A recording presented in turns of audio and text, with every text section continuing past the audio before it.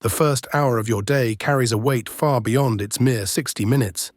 It is the gateway through which all subsequent experiences must pass. How you navigate this threshold, with intention or neglect, with clarity or confusion, shapes not just your morning, but cascades through every challenge, decision, and interaction that follows. The Stoics understood this profound truth. They recognized that to face life's inevitable hardships with equanimity required preparation of the mind before engagement with the world. This wasn't a luxury for those with leisure time, but a necessity for anyone seeking to live virtuously amid life's chaos. From the highest emperor to the lowest slave, the Stoics believed morning practice was essential armor for the battle of existence. Consider Epictetus, born a slave, yet rising to become one of history's most influential philosophical minds. Despite physical disability and the harshest beginnings imaginable, he began each day with rigorous self-examination. Before the demands of teaching or the needs of students could claim his attention, he would review the core principles that governed his understanding of a good life. Some things are within our control, while others are not, he would remind himself. This morning reflection wasn't casual philosophy, it was mental preparation for the inevitable disappointments and unexpected turns the day would bring. Seneca, advisor to emperors and one of Rome's wealthiest men, likewise guarded his mornings zealously. Despite his privilege, or perhaps because of it, he understood the danger of beginning the day reactive rather than proactive. The whole day depends on how you start it, he wrote. The morning hour contains everything in embryonic form, the joy as well as the difficulty that will unfold later. Before manuscripts, before meetings, before the complex political intrigues of imperial Rome, Seneca would write, reflect, and steel his mind against the emotional turbulence that threatened rational thought. And then there was Marcus Aurelius, who despite commanding legions and governing millions, still found time to write his morning meditations. At dawn, when you have trouble getting out of bed, tell yourself, "I am rising to do the work of a human being," he reminded himself. The emperor understood that regardless of rank or station, the human mind requires daily cultivation. His meditations, never intended for publication, but written as morning self-counsel, remain perhaps the most intimate window into Stoic practice ever preserved. What these varied men shared was the recognition that mental toughness isn't spontaneously generated in the moment of crisis. Rather, it's cultivated methodically through daily practice, and the optimal time for this cultivation is the morning, when the mind is least burdened by the accumulated tensions and distractions of the day. This wasn't merely philosophical theory. The Stoics were pragmatists who recognized that humans are creatures of momentum. Start your day scattered, reactive, and at the mercy of external demands, and you'll likely remain in that state. Begin with centered presence, clear priorities, and emotional equilibrium, and these qualities become your default response to whatever challenges emerge. The morning routine these philosophers practiced wasn't about productivity in the modern sense of maximizing output. Rather, it was about creating an unshakable foundation of mental clarity and emotional resilience. They understood that without this foundation, all other accomplishments would be built on shifting sand, vulnerable to collapse when faced with adversity. What made their approach revolutionary and what keeps it relevant today was its ruthless focus on what truly matters. The Stoics didn't waste their precious morning hours on trivialities. Instead, they concentrated on the fundamentals, distinguishing between what they could and couldn't control, preparing for adversity before it arrived, examining their own judgments and assumptions, practicing gratitude for life's gifts, and contemplating their own mortality as motivation for meaningful living. These weren't separate practices, but interconnected principles that formed a comprehensive approach to mental toughness. By rehearsing these concepts each morning, the Stoics weren't merely memorizing philosophical doctrines, they were rewiring their instinctive responses to life's challenges. Through consistent morning practice, what began as conscious effort gradually became unconscious competence. Consider the profound difference between someone who begins their day by immediately checking messages, responding to others' demands, and allowing external forces to dictate their mental state, versus someone who first establishes their own equilibrium, reviews their deepest values, and prepares mentally for potential challenges. The former enters the world reactive and vulnerable, the latter proactive and fortified. This distinction becomes most apparent not during ordinary days, but in moments of crisis. When unexpected hardship strikes, as it inevitably will, the person who has neglected mental preparation finds themselves overwhelmed, while the one who has cultivated resilience through morning practice possesses resources to meet the moment with stability and clarity. The 5 key principles that guided Stoic morning routines weren't arbitrary. They were carefully designed to address the most common vulnerabilities in human psychology: our tendency to worry about what we cannot change, to react emotionally rather than respond rationally, to take life's gifts for granted, to become distracted from what truly matters, and to postpone meaningful living until some imagined future that may never arrive. By confronting these vulnerabilities systematically each morning, the Stoics didn't eliminate them. They recognized that was impossible, but developed the mental muscles needed to recognize and manage them when they inevitably arose throughout the day. This practice didn't make them superhuman, but it did make them more fully human, capable of navigating life's complexity with greater wisdom and less suffering than would otherwise be possible. The promise of the Stoic morning routine isn't perfection, but progress. Not the elimination of life's difficulties, but the cultivation of greater capacity to face them with dignity. Not freedom from emotion, but freedom from being tyrannized by emotional reactivity. Not isolation from the world's demands, but the creation of a stable center from which to meet those demands with intention, rather than compulsion. In our modern context, where endless distractions compete for our first waking moments and constant connectivity makes true solitude increasingly rare, the Stoic emphasis on morning practice isn't just helpful, it's essential. While the particulars of practice may vary across individuals and eras, the fundamental insight remains. How you begin your day profoundly influences how you experience and respond to everything that follows. This systematic approach to morning practice isn't merely historical curiosity, it represents a timeless response to the universal human struggle for self-mastery. While our external circumstances differ dramatically from those of ancient Rome, our internal challenges remain remarkably consistent. We still battle distraction, still surrender to emotional reactivity, still forget what truly matters amid life's constant demands. The Stoic morning routine offers a tested pathway through these perennial challenges. What distinguishes this approach from modern productivity hacks is its depth. The Stoics weren't concerned with squeezing more activities into each day, but with bringing greater presence and intention to whatever activities they undertook. Their morning practice wasn't about optimization in the conventional sense, but about alignment, ensuring that one's thoughts and actions reflected one's deepest values rather than momentary impulses. This alignment begins with recognition of a fundamental truth, that external events, while often beyond our control, need not dictate our internal state. As Epictetus famously observed, it's not what happens to you, but how you respond to it that matters.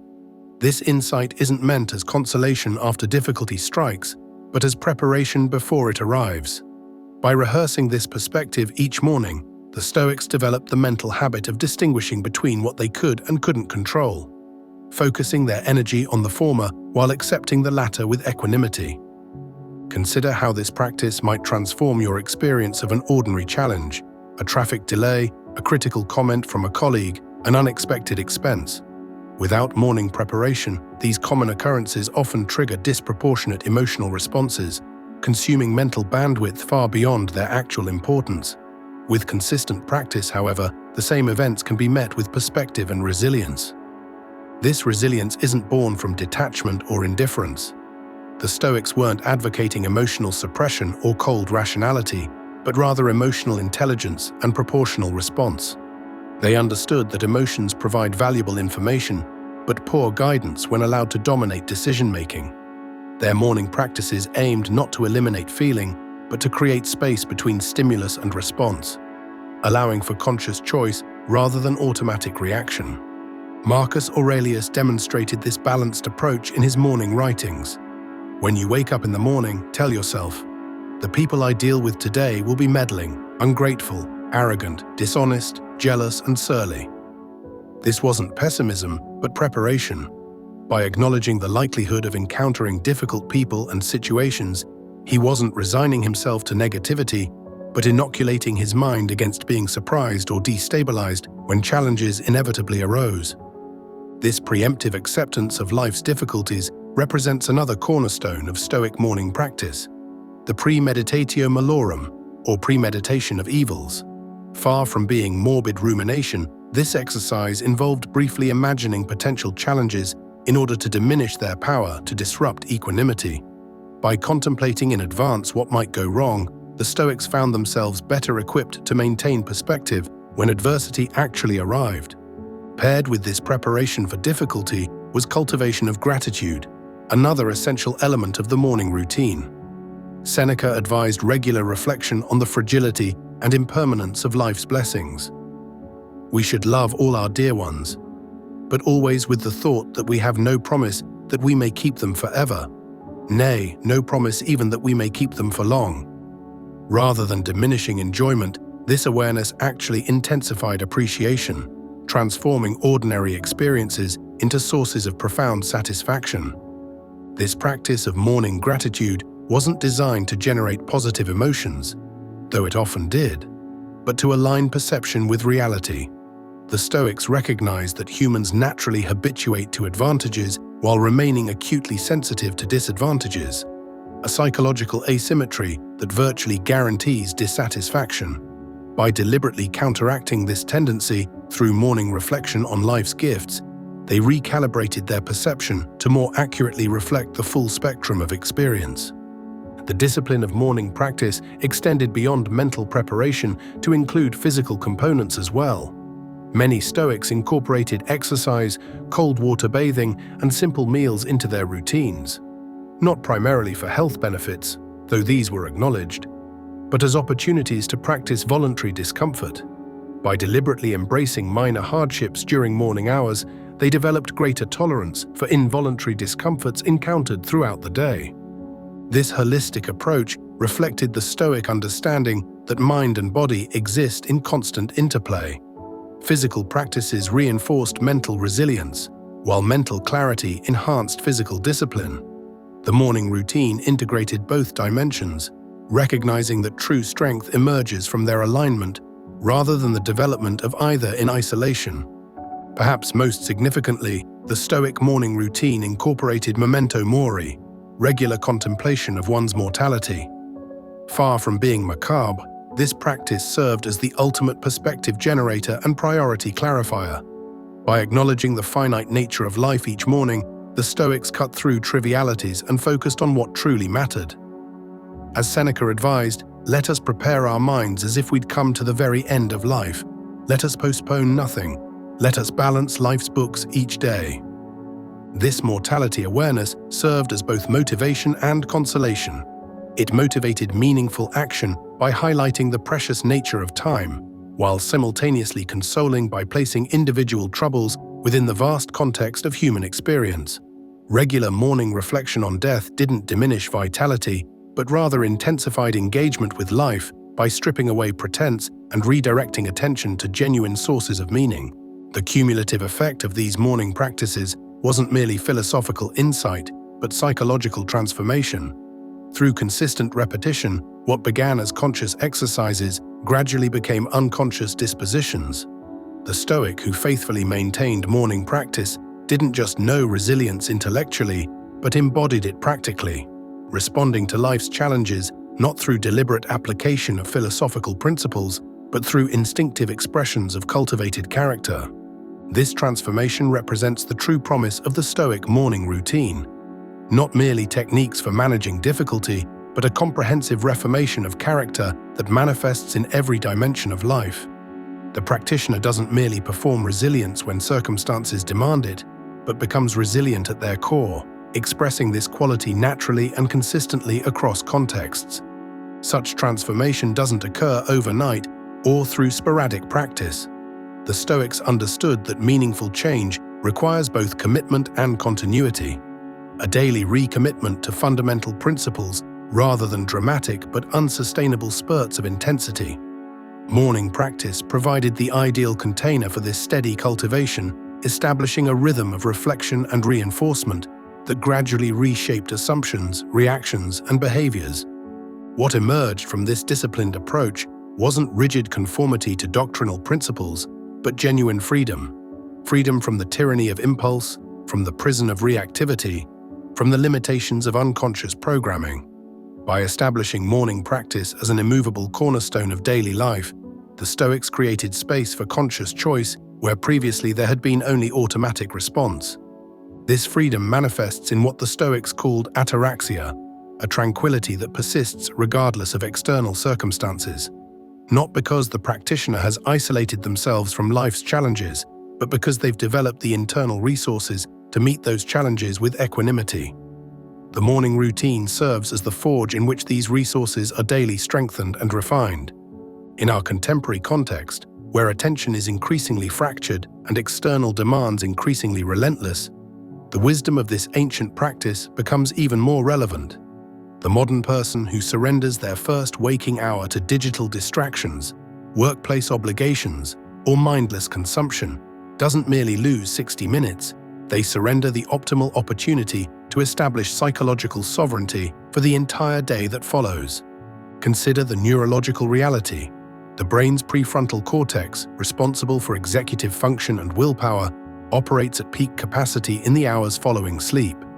Each decision made, each distraction entertained, each emotional reaction experienced depletes this limited resource.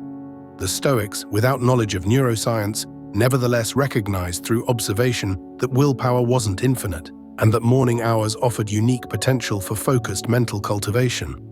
By protecting these precious hours for practices that align mind and values, the modern practitioner, like their ancient counterpart, establishes priorities that persist even as willpower diminishes throughout the day.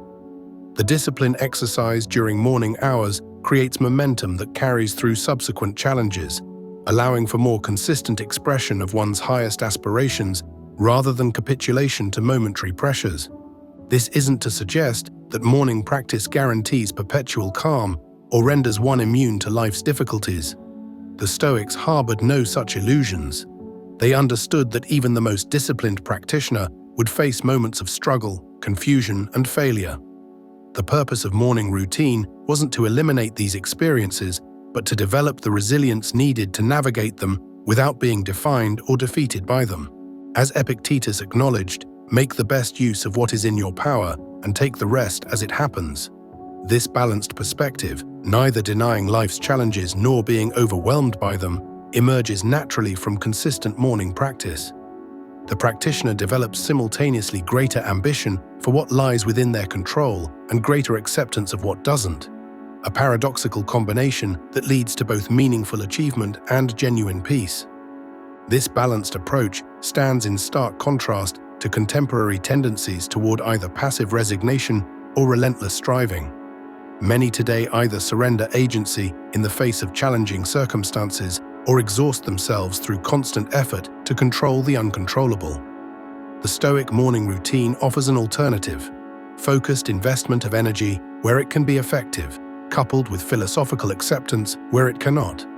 The 5 key principles that structured Stoic morning practice, distinguishing between what can and cannot be controlled, preparing for potential difficulties, cultivating gratitude for life's gifts, embracing voluntary discomfort, and maintaining awareness of mortality, weren't selected arbitrarily. They address the most common psychological vulnerabilities that undermine resilience and clarity throughout the day. When integrated into a consistent morning routine, these principles don't merely influence isolated thoughts or behaviors, but gradually reshape one's entire relationship with experience. The practitioner becomes less reactive, more discerning, more present to both joy and difficulty, more capable of meaningful response rather than conditioned reaction. This transformation doesn't occur through passive consumption of Stoic quotes or intellectual agreement with Stoic principles, but through active engagement in daily practice. The wisdom of Stoicism isn't primarily theoretical, but practical, meant not merely to be understood, but embodied through consistent application. Morning routine provides the structure through which this embodiment becomes possible. What makes this approach particularly valuable is its accessibility. While many paths to mental toughness require special circumstances, equipment, or external support, The Stoic morning routine requires nothing beyond commitment and consistency. It can be practiced regardless of economic status, physical condition, or social position, as demonstrated by its historical adherents, who ranged from emperors to slaves. This universality reflects the Stoic recognition that mental toughness isn't a luxury or a specialized skill, but a fundamental necessity for meaningful human life. To navigate existence with dignity requires internal resources that only deliberate cultivation can develop. Morning practice provides the optimal context for this cultivation, a daily opportunity to strengthen the mind before engaging with the world's inevitable challenges. The contemporary person who embraces this ancient wisdom doesn't reject modernity, but enhances their capacity to navigate it effectively. By establishing morning routine as non-negotiable, they create a stable center from which to engage with technological acceleration, information overload, and social complexity. Rather than being swept along by external forces, they maintain agency amid rapid change. This agency isn't achieved through isolation from life's demands, but through strategic prioritization of mental preparation before meeting those demands. The practitioner doesn't avoid difficulty, but approaches it with resources that would otherwise remain undeveloped. They don't escape complexity, but navigate it with greater clarity and purpose than would otherwise be possible. What emerges from consistent morning practice isn't merely enhanced capacity to endure hardship, though this certainly develops, but expanded capacity for joy, connection, and meaningful contribution. By establishing mental clarity and emotional equilibrium as one's baseline, the practitioner creates conditions for profound engagement with life's offerings, rather than constant reaction to its challenges. This expanded capacity manifests in relationships, where the practitioner brings presence rather than reactivity. In work, where they bring focus rather than fragmentation. In challenges, where they bring resourcefulness rather than resignation. And in opportunities, where they bring discernment rather than impulsivity. The morning routine doesn't address just one dimension of experience, but transforms the foundation from which all dimensions are engaged. As we explore the specific practices that constituted the Stoic morning routine, remember that their value lies not in perfect execution, but in consistent engagement. The Stoics themselves emphasized progress rather than perfection, recognizing that the path to mental toughness involves inevitable setbacks and struggles. What matters isn't flawless practice, but faithful return to practice even after interruption or failure. This commitment to continuity rather than perfection makes the Stoic approach sustainable where more rigid methodologies inevitably collapse. By focusing on direction rather than destination, the practitioner creates conditions for ongoing growth rather than cyclical enthusiasm and disappointment. Morning routine becomes not another obligation to fulfill or standard to meet, but a reliable refuge that supports rather than burdens. In the sections that follow, we'll examine in detail the 5 core practices that structured Stoic morning routines, exploring both their philosophical foundations and practical applications. We'll consider how these ancient techniques can be adapted to contemporary circumstances without sacrificing their essential wisdom. And we'll investigate how consistent morning practice gradually transforms not just isolated behaviors, but one's entire orientation toward life's challenges and opportunities. For now, remember the fundamental insight that united Stoic thinkers across generations: that mental toughness isn't innate or accidental, but cultivated through deliberate practice. That morning hours offer unique potential for this cultivation, and that consistent investment in morning routine yields returns that extend far beyond the time invested. As Seneca observed, we are always complaining that our days are few and acting as if there would be no end of them. The Stoic morning routine offers a path to living each day with the intentionality its precious nature deserves. Step 1. Wake up with purpose, the Stoic reflection. The alarm breaks the silence of night, an unwelcome intrusion into the comfortable oblivion of sleep. For many, the first thought is to reach for the snooze button, to bargain with time itself for just a few more moments of unconsciousness. Yet here lies the first crucial decision of your day, the first test of your resolve as a practicing Stoic.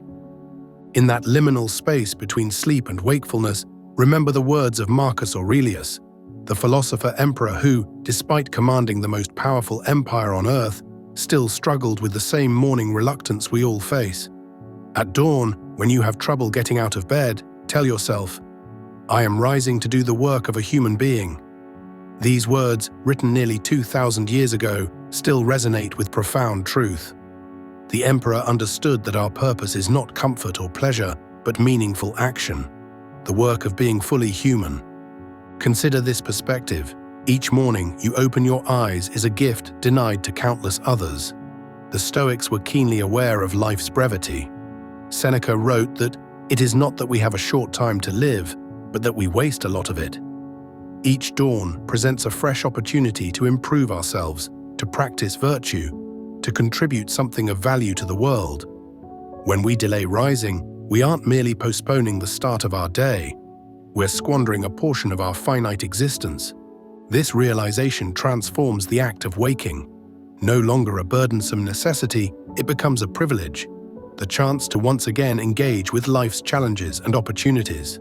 The Stoics viewed each day as a microcosm of life itself, with a beginning, middle, and end. How we greet the morning sets the tone for everything that follows. That moment of hesitation between hearing the alarm and physically rising from bed might seem insignificant, but the Stoics recognized that small moments of weakness compound. Discipline, like any muscle, atrophies without consistent exercise. When you decide instantly to rise, not after 5 more minutes, you're strengthening your discipline, reaffirming that your rational mind, not your comfort-seeking body, governs your actions.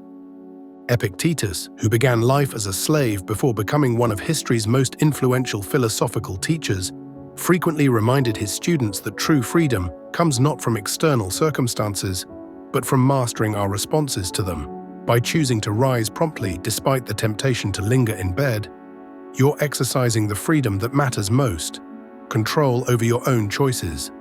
As your feet touch the floor, let your first conscious act be one of intention rather than habit. Before reaching for your phone to check messages or scrolling through social media feeds, pause for a moment of Stoic reflection. The ancients believed in beginning each day with a clear mind, focused on principles rather than distractions. This is where a personal Stoic mantra proves invaluable. Perhaps you choose to remind yourself, "Today I will focus only on what I can control." These simple words encapsulate one of Stoicism's most powerful concepts, the dichotomy of control. By mentally separating what lies within your power from what doesn't, you free yourself from unnecessary anxiety and frustration before your day has even begun. Or perhaps you prefer Epictetus's guidance. Some things are within our power, while others are not. Within our power are opinion, motivation, desire, aversion, and in a word, whatever is of our own doing. Not within our power are our body, our property, reputation, office, and in a word, whatever is not of our own doing. Reciting these words orients your mind toward productive action rather than fruitless worry. The modern world conspires against this morning clarity. The average person reaches for their smartphone within minutes of waking, immediately flooding their consciousness with others' demands, opinions, and agendas. The notifications, emails, and headlines that greet us can hijack our attention and emotional state before we've had a chance to set our own course for the day. The Stoics would view this modern habit with alarm. To surrender the precious first moments of consciousness to external influences is to forfeit control over your most valuable possession, your mind. Instead, they would advise creating a buffer between sleep and engagement with the outside world, a space for setting intention rather than reacting to stimuli. Musonius Rufus, the teacher of Epictetus, emphasized that philosophy should be practical, not merely theoretical. Applied to our morning routine, this means that Stoic principles should translate into concrete actions. Your decision to rise promptly, to begin with a centering mantra rather than digital distraction, these aren't merely philosophical positions, but practical tools for living well. Imagine the cumulative effect of beginning each day with purpose rather than impulse. Over weeks, months, and years, this single change ripples through every aspect of your existence. The person who greets each morning with intentional awareness becomes markedly different from one who stumbles through life's opening moments in a haze of reluctance and reaction. Ancient Stoics lacked alarm clocks, smartphones, and electric lights, yet they recognized the significance of how we transition from sleep to wakefulness. They understood that this daily resurrection is both symbolic and consequential, a microcosm of how we approach life itself. Will we face it with reluctance and avoidance, or with purpose and resolve? As the first light filters through your window, remember that countless generations of Stoic practitioners have faced this same moment of choice. From the emperor Marcus Aurelius in his palace to the slave Epictetus in his humble quarters, each recognized that true freedom begins with mastering the self, starting with that first conscious decision to rise and engage with life's work. In those initial moments of awareness, before the day's complexities crowd in, you have the opportunity to align yourself with a tradition of practical wisdom that spans centuries. The Stoic morning begins not with the sound of an alarm, but with a conscious choice to embrace the day as an opportunity for meaningful action, for growth, for the practice of virtue, for what Marcus Aurelius rightly called the work of a human being. The Roman statesman Cicero, though not strictly a Stoic himself, admired the school's emphasis on duty and purposeful living. He once wrote that the Stoics therefore correctly define courage as that virtue which champions the cause of right. When you summon the courage to leave the comfort of your bed without delay, you are championing your own highest purpose, the cause of living according to reason rather than impulse. Consider the contrast between two hypothetical individuals, one who begins each day by immediately checking social media, allowing the outrage and triviality of the digital world to set their emotional temperature, and another who begins with a moment of Stoic reflection, reminding themselves of their core values and what truly matters. Which person is more likely to maintain equanimity throughout the day's inevitable challenges? Which is more likely to make decisions aligned with their long-term well-being rather than momentary desires? The Stoics understood that how we begin matters profoundly. They recognized the principle of inertia in human behavior long before Newton formalized it in physics. An object or person in motion tends to stay in motion following the initial trajectory. Your morning sets that trajectory. If you begin with reactivity and distraction, that pattern is likely to persist. If you begin with intention and presence, those qualities are more likely to characterize your day. Modern neuroscience confirms what the Stoics intuited. The brain is particularly malleable in the first hour after waking. The neural pathways activated during this period tend to dominate throughout the day. By consciously directing your thoughts towards Stoic principles upon waking, you're literally rewiring your brain to be more resilient and rational in the face of challenges. There's a certain heroism in the Stoic morning routine that's often overlooked. It doesn't require grand gestures or extraordinary circumstances, just the quiet courage to face each day with intention rather than avoidance. As Marcus Aurelius wrote in his personal journal, "When you arise in the morning, think of what a precious privilege it is to be alive, to breathe, to think, to enjoy, to love." This sense of privilege becomes particularly poignant when we consider our mortality, another central Stoic theme. Seneca advised his friend Lucilius, "Let us prepare our minds as if we'd come to the very end of life. Let us postpone nothing. Let us balance life's books each day." The Stoic who greets each morning with purpose does so with the awareness that it might be their last opportunity to engage with life's work.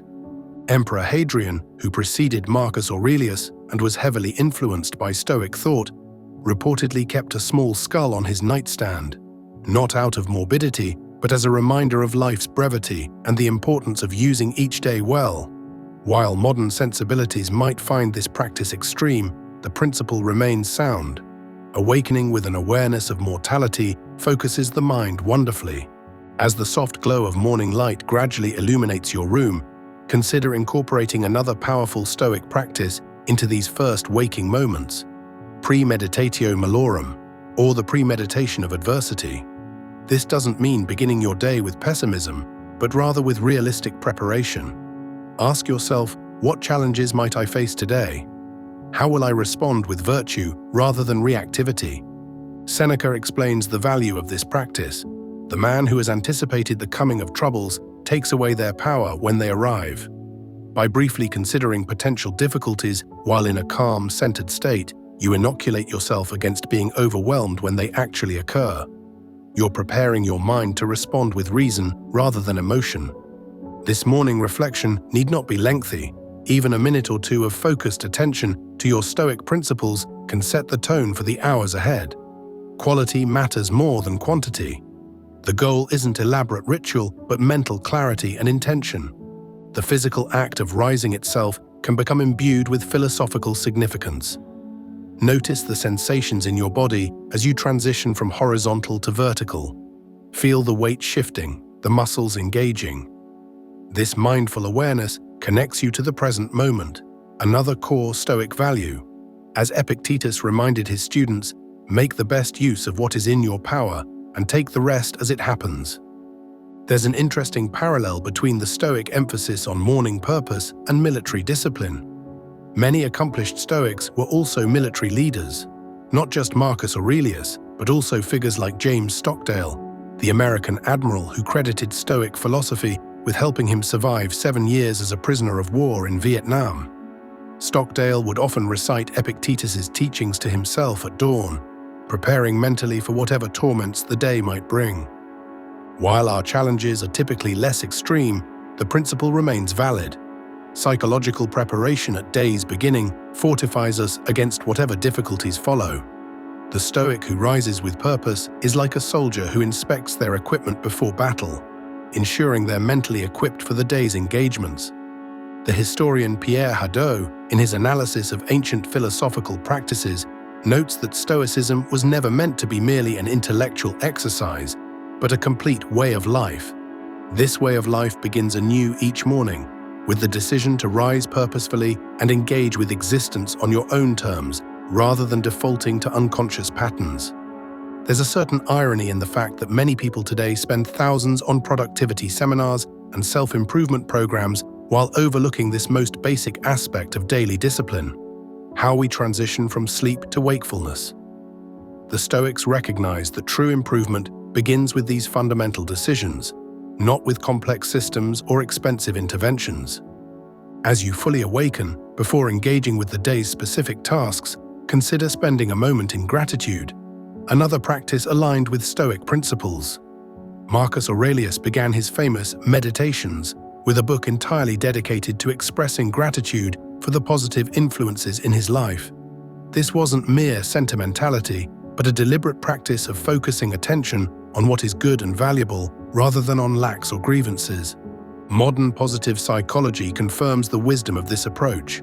Starting your day by noting what you're grateful for, even something as simple as the functioning of your body or the shelter of your home, shifts your mental state toward appreciation rather than entitlement or discontent. This subtle shift colors everything that follows. The physical space where you awaken deserves consideration as well. Many Stoics advocated for simplicity in living arrangements, not from asceticism, but from the recognition that external luxury often complicates rather than enhances life. Your bedroom environment can either support or undermine your Stoic intentions. Is it conducive to purposeful awakening or cluttered with distractions? Some modern Stoic practitioners keep a copy of Epictetus's Enchiridion or Marcus Aurelius's Meditations on their nightstand, making these texts the first thing they engage with upon waking. Others might place a meaningful quote where they'll see it immediately upon opening their eyes. These environmental cues reinforce the commitment to begin each day with philosophical awareness. The consistency of your waking time also matters from a Stoic perspective. The ancient Stoics, living before artificial lighting, naturally synchronized their habits with the rising and setting of the sun. While our modern circumstances differ, there's wisdom in establishing a consistent waking pattern. Physiologically, this regularity supports better sleep quality and mental clarity. Philosophically, it represents another area where reason governs impulse rather than vice versa. Zeno of Citium, the founder of Stoicism, taught in the Painted Porch in Athens, beginning his lectures early in the day when the mind is freshest. He understood what modern chronobiology confirms: our cognitive capacities are typically sharpest in the morning hours. By rising purposefully rather than reluctantly, You're positioning yourself to make the best use of this optimal mental state. Ultimately, the Stoic morning routine isn't about rigid adherence to specific practices, but about bringing conscious awareness to how you begin each day. It's about recognizing that even this most basic transition, from unconsciousness to consciousness, presents an opportunity for philosophical practice, for aligning your actions with your highest values. As your awareness expands and the day's first decisions present themselves, carry forward this intentional approach.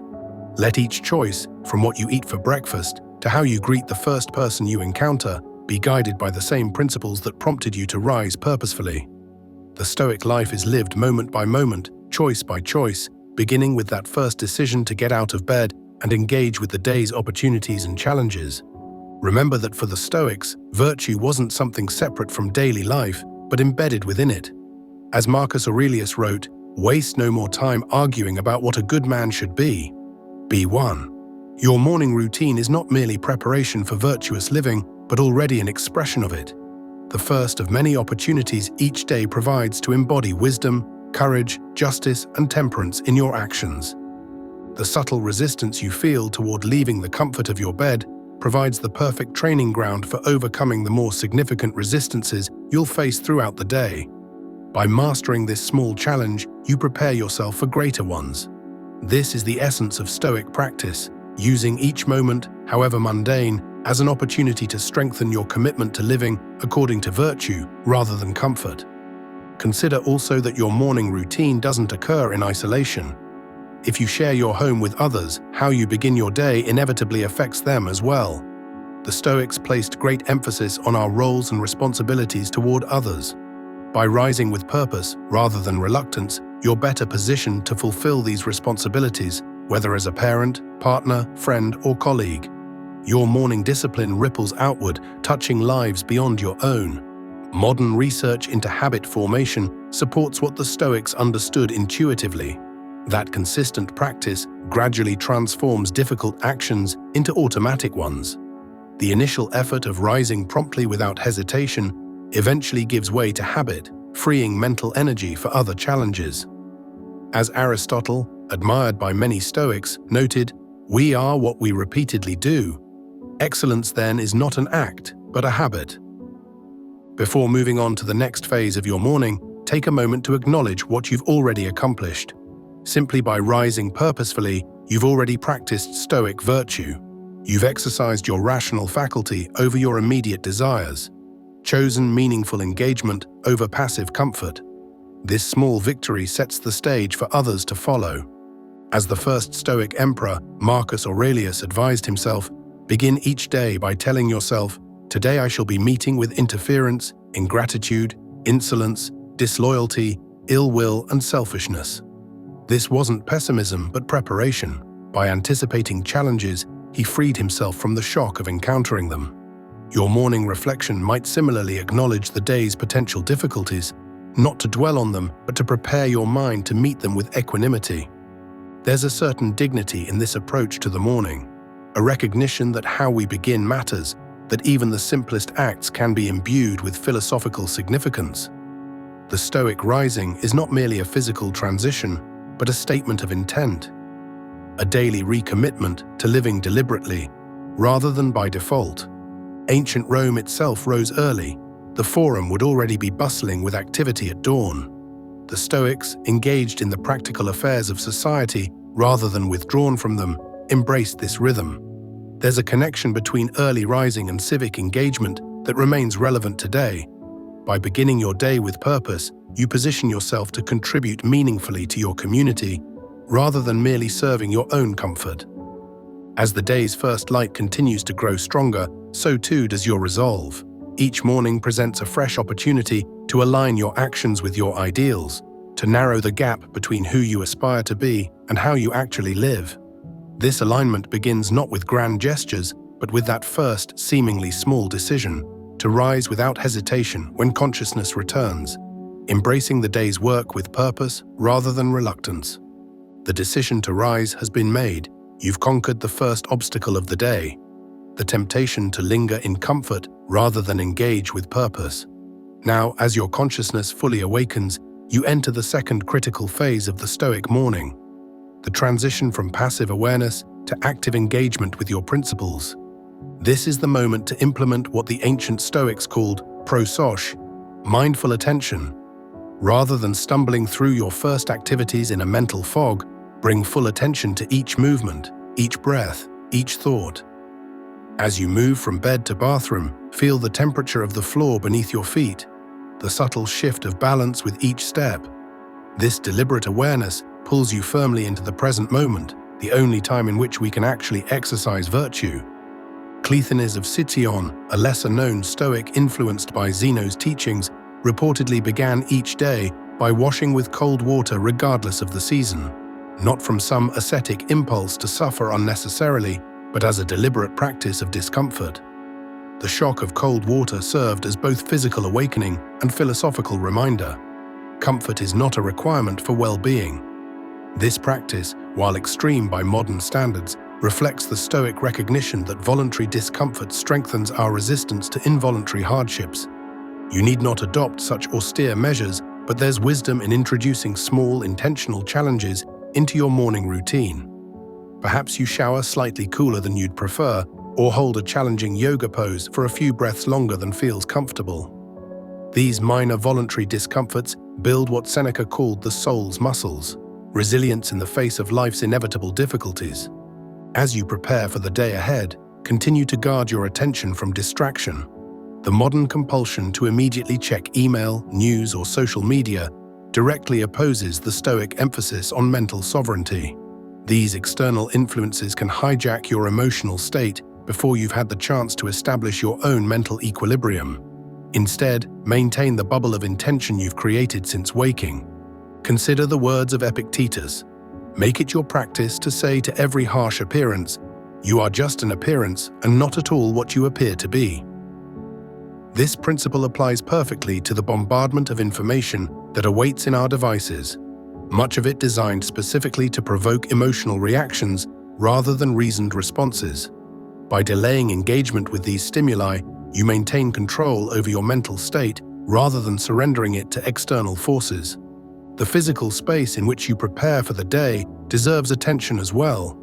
The Stoics advocated for simplicity in one's surroundings, not from aesthetic preference, but from philosophical principle.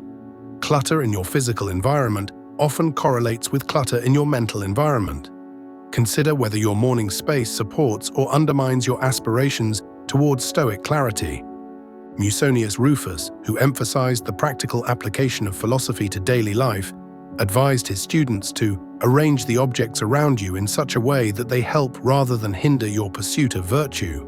In modern terms, this might mean organizing your bathroom and dressing area to minimize decision fatigue and maximize efficiency, or perhaps displaying a meaningful quote where you'll see it as you prepare. As you dress, consider another Stoic principle, that of appropriate action according to one's role and circumstances. The Stoics recognize that we play many roles in life: parent, professional, citizen, friend, each with its own responsibilities. Your clothing choices can reflect a conscious acknowledgement of these roles rather than merely following fashion or seeking attention. Dress not to impress others, but to appropriately fulfill the functions you serve in society. Marcus Aurelius, despite being emperor of Rome and having access to the most luxurious garments available, dressed simply and practically, recognizing that external adornment contributes nothing to virtue. While your circumstances and responsibilities may call for different attire than Marcus's, the principle remains: dress consciously rather than habitually, with awareness of your roles rather than vanity. Now, as your basic preparation concludes, you approach a crucial moment in the Stoic morning, the time for intentional reflection and mental preparation before engaging with the world's demands. This might take the form of formal meditation, journaling, or simply quiet contemplation. What matters is not the method, but the deliberate creation of space for philosophical consideration. Hierocles, a Stoic of the 2nd century CE, advocated for what he called appropriate acts, actions aligned with our nature as rational beings. Among these, he placed particular emphasis on self-examination, the practice of reviewing our intentions, motivations, and plans in light of our philosophical commitments. Your morning reflection provides the perfect opportunity for this examination. If you choose to journal, you're following in illustrious footsteps. Marcus Aurelius's Meditations, perhaps the most famous Stoic text, began as his personal morning reflections, never intended for publication. These private notes reveal a man committed to examining his own thoughts and actions with unflinching honesty, consistently returning to first principles regardless of his imperial responsibilities. Your journal need not be elaborate. Even a few lines addressing key Stoic questions can profoundly shape your day. What virtues will I focus on today? What potential challenges might I face, and how will I respond with wisdom rather than reaction? What aspects of life am I grateful for, regardless of circumstances? This written commitment to your principles serves as both reminder and accountability. If formal journaling doesn't appeal to you, consider the practice of stochastic reflection. Brief, intentional consideration of a specific Stoic principle each morning. You might rotate through the cardinal virtues: wisdom, courage, justice, temperance, considering how each might apply to your anticipated activities. Or perhaps reflect on a single passage from Epictetus, Seneca, or Marcus Aurelius, contemplating its application to your current circumstances. Regardless of your method, this period of morning reflection serves as a philosophical compass, orienting your mind toward virtue before the day's distractions and demands begin pulling you in different directions. It's a deliberate pause, a moment to remember what truly matters amid the countless trivialities that will soon compete for your attention. Modern behavioral science confirms what the Stoics intuited, that our minds are significantly influenced by our first conscious activities. By dedicating these initial minutes to philosophical reflection rather than distraction or entertainment, you're literally priming your brain to notice opportunities for virtuous action throughout the day. You're creating what psychologists call implementation intentions, mental pathways that connect specific situations to planned responses. Consider the approach of Admiral James Stockdale, a modern practitioner of Stoicism who credited the philosophy with helping him survive 7 years as a prisoner of war in Vietnam. Each morning in his cell, Stockdale would mentally review Epictetus' teachings on distinguishing between what we can and cannot control. This daily recommitment to Stoic principles prepared him to face torture and isolation with remarkable equanimity. While our challenges are typically less extreme, the principle remains valid. Morning reflection fortifies the mind against whatever difficulties the day may bring. Chrysippus, who systematized much of early Stoic thought, emphasized the role of catalepsis, or firm comprehension, in the Stoic life. Your morning reflection allows you to firmly grasp the principles that will guide your actions, preventing them from being merely intellectual concepts and transforming them into lived realities. It bridges the gap between knowing Stoic philosophy and actually living by it. As your reflection concludes, you might choose to acknowledge your connection to something larger than yourself, another key Stoic theme. Marcus Aurelius frequently reminded himself of his place within the cosmic order. Remember that you are an actor in a play of such a kind as the author chooses. For this is your business, to act well the character assigned to you, but to select the part belongs to another. This cosmic perspective doesn't diminish your individual responsibilities, but rather places them in proper context. You are simultaneously insignificant in the vastness of the universe and utterly significant in your capacity to choose virtue in each moment. This paradoxical awareness, humbling yet empowering, characterizes the Stoic mindset.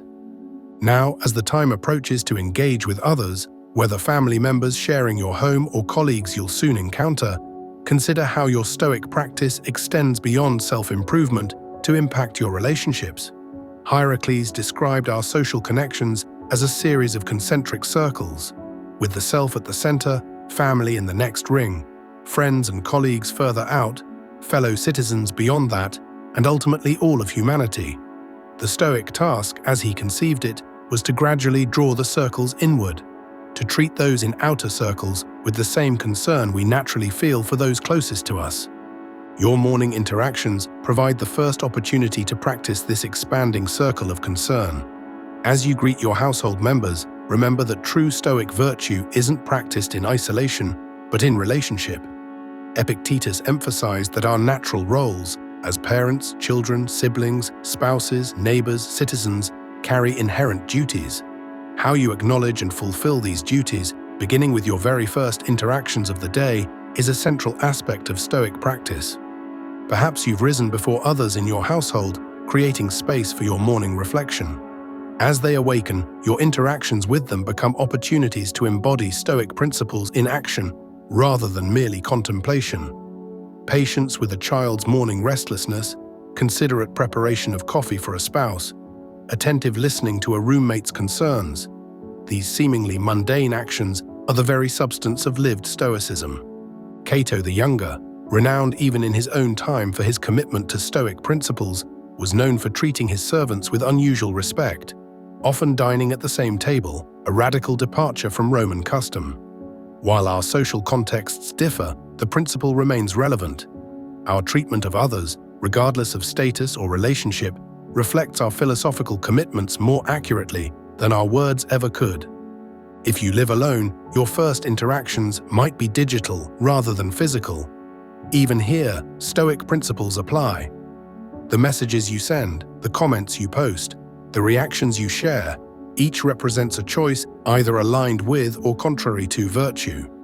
Before engaging with digital communications, pause to consider whether your contributions will exemplify wisdom, justice, courage, and temperance, or their opposites.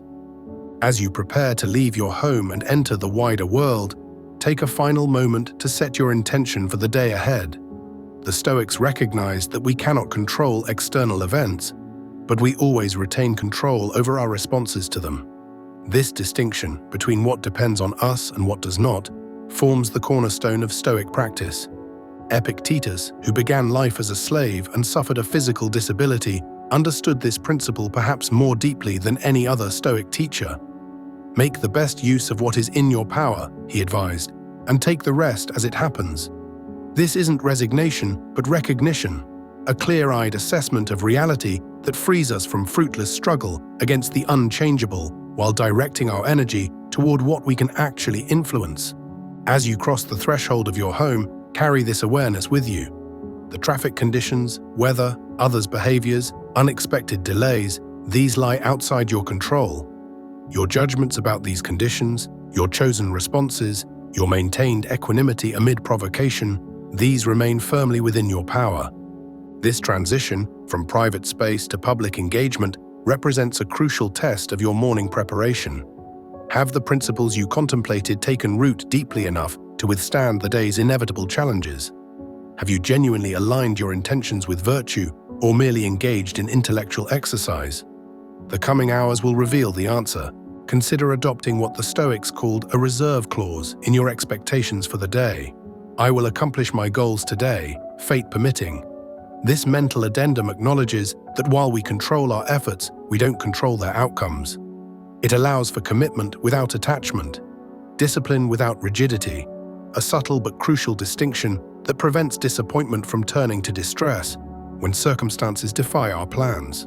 Seneca, who experienced both extraordinary privilege as Nero's advisor and extreme hardship in exile, understood the value of this approach. It is in times of security that the spirit should be preparing itself for difficult times. While fortune is bestowing favors on it, then is the time for it to be strengthened against her rebuffs. Your morning routine serves precisely this function, strengthening your spirit during calm to withstand inevitable storms. As you fully engage with the day's activities, the principles established in your morning routine remain as an inner compass, continuously available regardless of external circumstances. The Stoic doesn't need a quiet room and uninterrupted time to practice philosophy. Though these conditions are valuable for reflection, the true practice occurs in the midst of life's complexities and challenges. Marcus Aurelius captured this perspective perfectly. People seek retreats for themselves in the country, by the sea, or in the mountains. You are yearning for such things, but this is entirely a mark of an ordinary person. When you can, at any moment, find such a retreat in yourself. For nowhere can you find a more peaceful and less busy retreat than in your own soul. So constantly give yourself this retreat and renew yourself.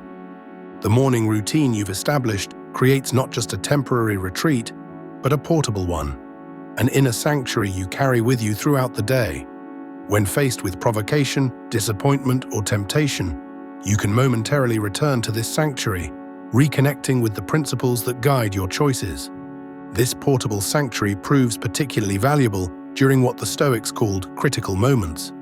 Those decision points where impulse conflicts with principle, where the easy choice differs from the right one. Having begun your day with intentional philosophical reflection, you're better equipped to recognize these moments and respond from wisdom rather than habit. As you move through your morning and into the full activity of the day, you carry with you not just the memory of your morning routine, but its ongoing effects.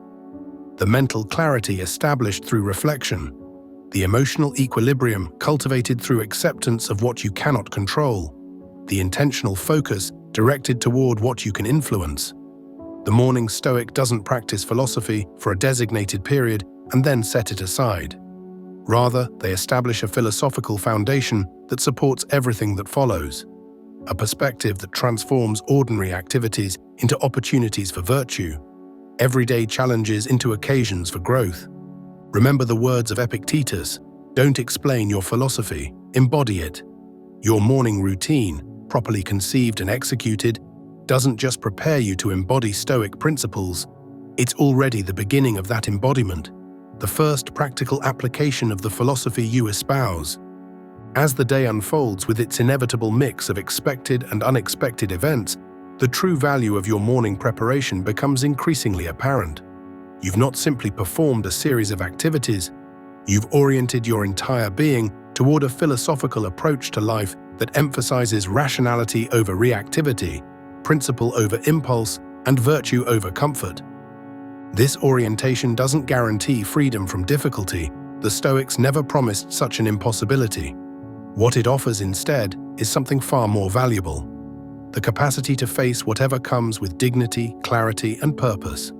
This capacity begins with your first conscious choice of the day, to rise and engage with life's work rather than linger in comfortable oblivion. The Stoic morning routine thus represents not just preparation for living well, but already the practice of living well. In those quiet moments before the world's demands accelerate, you've already made choices aligned with virtue, choices that set the pattern for countless others that will follow as the day unfolds. Cicero, though not himself a Stoic, captured their essential insight when he wrote that virtue is nothing else than nature perfected and developed to its highest point. Your morning routine represents a deliberate step in this development, an intentional alignment of your choices with the highest capacities of human nature. As you fully enter the day's activities, carry with you the awareness that you've already begun practicing what truly matters. Not achievement or acquisition, but the cultivation of wisdom, courage, justice, and temperance in each moment's choices. This awareness itself becomes a source of tranquility amid whatever turbulence you might encounter. The initial decision to rise promptly rather than delay, the choice to reflect on principles rather than immediately engage with distractions, the intentional preparation of body and mind for the day's work, these seemingly simple actions already embody the essence of Stoic practice. They are not merely steps toward a philosophical life, but already its expression. As Seneca advised, let all your activity be directed to some object, let it have some end in view. Your morning routine establishes this direction from the day's first moments, orienting all that follows toward the ultimate Stoic end, a life of virtue, aligned with nature, characterized by tranquility amidst circumstances both favorable and challenging. The morning Stoic begins each day by reclaiming their most precious possession, the capacity for reasoned choice regardless of circumstance. This reclamation, this deliberate exercise of the faculty that most distinguishes human beings, establishes a foundation for everything that follows, not as rigid prescription, but as ongoing intention. Emperor Marcus Aurelius, despite the enormous responsibilities of ruling Rome, never failed to begin his days with philosophical reflection, a practice that sustained him through wars, plagues, betrayals, and personal losses. If the ruler of the known world could make time for this essential practice, what excuse might the rest of us offer? The Stoic morning is not about perfection, but practice, the ongoing effort to align our lives with our highest values. Each day presents a fresh opportunity for this alignment, beginning with those first conscious moments between sleeping and waking. How we use these moments reflects not just our schedule, but our priorities, what we truly value beyond what we merely claim to value. As you move forward into the full activity of your day, carry with you the awareness that you've already accomplished something significant. You've chosen to begin with intention rather than habit, with principle rather than impulse. This choice, renewed each morning, gradually shapes not just your days, but your character, not just your schedule, but your very self. Step 2. Mental armor, negative visualization. As the first light of dawn breaks through our windows, we are presented with a unique opportunity. A moment of clarity before the day's demands begin their relentless march. It is in this quiet sanctuary of morning that the ancient Stoics performed one of their most counterintuitive yet powerful practices, the premeditation of adversity. This practice, known in Latin as premeditatio malorum, stands in stark contrast to our modern obsession with positive thinking and manifestation techniques. While contemporary self-help gurus might encourage us to visualize only success and happiness, the Stoics knew a deeper truth about human resilience, that it is forged not through avoidance of difficulty, but through deliberate confrontation with it. The origins of this practice trace back through the corridors of ancient Rome and Greece, where philosophers like Seneca, Epictetus, and Marcus Aurelius developed systematic approaches to cultivating inner strength. These weren't mere academic exercises, they were practical techniques born from lived experience in a world far more capricious and dangerous than our own. Seneca, advisor to Emperor Nero, knew that fortunes could reverse in an instant, that one day you might be among the most powerful men in Rome, and the next facing exile or execution. In such a world, preparation for adversity wasn't pessimism, it was pragmatism of the highest order. Consider the teaching of Epictetus, perhaps the most extraordinary example of Stoic resilience. Born into slavery in Hierapolis, he experienced firsthand the brutal caprice of fortune. As a young man, his leg was permanently damaged when his master, for reasons history doesn't record, decided to twist it until it broke. Epictetus reportedly remained composed throughout this torture, simply remarking with philosophical detachment, "You will break it." And when the leg indeed broke, he observed with the same equanimity, "Did I not tell you that you would break it?" This wasn't some superhuman indifference to pain, but rather the culmination of rigorous mental preparation for suffering. Later freed and becoming one of the most revered philosophical teachers in Rome, Epictetus would instruct his students, "It is difficulties that show what men are." This wasn't abstract theorizing, it was wisdom distilled from a life intimately acquainted with hardship. He understood that character isn't revealed during comfort and ease. It emerges or collapses under pressure. The unprepared mind shatters when confronted with unexpected difficulty, while the prepared mind stands firm, having already traveled the territory of potential suffering. Many modern practitioners fundamentally misunderstand negative visualization, viewing it as a morbid fixation or fearing it might actually attract misfortune through some cosmic law of attraction. Nothing could be further from the Stoic intent. The ancient practitioners weren't trying to manifest problems. They were acknowledging the fundamental nature of reality, that difficulties are woven into the very fabric of existence and will come regardless of our wishes. By rehearsing potential hardships in advance, we strip them of their power to ambush our equanimity. The psychological mechanics at work are profound. When we encounter an unexpected challenge, our bodies often initiate a stress response. Adrenaline surges, heart rate increases, breathing becomes shallow, and our cognitive abilities narrow to fight or flight reactions. This biological programming, essential for surviving predators on the savannah, proves maladaptive for navigating the complexities of modern life.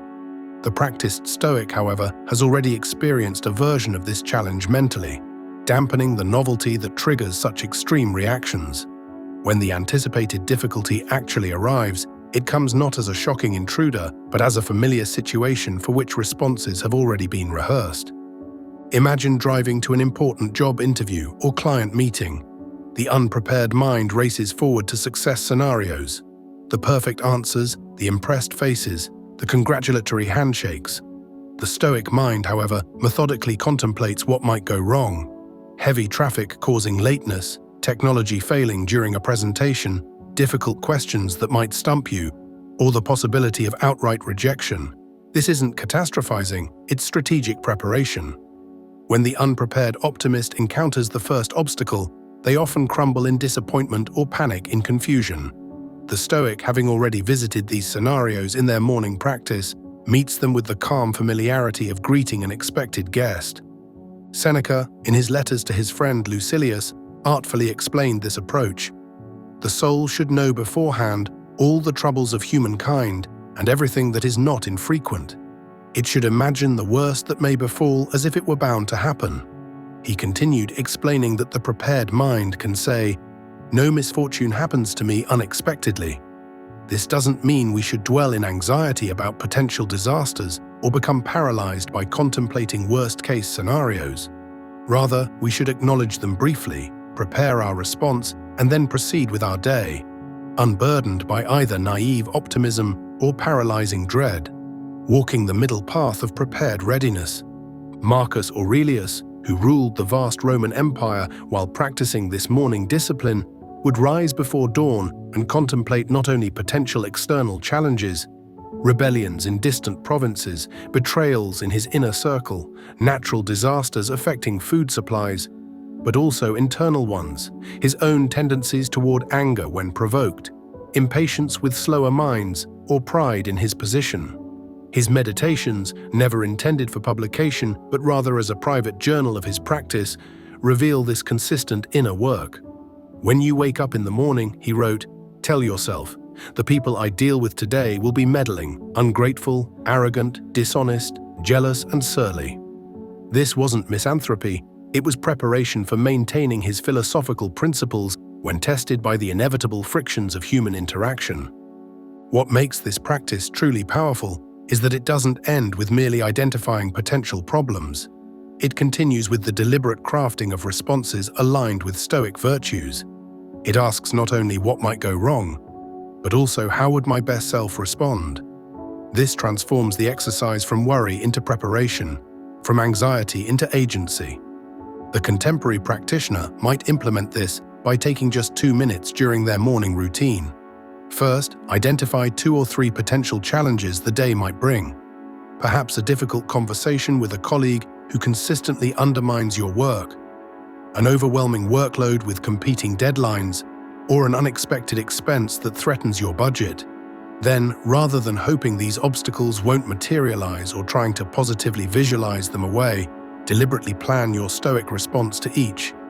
How would Marcus Aurelius handle that contentious meeting with a colleague who takes credit for others' work? He might recognize their behavior as stemming from insecurity rather than malice, approach the conversation with calm dignity rather than accusation, and focus on the team's success rather than personal recognition. How would Epictetus respond to a rude stranger who cuts in line or drives aggressively? He would recognize their behavior as outside his control and therefore not worthy of surrendering his tranquility. How would Seneca face an unexpected financial setback like a car repair or medical bill? He would remind himself that material resources are preferred indifference, convenient to have but not essential for virtue or happiness. By rehearsing these scenarios and your ideal responses, you create neural pathways that will serve you when, not if, challenges arise. Neuroscience now confirms what the Stoics intuited. Mental rehearsal activates many of the same brain regions as actual experience. Athletes have long used visualization to improve performance. The Stoic practitioner does the same for emotional and ethical performance under pressure. A Silicon Valley executive who incorporated this practice reports that after 3 months of consistent morning negative visualization, colleagues began commenting on his unusual composure during crises that would previously have triggered visible stress. "I never seem surprised by problems," he explained, "because in a sense, I've already experienced them and decided on my response." This isn't magical thinking, it's practical psychology. The brain doesn't strongly distinguish between vividly imagined scenarios and real ones when it comes to forming response patterns. By pre-experiencing difficulties, we create a kind of psychological inoculation similar to how vaccines work, a controlled exposure that builds resistance to future threats. Consider the contrast between two individuals facing the same situation. Both arrive at the airport to find their flight has been cancelled due to weather, with the next available flight not departing until the following day. The unprepared traveler erupts in frustration, shouting at helpless airline staff, complaining bitterly to fellow passengers, experiencing a physiological stress response that may last for hours and even disrupt sleep. The Stoic practitioner, having contemplated this very possibility during their morning routine, experiences a brief moment of disappointment before calmly assessing the situation. They quickly identify alternative solutions, contact those affected by their delayed arrival, and perhaps even use the unexpected time for productive work or needed rest. The difference isn't in the external circumstance, but in the internal preparation. The Japanese samurai of the feudal era kept death constantly before their minds, not out of morbidity, but to free themselves to act with complete presence and courage in each moment. Similarly, the Stoics' negative visualization doesn't diminish life's joy. It enhances it by removing the brittle attachment to particular outcomes that so often leads to disappointment. When we've already made peace with the possibility of failure, rejection, or loss, we paradoxically become more able to fully engage with life's opportunities without the hesitation born of fear. When practiced consistently, this morning discipline fundamentally changes your relationship with adversity. Problems cease to be unexpected affronts to your plans and become instead anticipated opportunities to practice virtue. The flat tire isn't a disaster that ruins your day. It's exactly the situation you prepared for, a chance to demonstrate patience. The difficult colleague isn't an unfair burden. They're the precise challenge you visualized handling with wisdom and restraint. This mental reframing transforms our experience of life's inevitable difficulties from sources of suffering to opportunities for growth. A cardiothoracic surgeon who incorporated this practice noted that it transformed her experience of high-pressure situations in the operating room. Before, unexpected complications would trigger anxiety and sometimes even panic, she explained. Now I've already imagined worst-case scenarios and planned my responses. When real emergencies happen, they feel almost familiar, which allows me to access my training and knowledge rather than being overwhelmed by stress. This surgeon hasn't become callous or detached. In fact, she reports greater empathy for patients and their families precisely because she isn't consumed by her own anxiety in critical moments. What makes this approach distinctly Stoic is that it focuses not on controlling external events, an impossible task, but on controlling our responses to them. The traffic jam will happen whether you've prepared for it or not. The difference is whether you meet it with rage or reason. The critical email will arrive regardless of your wishes. What matters is whether it devastates your confidence or becomes an opportunity for professional growth. As Epictetus reminded his students, make the best use of what is in your power and take the rest as it happens. The outcome of consistent practice is profound and far-reaching.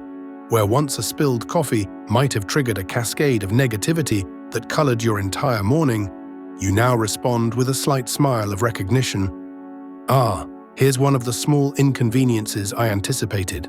Where once an unexpected criticism might have wounded your ego for days, you now view it with detachment and evaluate it for potential wisdom. The practice doesn't make you emotionless. Rather, it liberates you from reactive emotions and creates space for chosen ones. Gratitude, compassion, appropriate joy in success, and measured response to setback. Consider how this differs from our modern approach to morning routines, which often emphasize positivity to the exclusion of reality. Many contemporary practices encourage visualizing only success, repeating affirmations that may have little connection to present circumstances, or cultivating a forced optimism that crumbles upon first contact with the day's actual challenges. The Stoic doesn't begin their day by denying difficulties, but by directly confronting them in the arena of the mind. This isn't pessimism, it's preparation. Like a veteran soldier who trains rigorously for battle, not because he loves war, but because he values peace, the Stoic trains the mind for difficulties precisely because they value tranquility. The power of this practice compounds over time. The novice practitioner might feel awkward or uncertain at first, unsure what challenges to anticipate or how to formulate Stoic responses. But with consistent practice over weeks and months, the process becomes intuitive. You develop what psychologists now call anti-fragility, a quality beyond mere resilience. While resilient systems withstand stress and return to their original state, anti-fragile systems actually grow stronger through exposure to stressors. Your mind becomes like a muscle that, having been deliberately stressed through negative visualization, develops greater capacity to handle real-world challenges. A business leader who maintained this practice through the financial crisis of 2008 later reflected, "While everyone around me was in reactive mode, panicking about market drops and making desperate decisions, I had a strange sense of déjà vu, as if I'd already lived through the worst of it and knew the path forward. That mental clarity became my greatest asset during those months and actually allowed my firm to identify opportunities others missed due to emotional overwhelm." Remember that the goal isn't to eliminate the difficulties of life, an impossible task, but to transform your relationship with them. As Marcus Aurelius wrote in a passage that perfectly captures the essence of this practice, "The impediment to action advances action. What stands in the way becomes the way." Through negative visualization, you train yourself to see obstacles not as interruptions to your plans, but as the very path through which growth and virtue are made possible. In practice, this discipline need not be elaborate or time-consuming. You might begin by simply asking yourself, what could go wrong today? And if it does, how will I respond with Stoic virtue? The answers need not be complex philosophical treatises. If my presentation technology fails, I will adapt without frustration, remembering that my value isn't in perfect slides, but in my knowledge and presence. If someone criticizes my work, I will consider their feedback dispassionately, taking what is useful and discarding what isn't, without allowing my ego to be wounded. If unexpected expenses arise, I will remember that material setbacks cannot diminish my character, and will focus on practical solutions rather than emotional reactions. Some practitioners find it helpful to journal these visualizations, writing down potential challenges and their intended responses. Others prefer to conduct this exercise mentally during meditation or while performing other morning activities like showering or commuting. The form matters less than the substance. What's crucial is the deliberate confrontation with potential difficulties and the rehearsal of virtuous responses. A therapist specializing in anxiety disorders notes that this practice differs fundamentally from the catastrophizing common among anxious patients. Catastrophizing is characterized by spiraling, uncontrolled worry without resolution, she explains. Negative visualization, by contrast, is controlled, limited in duration, and crucially includes the formulation of coping strategies. One leaves you feeling helpless, the other empowers you with a sense of readiness. This practice fundamentally transforms your relationship with the future. Rather than oscillating between naive optimism and anxious catastrophizing, you develop a measured readiness, a calm awareness that while you cannot control what happens, you have already decided how you will respond. There is immense power in this stance.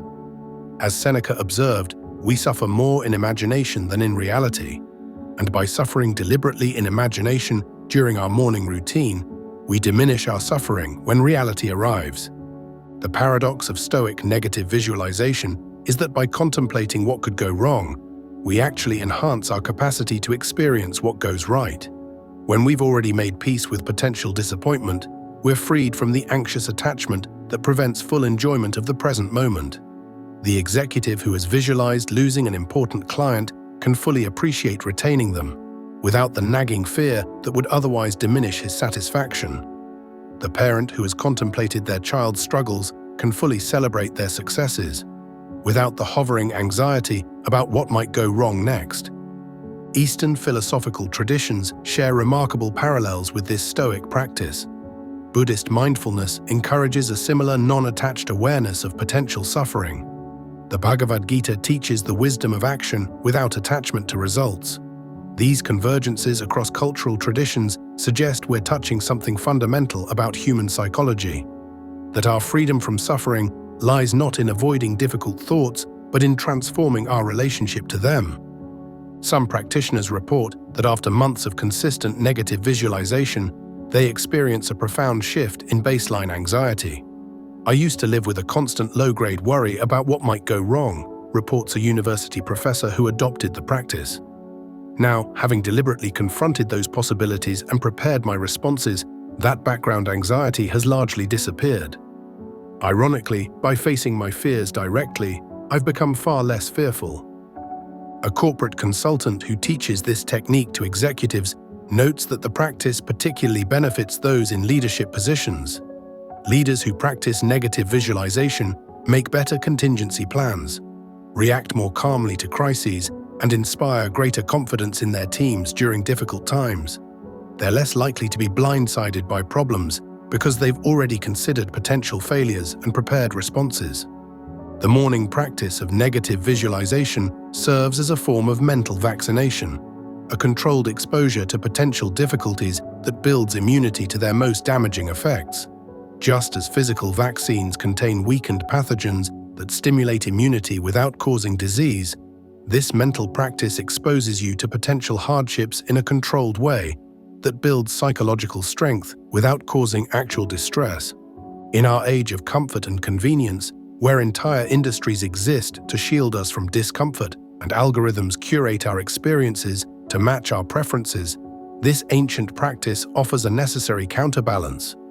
It reminds us that growth happens not through comfort, but through challenge, and that by deliberately engaging with potential difficulties, we develop the inner resources to face life's inevitable trials with equanimity and grace.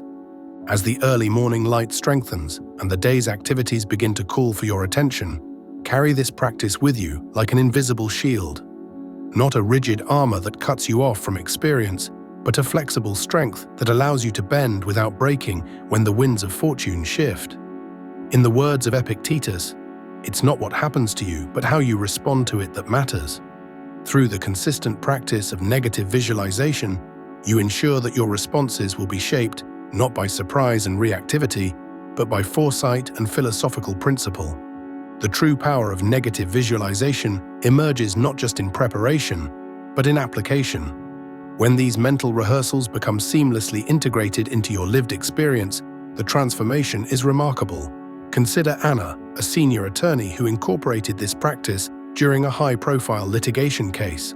She spent each morning visualizing potential courtroom disasters, hostile witnesses, surprising evidence, judicial skepticism, and planning her composed responses.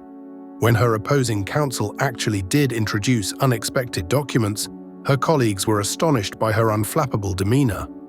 "I'd already lived that moment in my mind," she later explained, "so rather than panic, I could focus entirely on formulating the best strategic response." This ancient practice aligns perfectly with modern psychological research on stress inoculation training.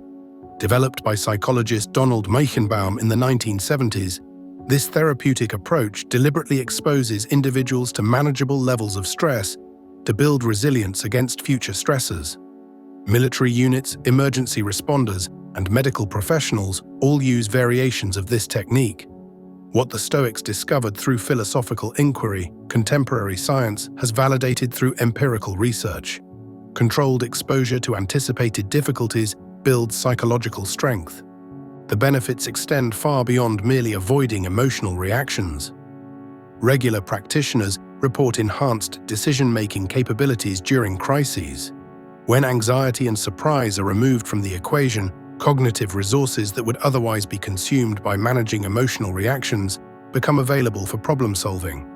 A financial advisor who practices negative visualization noted that during the market volatility of recent years, his ability to make clear-headed decisions for clients distinguished him from colleagues who were emotionally reactive to sudden downturns.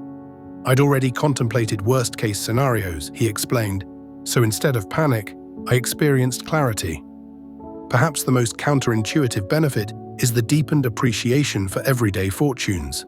By regularly contemplating what could go wrong, we break free from the hedonic adaptation that dulls our gratitude for what's going right. Marcus Aurelius advised himself to imagine the loss of everything he valued, his family, his position, even his life. Not to cultivate morbidity, but to refresh his appreciation for these gifts.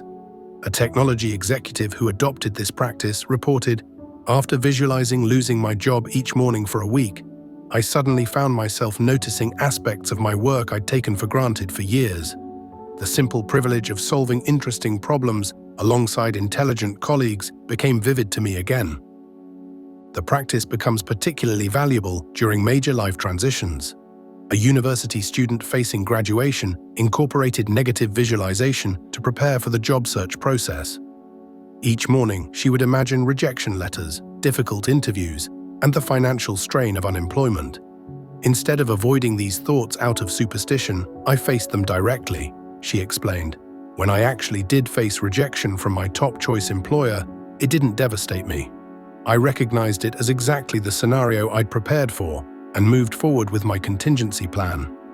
This student wasn't exceptional in talent or luck.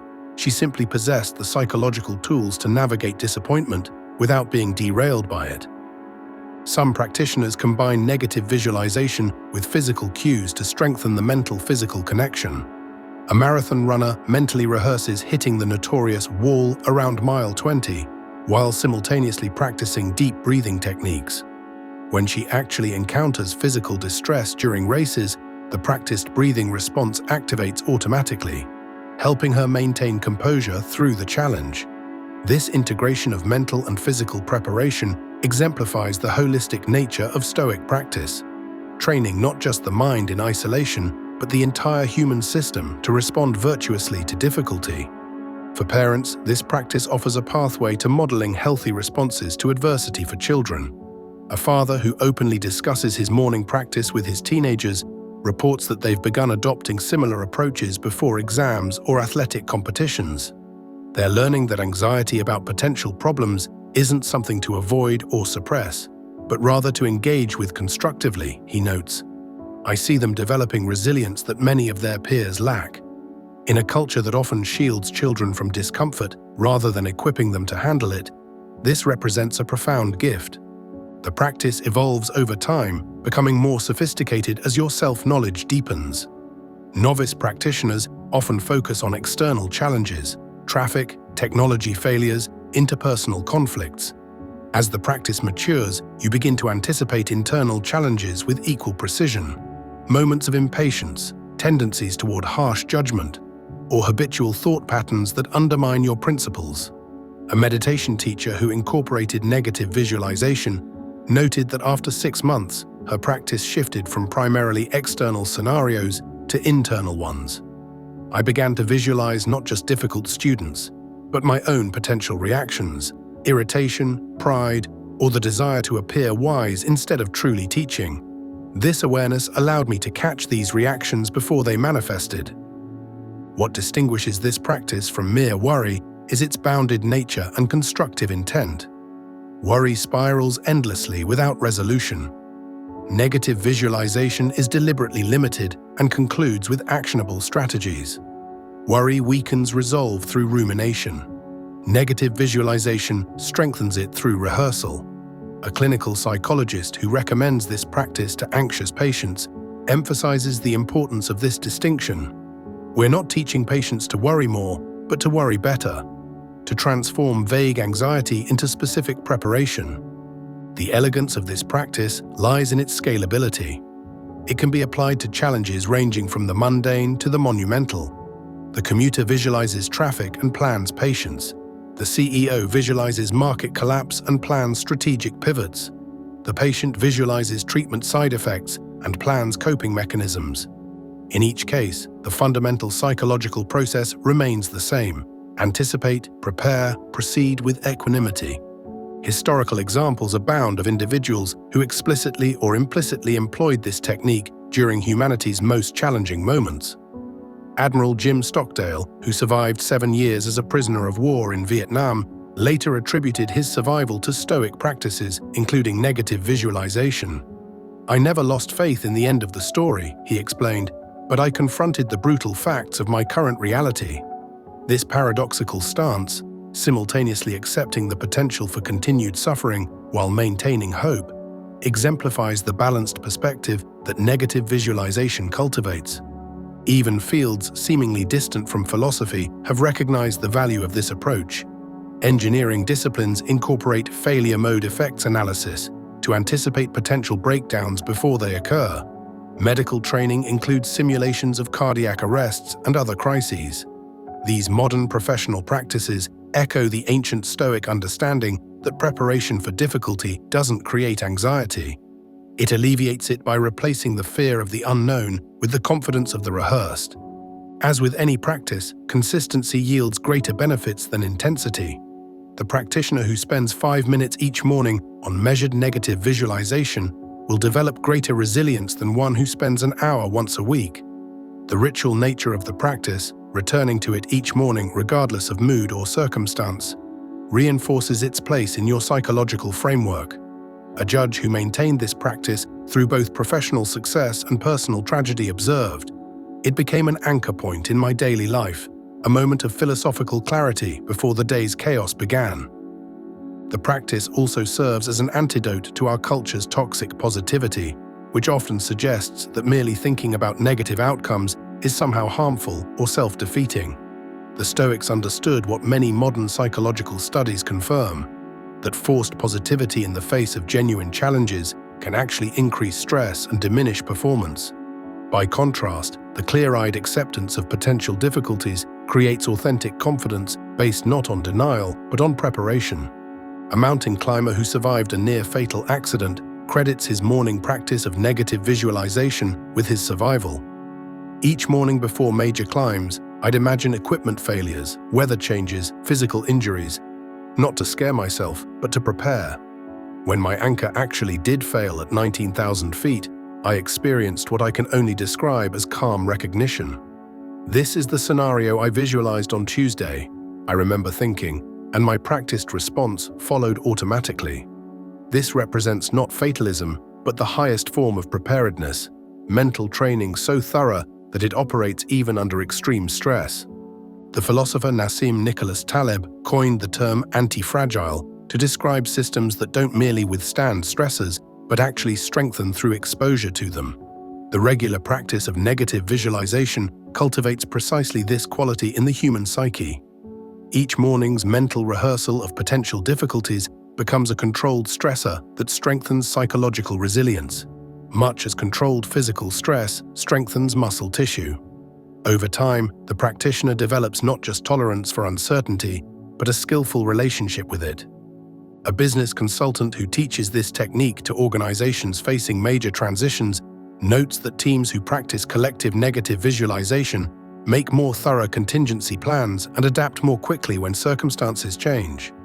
"There's a remarkable calm that descends on a room," she observes, "when people realize they've already mentally visited the scenario they're now facing. The energy shifts from panic to problem-solving almost visibly." For those in creative fields, negative visualization paradoxically enhances innovation by removing the fear of failure that often constrains creative thinking.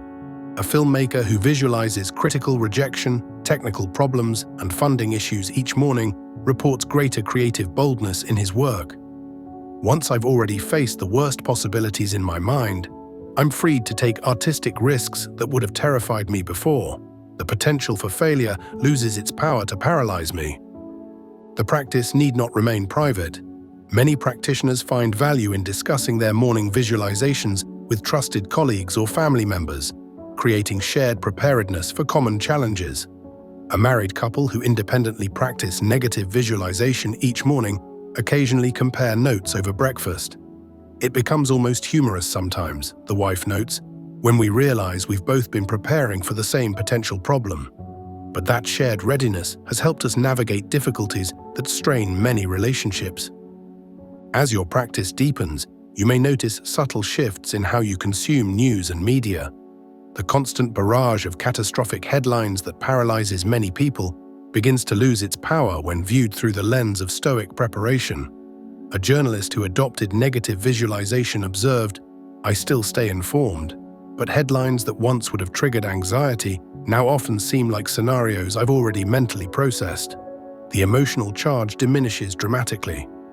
The ultimate outcome of consistent practice isn't detachment from life's experiences, but fuller engagement with them.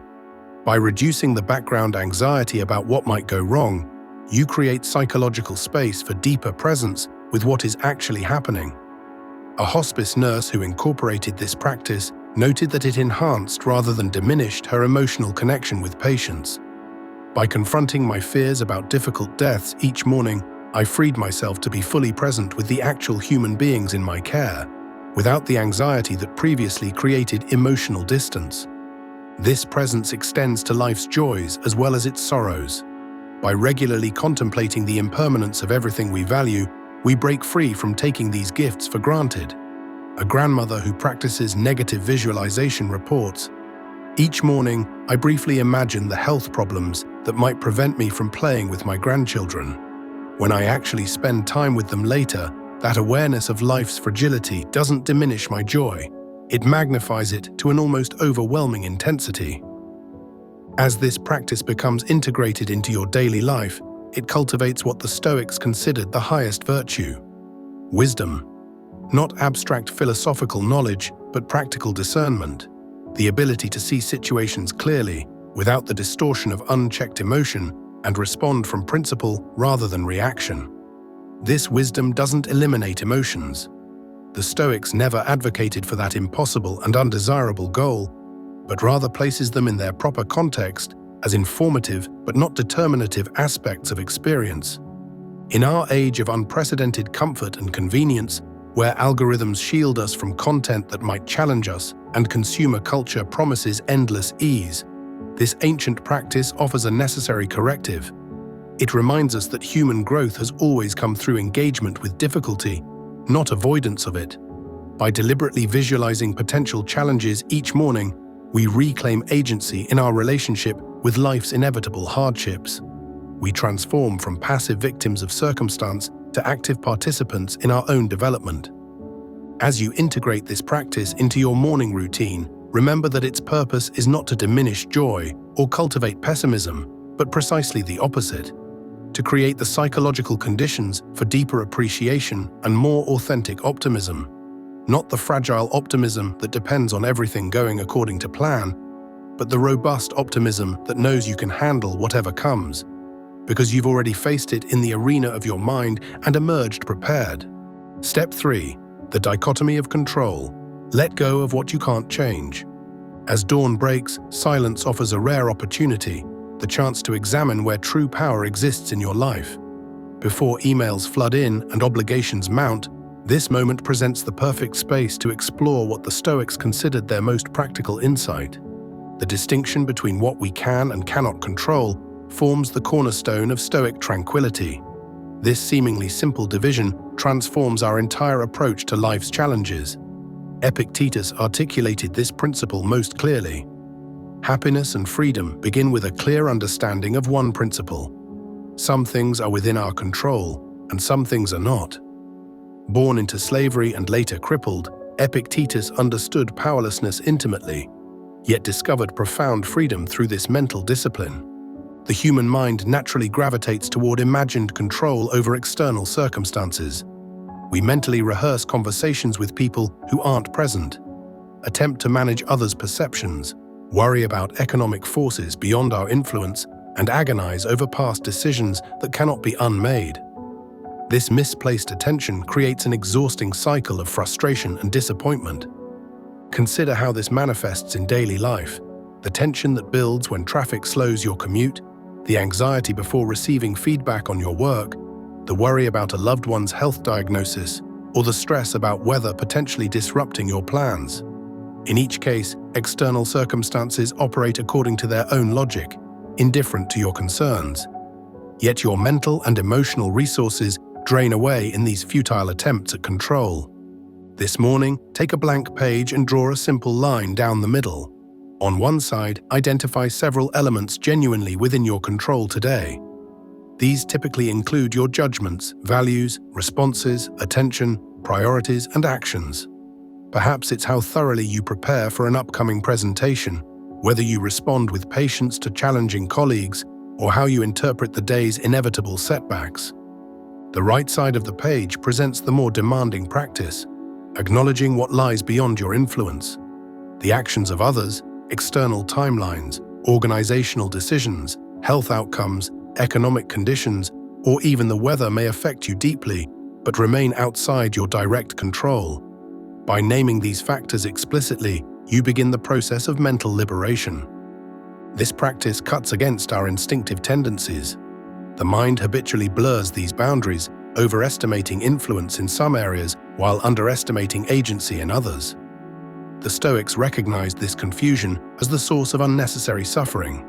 As Seneca advised, we suffer more often in imagination than in reality, pointing to our tendency to mentally entangle ourselves with matters beyond our influence.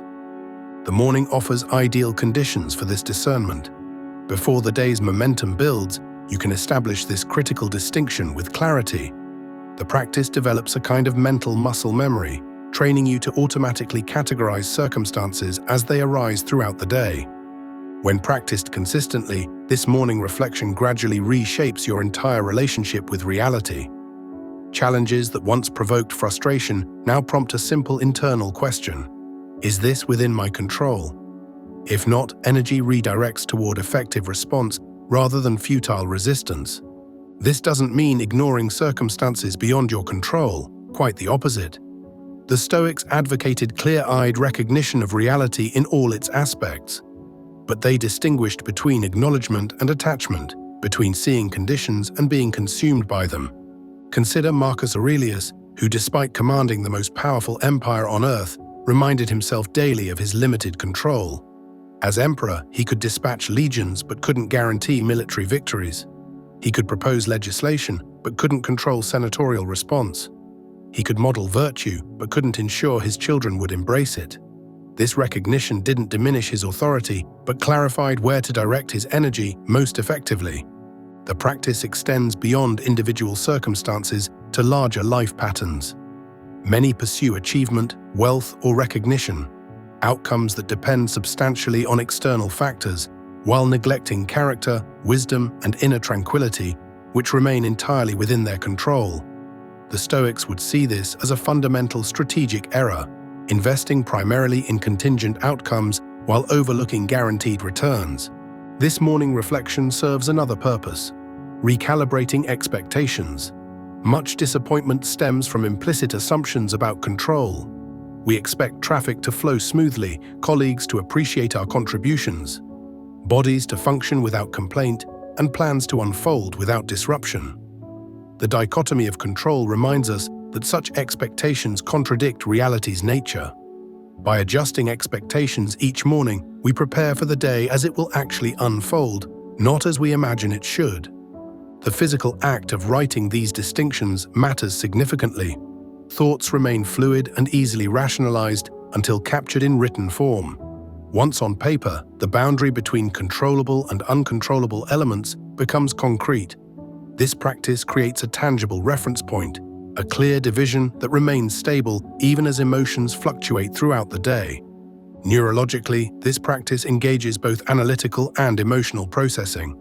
The left hemisphere works to categorize and distinguish different types of circumstances, while the right hemisphere processes the emotional implications of releasing attachment to outcomes. Together, they create what psychologists call cognitive diffusion, the ability to observe thoughts without being controlled by them. Ancient practitioners developed vivid metaphors for this distinction. Epictetus compared life to a ship's voyage, where sailors control the sails and rudder, but not the winds or waves. Clinthi suggested we resemble dogs tied to carts. We can either run alongside willingly or be dragged, but the cart's direction remains beyond our determination. These images provided practical mental anchors for maintaining this awareness throughout the day. As your morning routine continues, this practice gradually transforms your relationship with uncertainty itself. Rather than experiencing unpredictability as threatening, you begin to see it as the natural condition of existence. This shift doesn't eliminate challenge, but fundamentally alters how challenges affect your inner state. The Stoics recognized that human suffering often stems not from events themselves, but from the collision between events and expectations.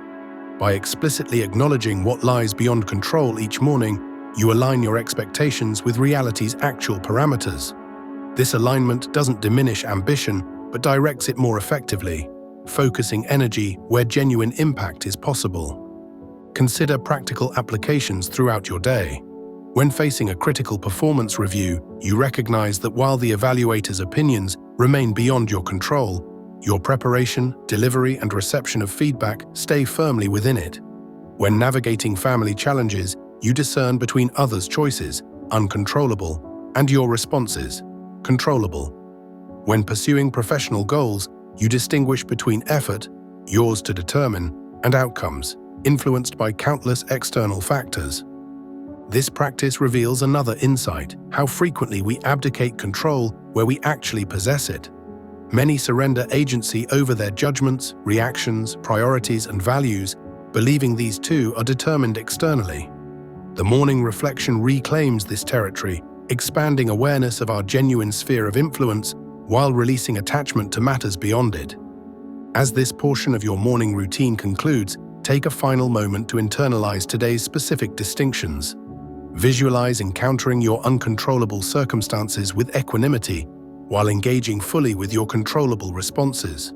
This mental rehearsal prepares neural pathways for the actual experiences ahead, establishing a foundation for responding rather than merely reacting. The dichotomy of control, practiced each morning, gradually becomes less a conscious exercise and more an intuitive lens through which you perceive all experience. Like water conforming perfectly to any container, you develop the capacity to adapt to circumstances without resistance while maintaining internal coherence. This represents not resignation, but the highest form of engagement with reality, seeing and accepting what is while focusing energy precisely where it creates genuine impact. The early morning offers a unique opportunity to cultivate presence, that elusive state where mind and body align fully with the current moment. Ancient Stoics recognized this alignment as essential to living virtuously, as our attention determines the quality of our experience far more than external circumstances. In our modern context, this practice becomes even more vital. Digital devices fragment attention across dozens of concerns simultaneously, creating what neuroscientists call continuous partial attention, a state where we're perpetually distracted, never fully engaged with any single aspect of our lives. The morning provides sanctuary from this fragmentation. Begin this practice by noticing your physical presence. Feel the weight of your body against the chair or floor, the texture of clothing against skin, the temperature of the air entering your lungs. These immediate sensations anchor you in physical reality, establishing the foundation for deeper awareness. Now expand attention to include thoughts as they arise.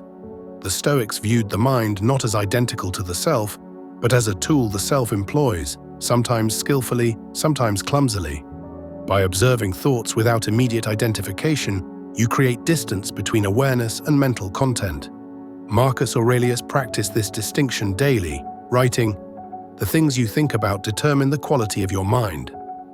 This observational stance reveals how thoughts constantly pull attention toward past and future, rehearsing yesterday's conversations or anticipating tomorrow's challenges, while the present moment slips by unnoticed. The Stoics saw this tendency as fundamentally irrational. Seneca observed, "We suffer more in imagination than in reality," pointing to our mind's propensity to construct elaborate narratives disconnected from immediate experience. Notice particularly how thoughts create artificial time horizons. Regrets drag attention backward, while anxieties pull it forward, both extracting you from the only moment where action is possible, now. Epictetus addressed this directly: "Make the best use of what is in your power, and take the rest as it happens." As thoughts inevitably arise, practice neither suppressing nor indulging them. Instead, acknowledge their presence without judgment before gently returning attention to the present. This isn't fighting against thought, but cultivating greater choice about where attention rests. The quality of presence develops not through perfect mental silence, but through the practice of continuously returning to now. Modern neuroscience confirms what Stoics intuited, that the brain simultaneously runs multiple processing streams, including a default mode network that activates when we're not engaged with immediate tasks. This network generates rumination about past and future, self-referential thinking, and social concerns. While essential for planning and learning, it often dominates consciousness excessively, pulling us from direct experience. The Stoic morning practice of presence counters this default mode, activating what neuroscientists call direct experience networks, brain regions engaged when attention focuses on immediate sensory experience rather than conceptual thinking. This shift produces measurable changes in neural activity associated with reduced stress and improved cognitive performance. Presence practice extends beyond formal meditation to ordinary morning activities. While preparing breakfast, notice the colors, textures, and aromas without immediately categorizing or judging them. While showering, experience the sensation of water rather than mentally rehearsing the day ahead. While dressing, feel the fabrics against skin rather than automatically planning conversations. This attention to ordinary experience transforms routine into ritual. Actions performed thousands of times become opportunities for renewed awareness rather than mechanical habits. Epictetus emphasized this potential. It's not what happens to you, but how you react to it that matters. The Stoics understood that presence enables choice in response rather than automatic reaction. Consider how this practice serves the broader Stoic project of living virtuously. Virtue requires discernment, distinguishing between what matters and what doesn't. This discernment becomes impossible when attention scatters across past regrets, future anxieties, and judgments of others. Presence creates the conditions where wisdom can emerge. As this portion of your morning routine concludes, consciously transition presence into action.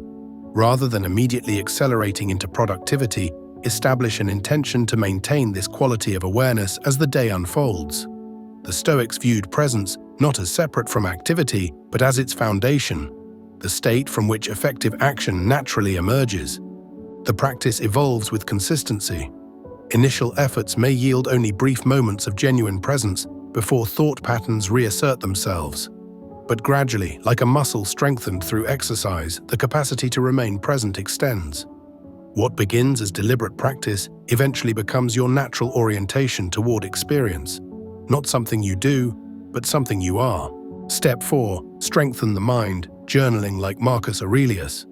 The solitary act of putting pen to paper might seem simple, but in the Stoic tradition, this practice carries profound transformative power. What's remarkable about Marcus Aurelius's journaling wasn't its literary merit or philosophical originality. It was its raw authenticity as a tool for personal governance. Each morning, before the demands of imperial leadership consumed his attention, Marcus engaged in this private ritual of self-examination. Consider the intimate nature of these writings, words never meant for public consumption, yet somehow preserved across nearly 2 millennia. These weren't polished essays or political manifestos, but working notes of a mind striving for virtue amid chaos. The journal served as both mirror and map, reflecting his current state while charting the path toward greater wisdom. When we examine our thoughts through writing, something extraordinary happens. Vague impressions crystallize into distinct ideas. Emotional reactions that might otherwise hijack our day become visible, examinable phenomena. The Stoics understood this cognitive distance as crucial for rational evaluation. By extracting thoughts from the mind and placing them before us in written form, we create space for reflection that simply doesn't exist when thoughts remain unexamined. Morning journaling acts as a philosophical rehearsal for the day ahead. Just as actors prepare for difficult scenes, the Stoic prepares for challenging encounters. Marcus often asked himself how he might respond when faced with ingratitude, deceit, or hostility. Not because he was pessimistic, but because he recognized preparation as the foundation of equanimity. By anticipating these scenarios in writing, he primed his mind to recognize them as expected, rather than shocking when they inevitably occurred. The practice creates a private laboratory for testing your understanding of Stoic principles. It's one thing to intellectually grasp that external events aren't inherently good or bad. It's entirely another to genuinely believe this when losing a job opportunity or facing public criticism. Your journal becomes the bridge connecting theoretical knowledge with lived experience. Through consistent writing, abstract philosophical concepts gradually transform into intuitive responses. Imagine approaching your blank page tomorrow morning. Begin by identifying potential friction points in your day. Perhaps you're meeting someone who typically leaves you frustrated or facing a situation where outcomes remain uncertain. Instead of merely noting these challenges, Explore your assumptions about them. What judgments have you already attached? What expectations might lead to disappointment? The written exploration of these questions develops your capacity to separate events from interpretations. Particularly powerful is the practice of role-playing through writing. When contemplating a difficult conversation or decision, script how your ideal Stoic self would handle it. This isn't merely wishful thinking, but active mental rehearsal that shapes neural pathways. The journal becomes a training ground where you practice seeing situations through a philosophical lens before encountering them in reality. Pay attention to linguistic patterns in your writing. Notice when absolute terms appear: always, never, unbearable, terrible.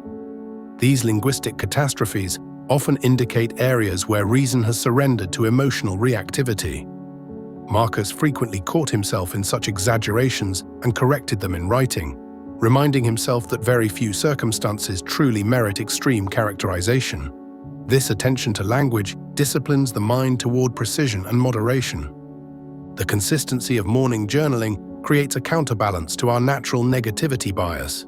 Human minds evolved to prioritize threats, leading us to dwell on problems while overlooking everyday sufficiencies. By regularly documenting moments of tranquility, instances of progress, and experiences of gratitude, we train attention toward a more balanced perspective. This isn't superficial positivity, but rather a more accurate accounting of reality that includes both challenges and resources.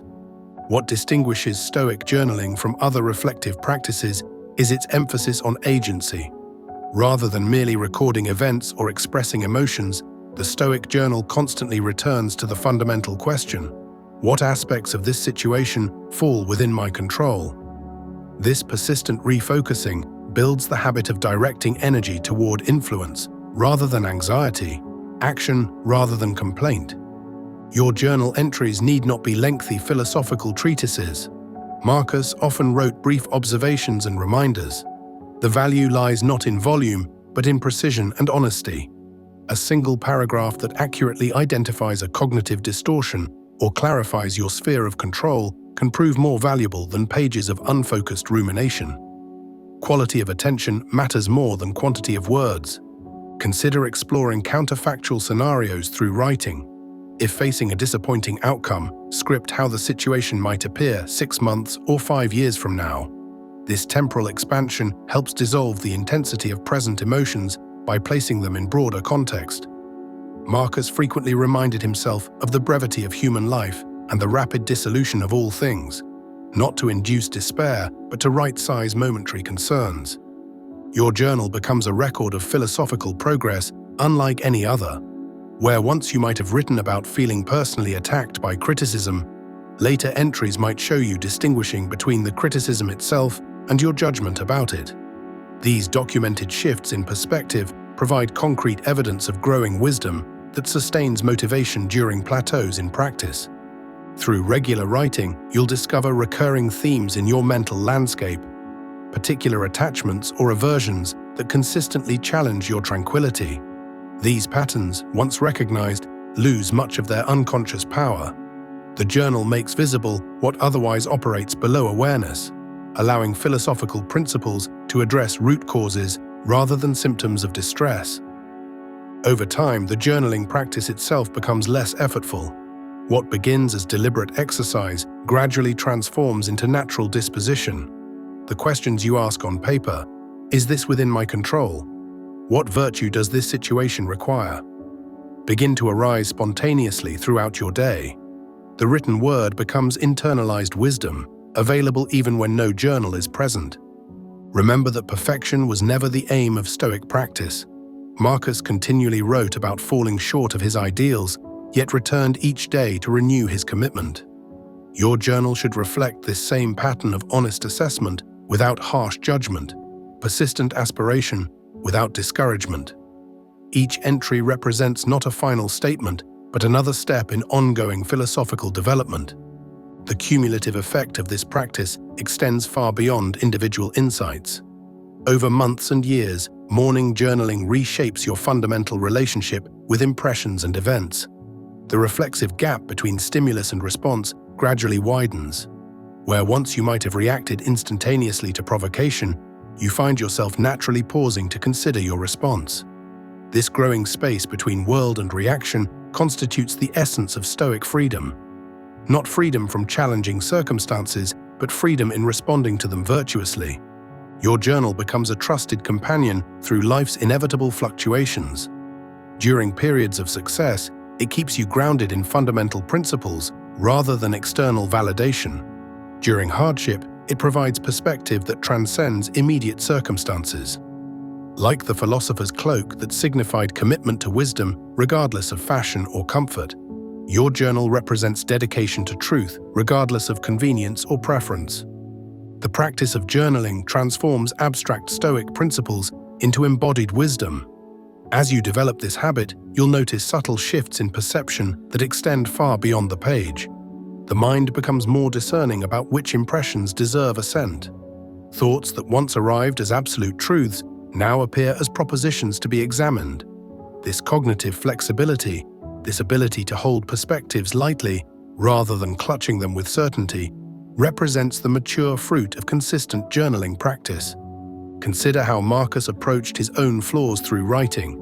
Rather than harsh self-flagellation or complacent excuses, his entries reflect clear-eyed acknowledgement, followed by renewed intention. He didn't waste energy on shame about past failures or anxiety about future ones.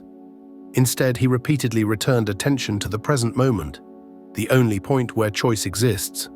Your journal can cultivate this same temporal focus, continually drawing you back from regretful retrospection or anxious anticipation to the immediate opportunity for virtuous action. The physical act of writing engages multiple cognitive systems simultaneously. Unlike passive reading or listening, writing requires synthesis and articulation. This engagement strengthens neural pathways associated with Stoic principles. When you must construct sentences explaining why a particular situation isn't truly harmful, you internalize this understanding more deeply than merely agreeing with it intellectually. The journal thus serves as both repository and reinforcement of philosophical insights. Morning writing also creates a crucial boundary between sleep and activity. Without this contemplative transition, many people move directly from unconsciousness to reactivity, responding to messages, headlines, and demands before establishing philosophical orientation.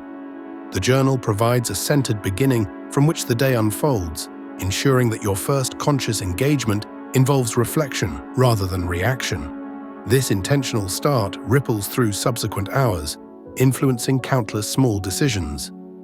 Explore how different Stoics approach their written practice. While Marcus wrote primarily about principles for personal conduct, Seneca often composed imaginary dialogues with absent friends or philosophical predecessors. Consider experimenting with various formats: direct self-address, letters to historical Stoics, conversations between your current and ideal self. These creative approaches can reveal blind spots and generate insights that straightforward reflection might miss. Your journal gradually builds a personalized philosophical reference. Unlike studying abstract Stoic texts, your entries directly address your particular circumstances, temperament, and challenges.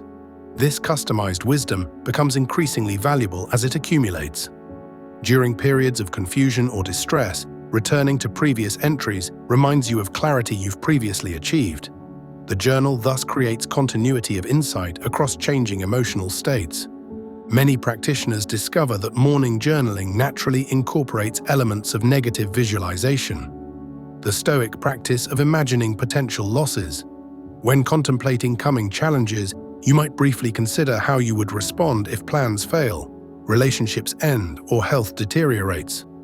Rather than inducing anxiety, this written rehearsal for difficulty paradoxically creates greater appreciation for present circumstances while building confidence in your capacity to handle adversity. Notice how journaling gradually shifts from effortful discipline to anticipated ritual. Many long-term practitioners report experiencing discomfort when external circumstances prevent their morning writing. This discomfort signals healthy philosophical dependency, recognition that wisdom requires regular cultivation rather than one-time acquisition. Like physical exercise, intellectual and ethical development demands consistent practice to sustain fitness. The benefits extend beyond individual psychology into relationship quality. By examining reactions and assumptions before engaging with others, you reduce interpersonal friction caused by unprocessed emotions. Partners, colleagues, and friends interact with your considered responses rather than reflexive reactions. Without directly involving them in your philosophical practice, you nevertheless offer them its benefits through more measured and virtuous engagement. Consider documenting changes in perspective about unchangeable circumstances. A particularly powerful journaling exercise involves revisiting situations that initially provoked strong negative emotions. Write about how your understanding has evolved, how events once perceived as catastrophic now appear as neutral or even beneficial in unexpected ways. This retrospective practice strengthens faith in the Stoic promise that perception, rather than circumstance, determines experience. Pay attention to how language evolves in your entries over time. Early journals often contain dramatic absolutes. "I can't stand this person. This situation is unbearable." With consistent practice, language typically becomes more precise and measured. "I notice aversion arising toward this person's behavior. This situation presents significant challenges." This linguistic shift reflects deeper cognitive developments, the growing capacity to distinguish between events and judgments about them. Some practitioners find value in categorizing daily challenges according to the virtues they require. When facing a difficult conversation, you might identify it as an opportunity to practice justice. When experiencing physical discomfort, you might frame it as testing courage. This classification transforms obstacles into training opportunities, recasting potentially frustrating experiences as chances to develop particular virtues. The journal becomes not just a record of challenges, but a curriculum for character development. Remember that Marcus wrote during extraordinary circumstances, while commanding armies, governing a vast empire, and facing constant political intrigue. If he could maintain this practice amid such demands, surely we can find moments for reflection despite busy schedules. The emperor's example reminds us that journaling isn't a luxury for the idle, but a necessity for those facing significant responsibilities. In fact, the more consequential your decisions, the more essential philosophical preparation becomes. Your journal inevitably contains contradictions and inconsistencies, moments of wisdom followed by entries revealing continued attachment to externals. Rather than finding these contradictions discouraging, recognize them as evidence of the ongoing human struggle to live philosophically. Even Marcus, after decades of practice, continued identifying flaws requiring correction. This persistence, despite imperfection, embodies the Stoic commitment to progress rather than perfection. Consider occasionally writing entries from the perspective of your future self, looking back on current challenges. This temporal shift often reveals how circumstances that presently consume attention will eventually become merely biographical facts, neither defining nor determining your character. By imaginatively placing yourself beyond present difficulties, you cultivate the broader perspective that characterizes Stoic equanimity. The journal also serves as a laboratory for examining impressions. When recording a troubling event, discipline yourself to separate bare description from interpretation. "My colleague did not acknowledge my contribution during the meeting" represents factual observation. "My colleague deliberately undermined my position to advance their status" represents interpretive addition. By clearly distinguishing between what happened and what you added to what happened, you develop the crucial Stoic skill of recognizing where freedom of judgment remains available. Some practitioners incorporate anatomization in their journaling, the practice of breaking seemingly monolithic experiences into constituent elements. Rather than writing "the presentation was terrible," explore specific components. "My voice wavered during the introduction." "Several slides contained excessive information." "Two questions caught me unprepared." This detailed analysis transforms overwhelming negative judgments into specific observations that can inform future improvement without diminishing self-worth. Morning writing naturally incorporates the principle of distinguishing between the controllable and uncontrollable. As you describe anticipated challenges, this fundamental Stoic distinction almost inevitably arises. How will others respond? Belongs to the realm of the uncontrollable. How will I conduct myself regardless of their response? belongs to the realm of the controllable. Through regular application, this distinction becomes increasingly intuitive, guiding attention toward fruitful engagement rather than futile worry. Your journal might occasionally include deliberate cognitive exercises. When describing a person who provokes irritation, challenge yourself to list their admirable qualities. When documenting disappointment about unmet expectations, explore how different initial expectations would have changed your experience of identical circumstances. These written exercises systematically weaken cognitive habits that undermine tranquility while strengthening those that support it. Consider how writing complements other Stoic practices.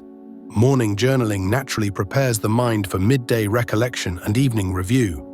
These 3 points of philosophical engagement, preparation, recollection, and examination, create a continuous cycle of progress. The journal functions as both architect and archive of this development, designing intentions that guide daily conduct while preserving insights that inform future practice. Some practitioners find value in occasionally reviewing journals from seasons of particular difficulty.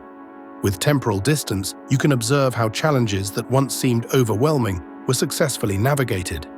This retrospective builds confidence in your resilience while reinforcing core Stoic insights, that anticipated difficulties often prove less catastrophic than imagined, that virtue remains available regardless of circumstances, and that perception significantly determines experience. The practice of journaling itself embodies essential Stoic virtues. It requires wisdom to distinguish between impressions and reality, courage to confront uncomfortable truths, justice in fair self-assessment, and temperance in balanced perspective. The very act of maintaining this discipline, especially when motivation wanes or circumstances intrude, constitutes progress in philosophical development. The form itself reinforces the content. The method embodies the message. Remember that your journal need not impress others or meet external standards. Its value lies not in eloquence or originality, but in authenticity and utility.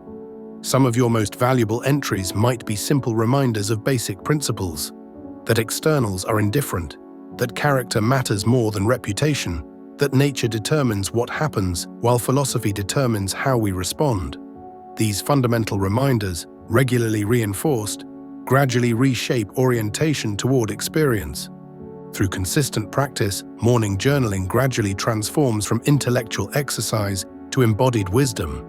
What begins as deliberate philosophical analysis increasingly becomes intuitive ethical orientation. The questions explicitly examined in early entries: what aspects of this situation fall within my control? Which virtue does this challenge require? Eventually arise spontaneously throughout your day. The written word becomes living wisdom, available in each moment of choice. This powerful practice requires nothing beyond paper, pen, and commitment. Unlike many contemporary self-improvement methods, it demands no special equipment, environment, or expertise. Its accessibility embodies the democratic spirit of Stoicism itself, the recognition that philosophical life remains available to everyone regardless of circumstance. The emperor and the slave had equal access to this transformative practice, just as people across all stations today can incorporate it into their lives. The cumulative impact of morning journaling extends far beyond individual insights. Over months and years, the practice fundamentally recalibrates your relationship with impressions and judgments. Where once you might have reflexively identified with thoughts, "I am angry," "I am anxious," you increasingly observe them as passing phenomena. Anger is arising, anxiety is present. This subtle shift from identification to observation creates psychological freedom that no external circumstance can compromise. Through consistent journaling, you develop what the Stoics considered most essential: proeresis, the capacity for wise choice regardless of circumstance. This capacity doesn't eliminate difficulty or guarantee desired outcomes. Rather, it ensures that whatever happens externally, you retain internal freedom to respond virtuously. The journal serves as both witness to and architect of this developing freedom, recording progress while simultaneously creating conditions for its expansion. Your growing collection of entries creates a tangible record of philosophical practice unlike any other. Where meditation leaves no trace and reading may yield only vague impressions, the journal provides concrete evidence of engagement and growth. During periods when progress seems absent, these pages remind you of distance already traveled.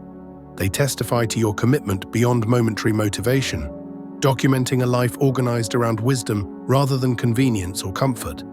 Unlike more passive forms of philosophical engagement, journaling demands active participation in wisdom's development.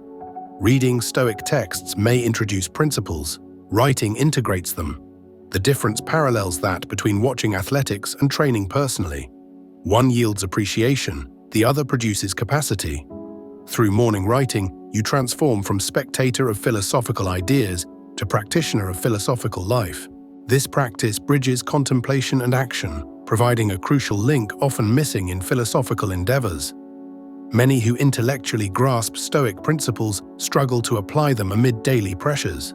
The journal creates transitional space where abstract understanding transforms into practical intention. By explicitly connecting principles to specific situations you anticipate facing, you create implementation plans rather than mere comprehension. Wisdom becomes actionable through this deliberate translation from general to particular. Consider how this practice might have appeared to the Romans. This emperor rising before dawn, not to issue commands or review reports, but to engage in written dialogue with himself about virtue and character. The seeming incongruity reveals something essential about Stoicism, that power over others means little compared to governance of oneself. Your morning journaling continues this tradition, prioritizing internal development amid external demands, recognizing that no achievement matters more than ethical progress. As your practice deepens, you'll likely notice increasing discrimination about which impressions deserve attention. Early journals often contain reactions to every provocation and judgment of every interaction. Mature entries typically focus on experiences offering genuine opportunity for virtue or growth. This refinement of attention represents philosophical progress itself, the developing capacity to distinguish between trivialities and essentials, between distractions and opportunities for excellence. Through daily writing, you participate in a tradition extending across millennia. From Marcus Aurelius to contemporary practitioners, countless individuals have found in this simple practice a powerful method for cultivating wisdom. Each morning, as you open your journal, you join this ongoing conversation about living well amid uncertainty and challenge. Your entries, though private, contribute to humanity's continuing exploration of ethical possibility, regardless of circumstance. Step 5. Voluntary discomfort, training, mental toughness. The practice of voluntary discomfort stands as one of Stoicism's most powerful, yet counterintuitive teachings. While modern culture pushes us toward constant comfort and convenience, the ancient Stoics recognized something profound. A life of perpetual ease weakens us, while controlled exposure to difficulty strengthens our character and resilience. Seneca, who despite his wealth and status regularly practiced voluntary hardship, explained this philosophy with remarkable clarity. He believed that deliberately embracing discomfort served as a form of inoculation against life's inevitable challenges. "I am preparing for hard times," he wrote. "I am in training against them." This wasn't mere philosophical theory. Seneca practiced what he preached, periodically living as if in poverty, sleeping on hard surfaces, and wearing simple clothing despite his ability to afford luxuries. The underlying principle is psychological preparation. By willingly subjecting ourselves to minor inconveniences and discomforts, we gradually build our tolerance for adversity. We discover through direct experience that discomfort itself is rarely as terrible as our anticipation of it. This realization dismantles one of the main sources of human suffering, the fear of future pain or difficulty. In practical terms, this means incorporating one small act of voluntary discomfort into your morning routine. The cold shower represents perhaps the most emblematic modern example, a brief but intense experience that forces immediate confrontation with physical discomfort. Those first shocking seconds when cold water hits your warm skin create an instinctive urge to escape, to return to comfort. Yet by remaining in that discomfort, breathing through it, and observing how quickly your body adapts, you're training your mind in real time to withstand adversity. Fasting offers another powerful avenue for voluntary discomfort. Skipping breakfast might seem trivial, but the subtle hunger pangs that emerge throughout the morning provide constant opportunities to practice what the Stoics called assent, the conscious act of acknowledging a sensation without automatically judging it as bad or intolerable. Morning hunger becomes not an emergency requiring immediate resolution, but simply an experience to be observed. Physical exertion serves as yet another form of voluntary discomfort. Choosing to walk 2 miles to work rather than driving, especially in inclement weather, creates sustained periods of mild strain. Muscles ache, sweat forms, breath becomes labored, all sensations the untrained mind interprets as problems to be solved. The practiced Stoic, however, sees them as training grounds for equanimity. The psychological transformation that occurs through consistent voluntary discomfort runs deeper than mere endurance building. What changes fundamentally is your relationship with comfort itself. Most people operate on the unconscious assumption that comfort is their natural right and baseline state, with discomfort representing an abnormal deviation requiring immediate correction. The Stoic practitioner gradually inverts this relationship, coming to see comfort as a temporary and unnecessary luxury rather than a requirement for well-being. Epictetus, who experienced genuine hardship as a former slave, emphasized this point repeatedly to his students, many of whom came from privileged backgrounds. He challenged them. Do you think you can eat as Diogenes did, and drink as Diogenes did, and be homeless and houseless as he was, and yet live a well-ordered life? His question cut to the heart of Stoic practice. Theoretical agreement with Stoic principles meant nothing without practical demonstration through voluntary hardship. Marcus Aurelius, despite being emperor of Rome, reminded himself daily of the insignificance of physical comfort.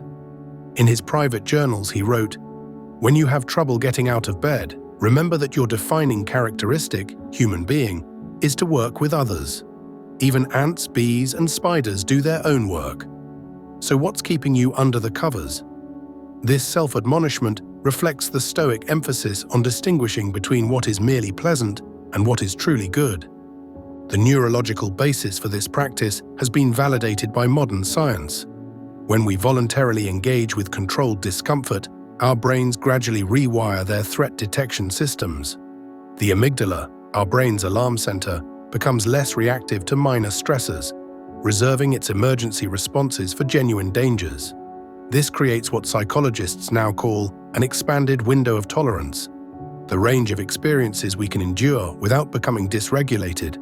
What begins as a conscious morning practice gradually infuses your entire approach to life. The colleague who criticizes your work, the traffic jam that delays your commute, the sudden rainstorm that soaks your clothes, all these daily frustrations lose their power to disturb your equanimity. Not because you've become numb or indifferent, but because you've trained yourself to distinguish between genuine harm and mere inconvenience. Musonius Rufus, Epictetus's teacher and one of Stoicism's most practical instructors, insisted that his students train in hardship during good times. It is not enough to learn principles, he admonished. One must practice them daily, as one does with music. Just as a musician must practice scales daily to maintain proficiency, the aspiring Stoic must practice discomfort regularly to maintain resilience. The effects of this practice extend beyond individual psychology into our social relationships. Those untrained in discomfort often become demanding, irritable, and entitled when their expectations of comfort are thwarted. By contrast, the person who regularly practices voluntary discomfort develops patience, forbearance, and gratitude, qualities that strengthen rather than strain relationships. There exists a profound freedom in discovering how little you actually need to be content.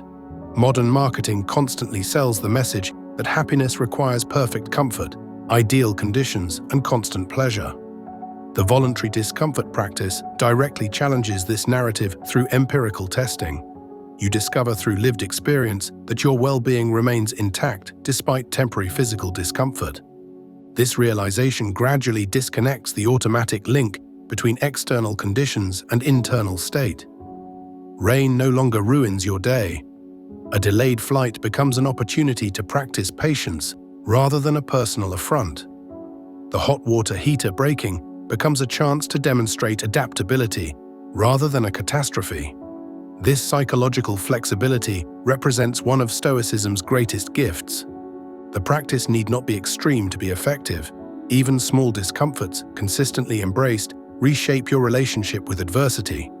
Begin with a 10-second cold shower, then gradually extend the duration. Skip breakfast one day a week, then perhaps experiment with longer fasting periods. Park at the far end of the parking lot rather than seeking the closest space. Each small choice to embrace rather than avoid discomfort builds upon the previous one. The ultimate aim isn't asceticism for its own sake, but the development of what the Stoics called apatheia, a state of mind characterized not by indifference, but by emotional resilience and freedom from disturbance. This state allows you to engage fully with life's challenges without being psychologically overwhelmed by them. As this practice becomes integrated into your morning routine, you'll find yourself approaching each day with a strengthened mind, prepared not just for ideal conditions, but for whatever challenges reality presents. The voluntary discomfort practice transforms theoretical Stoic principles into embodied wisdom, creating not just intellectual understanding, but genuine resilience. The morning light strengthens as your practice of voluntary discomfort concludes. You've taken another step in building resilience through controlled hardship. Now it's time to direct your attention outward, beyond yourself, and toward your place in the greater human community. The next essential element of the Stoic morning routine focuses on interconnectedness and our duties to others. The Stoics viewed human beings as fundamentally social creatures, designed by nature to cooperate and support one another. Marcus Aurelius captured this perspective eloquently when he wrote, "We were born to work together like feet, hands, and eyes, like the two rows of teeth, upper and lower." This understanding of human interconnectedness wasn't merely philosophical, it formed the foundation of Stoic ethics and daily practice. Each morning, after strengthening your mind through voluntary discomfort, set aside time to contemplate your relationships and social duties. The Stoics called this oikeiosis, the recognition of others as belonging to your circle of concern. This practice expands your perspective beyond individual concerns to encompass your role within the human community. Heracles, a Stoic philosopher of the 2nd century, described this concept using the powerful metaphor of concentric circles. Imagine yourself at the center, surrounded by expanding rings representing family, friends, neighbors, fellow citizens, and ultimately all of humanity. The Stoic practice involves mentally drawing the circles inward, gradually extending the same care and concern you feel for yourself to ever-widening groups of people. Begin by identifying your specific roles and relationships: parent, child, friend, colleague, citizen. Each role carries with it certain responsibilities, what the Stoics called appropriate actions, or kathakonta. A parent has duties to nurture and guide their children. A colleague has duties of cooperation and honest work. A citizen has duties to contribute to society's well-being. Epictetus emphasized this aspect of Stoic practice repeatedly. Remember that you are an actor in a play determined by the author. If he wishes you to play the part of a beggar, see that you play it naturally. And so for the part of a cripple, an official, or a private person. For your business is to play well the role assigned to you. The choice of role is another's concern. This morning reflection on your social duties serves as a practical reminder that virtue, the ultimate good in Stoic philosophy, is expressed primarily through our interactions with others. Courage, justice, temperance, and wisdom all manifest in how we treat those around us. Seneca advised his friend Lucilius to begin each day by considering, "Whom shall I help today? Whose anxiety shall I relieve? With whom shall I share my time?" This deliberate focus on service to others counters our natural tendency toward self-absorption and reminds us that a well-lived life necessarily includes contribution to the common good. Modern psychological research confirms what the Stoics intuited. Pro-social behavior, actions that benefit others, consistently correlates with increased subjective well-being. Acts of kindness, generosity, and cooperation trigger neurochemical responses that reduce stress and increase satisfaction. By prioritizing your duties to others each morning, you simultaneously fulfill your nature as a social being, and enhance your own flourishing. The practice also serves as an antidote to excessive self-concern. When we awaken, our minds naturally gravitate toward personal worries, desires, and grievances. By intentionally shifting focus to our connections with others, we gain perspective on our individual troubles. Marcus Aurelius reminded himself daily, "When you wake up in the morning, tell yourself, 'The people I deal with today will be meddling, ungrateful, arrogant, dishonest, jealous, and surly.'" This wasn't an exercise in cynicism, but in preparation. By acknowledging others' imperfections in advance, Marcus prepared himself to respond with patience and understanding rather than surprise and indignation. The morning contemplation of social duties includes recognizing that others, like ourselves, struggle with their own flaws and challenges. Practical implementation of this principle might include reviewing your calendar each morning and identifying opportunities for virtuous action in upcoming interactions. The meeting with your team becomes a chance to practice fair leadership. The conversation with your child becomes an opportunity to demonstrate patience and attentive listening. The encounter with a service worker becomes a moment to display courtesy and appreciation. Musonius Rufus emphasized that social virtue requires both right action and right attitude. It is not sufficient to do good acts, they must be done in the right way and for the right reasons. Your morning reflection should therefore include not just what duties you will perform, but how you will approach them, with what spirit and intention. The Stoic concept of philanthropia, love of humanity, stands at the heart of this practice. This isn't sentimental affection, but a recognition of our shared rational nature and capacity for virtue. Each morning, renew your commitment to seeing others as fellow travelers in the human experience, deserving of respect regardless of differences in status, background, or behavior. Practically speaking, you might begin this part of your morning routine by asking, "How can I be useful today? Whose life can I improve, even in some small way?"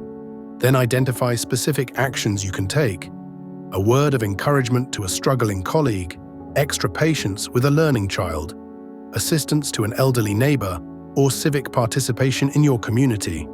This outward focus naturally counterbalances the more inward-directed aspects of the Stoic morning routine. After examining your own character and confronting your mortality, this contemplation of social duties reconnects you with the wider world. The Stoics viewed this balance between self-development and social contribution as essential to a well-lived life. As with all Stoic practices, consistency matters more than duration. Even 5 minutes of focused reflection on your relationships and responsibilities can significantly influence how you engage with others throughout the day. The goal is to enter your daily activities with a clear awareness of your social nature and the opportunities for virtue it presents. By integrating this social contemplation into your morning routine, you complete the preparation of both mind and heart for the day ahead. Having strengthened your resilience through voluntary discomfort, you now orient yourself toward purposeful action in service of others. Together, these practices create the foundation for what the Stoics prized above all: a life of virtue lived in accordance with nature, both your nature as an individual and your nature as a member of the human community. The morning practice of voluntary discomfort goes far beyond mere physical conditioning. It fundamentally reshapes your relationship with pain and pleasure, concepts that the Stoics understood with remarkable psychological insight. Musonius Rufus, often called the Roman Socrates, taught that there are two kinds of training required: training of the body and training of the soul. He insisted that voluntary discomfort trains both simultaneously. The body learns to withstand physical challenges, while the mind develops the critical capacity to distinguish between genuine harm and mere discomfort. This distinction lies at the heart of Stoic psychological freedom. Most people instinctively categorize all discomfort as bad and all pleasure as good, creating a life ruled by pursuit and avoidance. The practitioner of voluntary discomfort gradually breaks this automatic association. Standing under that cold shower, you learn experientially that discomfort, while unpleasant, isn't harmful. More importantly, you discover that your well-being remains intact despite temporary physical discomfort. The consequences of this realization extend far beyond your morning routine. Consider how many daily decisions are driven by the avoidance of minor discomforts. the difficult conversation postponed, the healthy choice abandoned, the creative risk not taken. Each avoidance reinforces the unconscious belief that discomfort must be escaped at all costs. Each morning's voluntary discomfort practice counters this pattern, developing what psychologists now call discomfort tolerance, a crucial skill for any meaningful achievement. Cato the Younger, renowned even in his own time for his moral integrity, regularly practiced extreme forms of voluntary hardship. He would walk bareheaded in harsh weather, travel on foot when others rode, and wear simple clothing regardless of his status. These weren't acts of self-punishment, but deliberate training exercises. Through them, Cato developed the extraordinary resilience that allowed him to stand firm against corruption and tyranny when others compromised. The neurological benefits of this practice have been validated by contemporary science. Controlled exposure to physical stressors, whether cold exposure, fasting, or intense exercise, triggers hormetic responses in the body. These mild stressors activate cellular repair mechanisms and strengthen neural pathways associated with resilience. What the Stoics discovered through philosophical reasoning, modern neuroscience confirms through empirical research. Diogenes of Sinope, the Cynic philosopher greatly admired by the Stoics, demonstrated this principle through his famous practice of embracing statues in winter.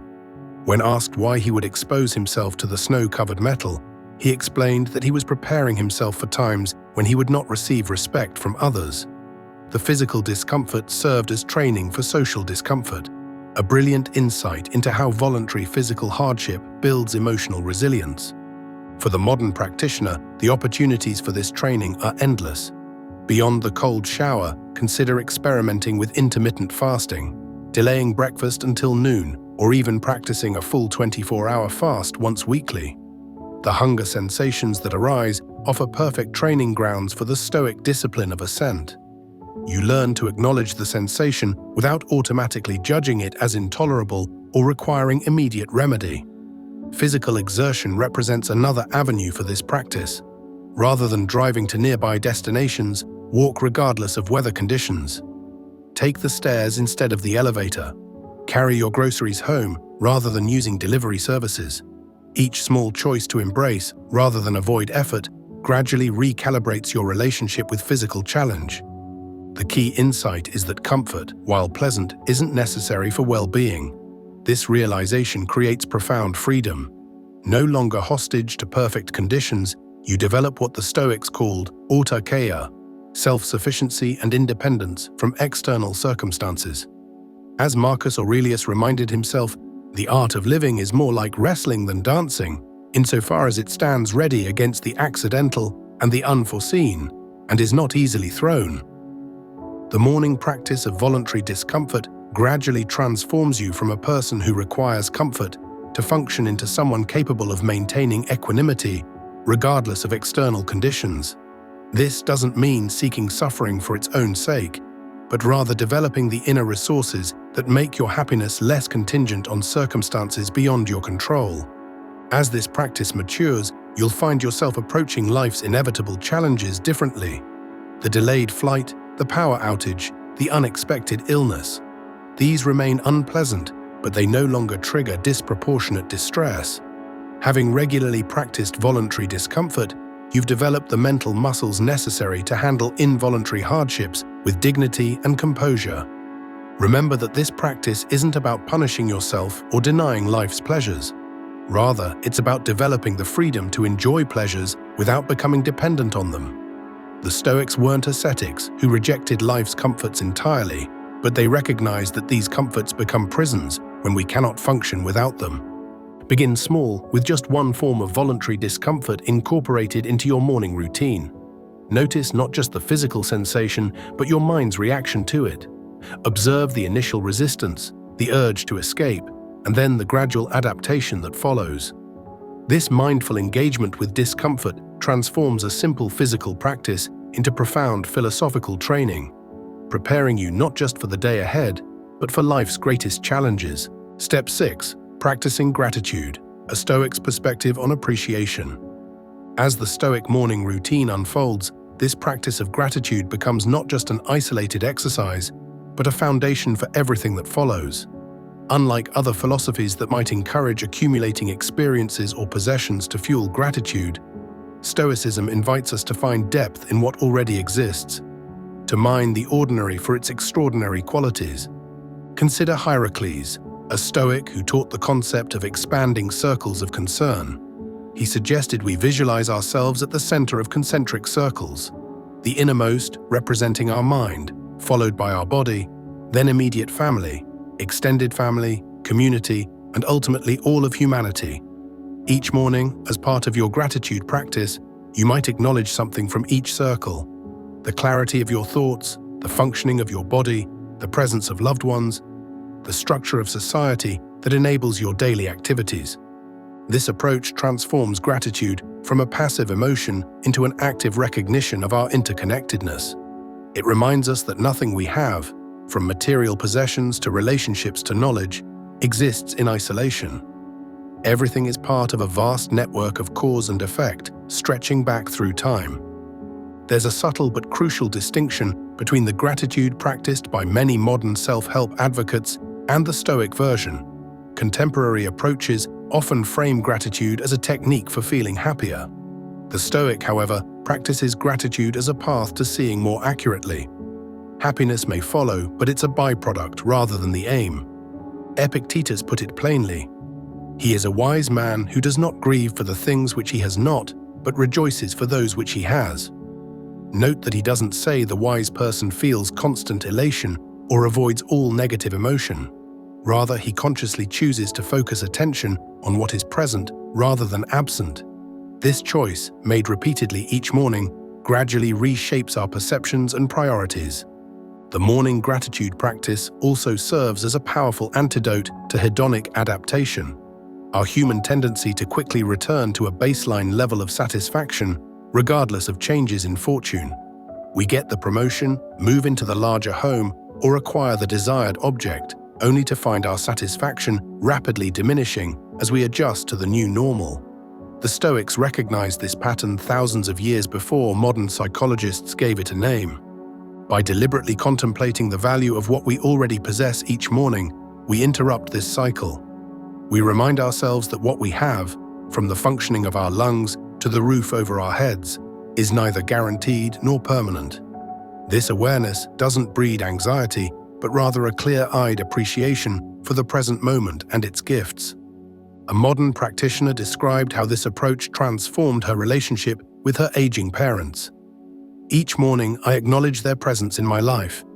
I imagine a time when they will no longer be here, not in a morbid way, but as a recognition of reality. Then, when I call them later in the day, I'm not impatient with the repetition of stories or frustrated by their slower pace.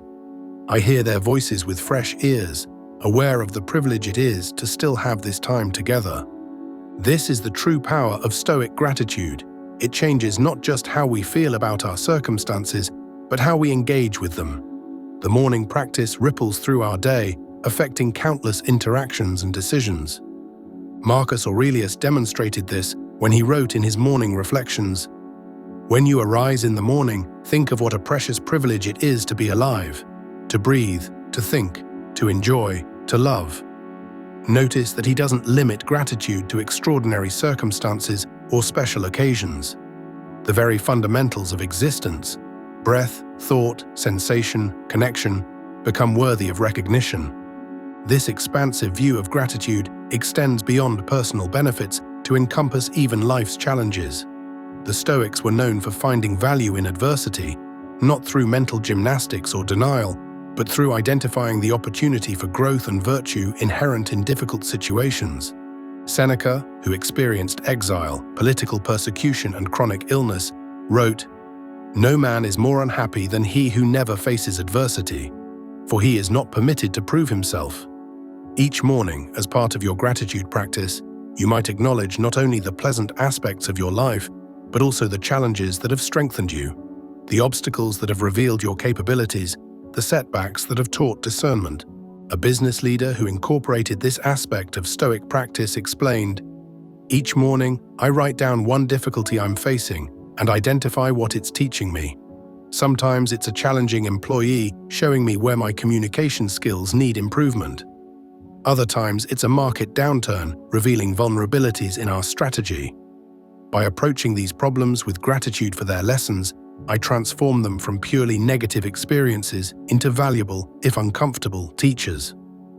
The Stoic morning gratitude practice is particularly powerful because it occurs at the threshold of the day, before we've become entangled in responsibilities and reactions.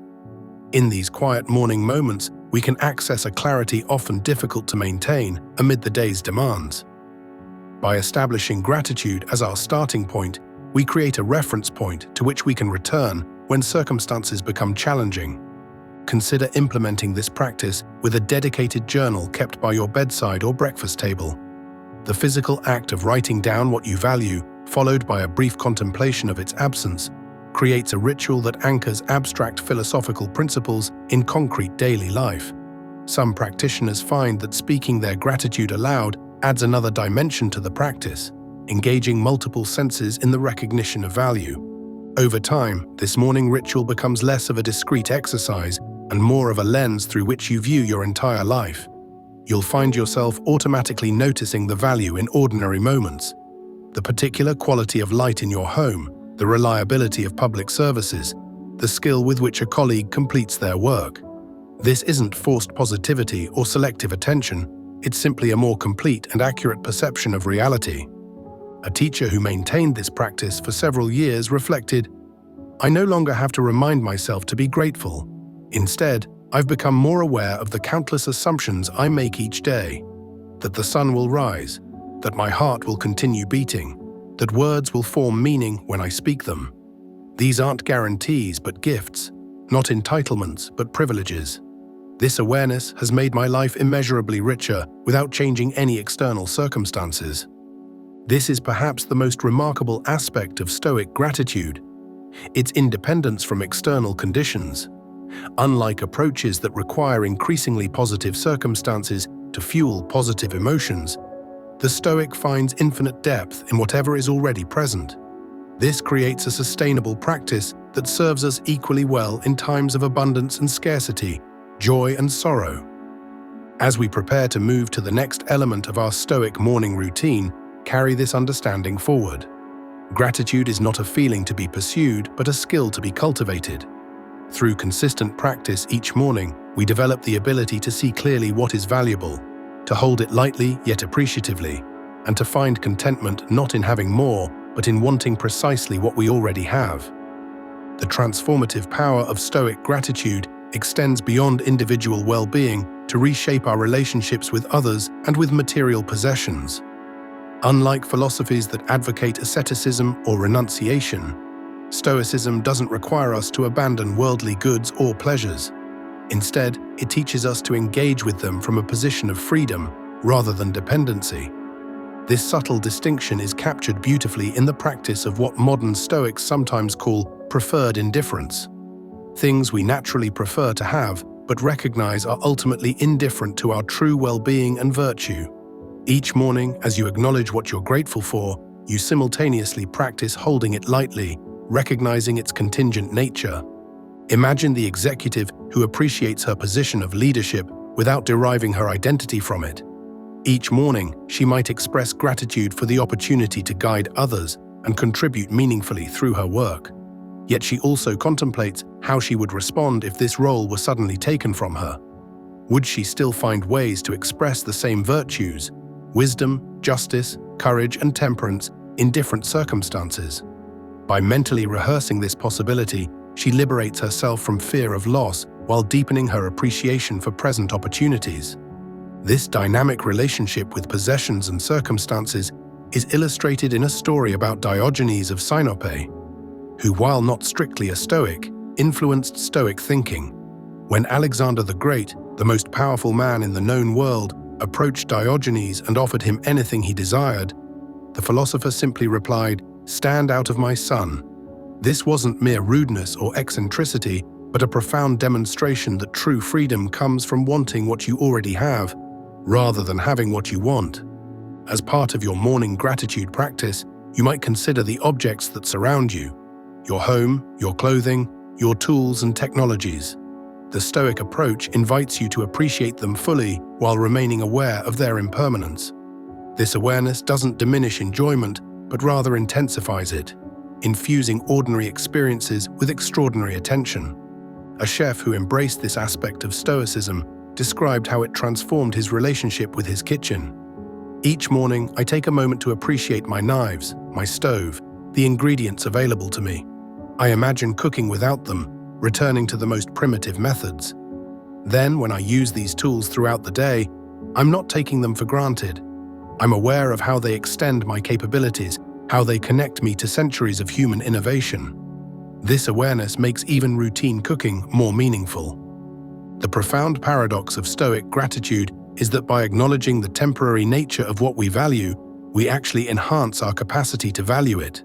This isn't a pessimistic fixation on loss, but rather a clear recognition of reality that allows for deeper appreciation in the present moment. Musonius Rufus, who taught that philosophy should be practical rather than merely theoretical, suggested that we regularly practice doing without certain comforts, not as punishment, but as training. By temporarily abstaining from what we typically enjoy, we sharpen our gratitude when we return to it.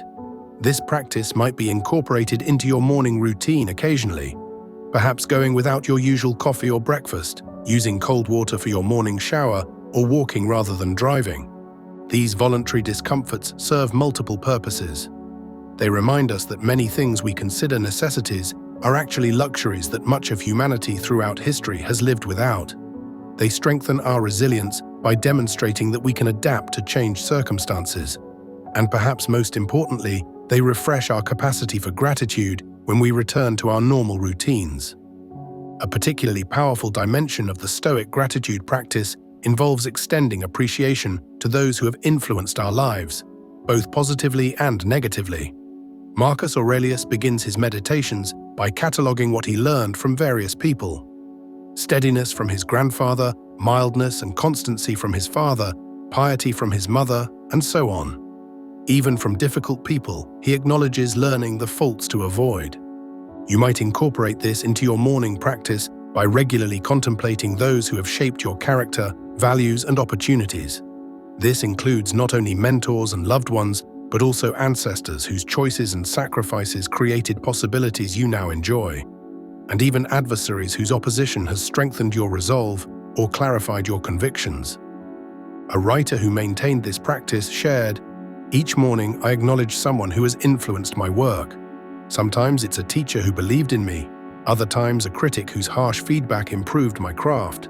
By recognizing these influences, I'm reminded that nothing I create comes solely from me. It's all part of a vast conversation extending across time. This perspective keeps both success and failure in proper proportion." Perhaps the most profound aspect of Stoic gratitude is how it dissolves the artificial boundary between good and bad experiences.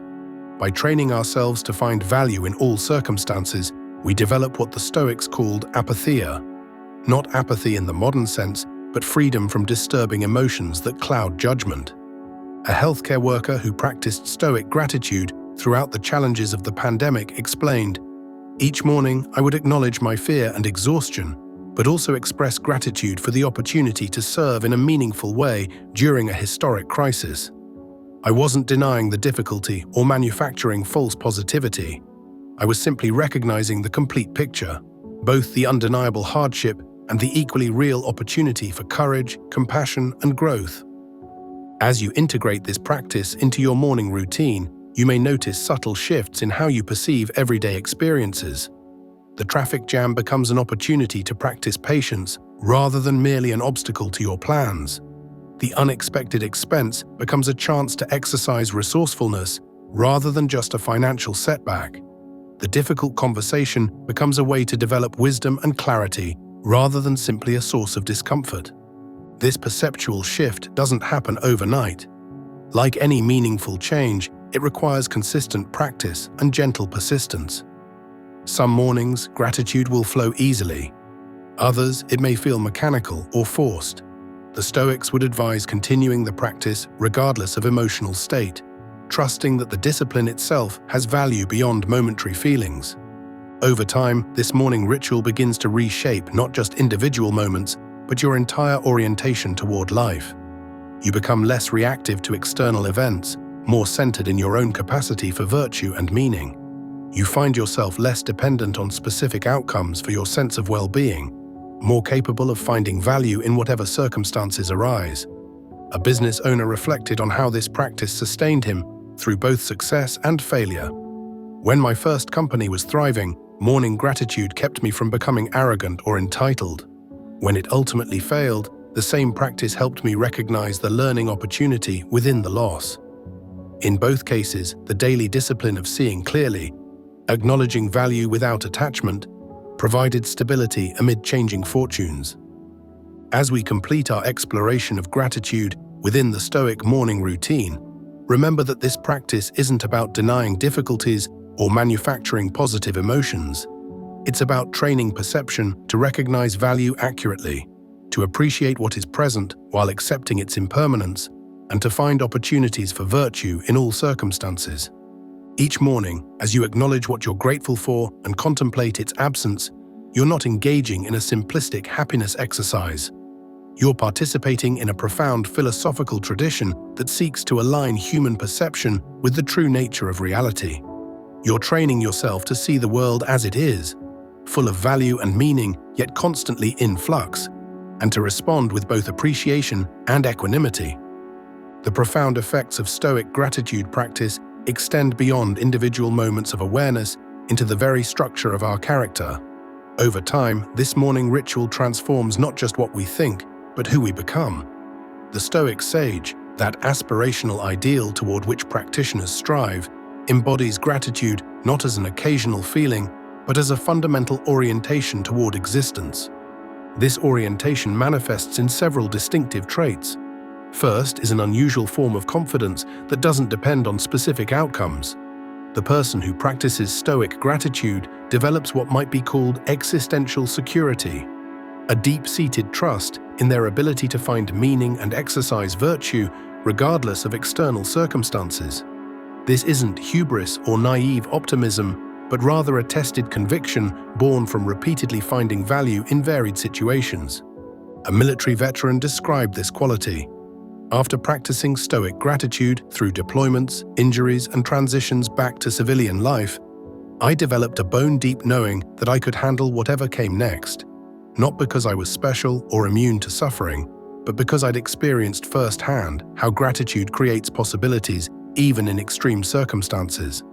This confidence isn't about controlling outcomes, it's about trusting my capacity to respond virtuously to whatever occurs. Second is a characteristic generosity that flows naturally from recognizing the contingent nature of our possessions and privileges. When we understand that nothing truly belongs to us, that we are temporary stewards rather than permanent owners, we hold our resources differently. The mental exercise of imagining life without what we value helps us recognize how much we've received through no merit of our own. Genetic inheritance, historical timing, geographical location, educational opportunities, and countless other factors that shape our circumstances. This recognition naturally diminishes the grip of entitlement and nurtures the impulse toward sharing. A philanthropist who structured her giving around Stoic principles noted, "Each morning, I contemplate how randomly fortune distributes advantages and disadvantages. This isn't about guilt, but clarity, seeing that most of what enables my comfortable life came through no effort of mine." This perspective makes sharing resources feel less like exceptional virtue and more like basic sanity, a natural response to seeing reality accurately. Third is a distinctive quality of attention that emerges from consistent gratitude practice. The Stoic develops what contemporary psychologists might call savoring, the ability to extract maximum appreciation from ordinary experiences, not by clinging to them, but by perceiving them fully. This capacity transforms seemingly mundane moments into sources of profound satisfaction. An artist reflected, "Before incorporating Stoic gratitude into my mornings, I was always chasing the next achievement, the next exhibition, the next bit of recognition. Now I find as much pleasure in mixing colors on my palette as in seeing my work displayed in galleries." The gratitude practice hasn't diminished my ambition, but it has redistributed my attention so that satisfaction isn't postponed to some future triumph. Fourth is resilience grounded in perspective. By regularly contemplating the impermanence of what we value, we develop emotional muscles that serve us when loss inevitably occurs. This isn't about becoming coldly detached, but rather about cultivating a balanced relationship with both the pleasant and difficult aspects of human experience. A physician who maintained the practice through her mother's terminal illness shared, "Each morning during that painful time, I would acknowledge my gratitude for another day with her, while also visualizing the approaching reality of her absence. This dual awareness didn't minimize my grief when she died, but it did help me avoid being completely overwhelmed by it." The daily practice of holding both appreciation and acceptance created a foundation that supported me through the actual loss. Fifth is discernment about what truly merits our concern. The regular practice of distinguishing between what we can and cannot control, central to Stoic philosophy, becomes particularly clear through the lens of gratitude. We naturally focus our attention and energy on the domains where our choices matter, while developing greater equanimity about circumstances beyond our influence. An environmental activist described how this affected her work. "Practicing Stoic gratitude each morning helps me maintain perspective. I express appreciation for the natural world as it exists today, while acknowledging its constant change throughout Earth's history. I then focus my efforts where human choice makes a difference, without wasting energy on apocalyptic anxiety or paralyzing despair. This balanced approach has made my advocacy more sustainable and ultimately more effective." The cumulative effect of these character transformations is a life marked by what philosophers call eudaimonia, often translated as flourishing or good spirit. This state isn't dependent on external circumstances going our way, but rather on internal alignment with nature and reason. The daily practice of Stoic gratitude contributes significantly to this alignment by training our perceptual faculties to recognize value accurately and respond to it appropriately. There's a particular quality to the contentment that emerges from this practice, a quiet satisfaction that doesn't need to announce itself or seek validation. Rather than the exuberant happiness often portrayed in contemporary culture, it manifests as a steady flame of appreciation that remains lit through both fortunate and challenging times. A judge who maintained the practice through decades on the bench reflected, "Each morning's gratitude exercise gradually transformed how I experienced both professional achievement and setback. Awards and recognitions no longer triggered excessive pride. Criticism and opposition no longer provoked defensive anger. Instead, I found myself centered in the ongoing opportunity to exercise discernment and justice, grateful for the capacity to contribute meaningfully, regardless of external validation or critique." The integration of gratitude into our cognitive and emotional processing also affects how we experience time. The Stoics were profoundly interested in our relationship with past, present, and future. Through regular gratitude practice, we develop a more balanced temporal orientation, able to learn from the past without being trapped in regret, engaged with the present without anxious clinging, and prepared for the future without excessive worry. A former addict described how this temporal rebalancing supported his recovery. "In active addiction, I was constantly escaping the present, either reliving past regrets or anxiously anticipating future cravings. The morning gratitude practice helped anchor me in current reality. By acknowledging what was actually present in my life right now, from my beating heart to the support of others in recovery, I gradually developed the capacity to stay with present experience rather than flee from it. This presence became the foundation for lasting sobriety." As your gratitude practice matures, you may notice its effects rippling outward from your individual experience to your relationships and community. The person who has developed the habit of accurate valuation, seeing worth in what is often overlooked, brings a different quality of attention to interactions with others. You become more likely to notice and appreciate the contributions, qualities, and potential of those around you. A teacher observed, "After years of morning gratitude practice, I found myself naturally more attuned to my students' strengths rather than their deficiencies. This wasn't forced positivity, but simply more accurate perception." I could still see areas needing improvement, but I no longer overlooked the unique capabilities each student brought. This balanced vision created a classroom environment where genuine growth could occur. Perhaps the most profound outcome of consistent Stoic gratitude practice is the cultivation of philosophical vision, the ability to perceive the underlying patterns and principles that govern existence. Regular contemplation of value and impermanence gradually reveals the interconnected nature of all things, the cyclical patterns of growth and decay, and the possibility of finding meaning within these natural processes rather than despite them. A naturalist who integrated the practice into field research described this development. Each morning in the wilderness, I would acknowledge my gratitude for the ecosystem I was studying, from the smallest fungi to the oldest trees. Over time, I began to perceive patterns I had previously missed, not just data points, but relationships, cycles, and interdependencies.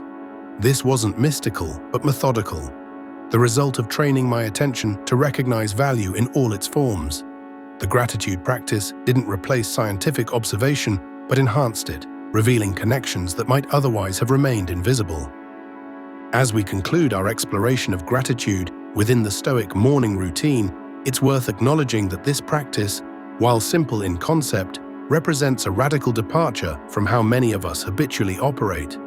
In a culture that often emphasizes what's missing, what's next, what needs improvement, the consistent discipline of recognizing present value runs counter to dominant narratives of constant acquisition and achievement. Yet this is precisely why the practice remains as relevant today as it was in ancient Athens or Rome. By intentionally swimming against the current of perpetual dissatisfaction, we reclaim our perceptual autonomy. We develop the capacity to see with our own eyes rather than through the lens of commercial and cultural messages that profit from our sense of lack.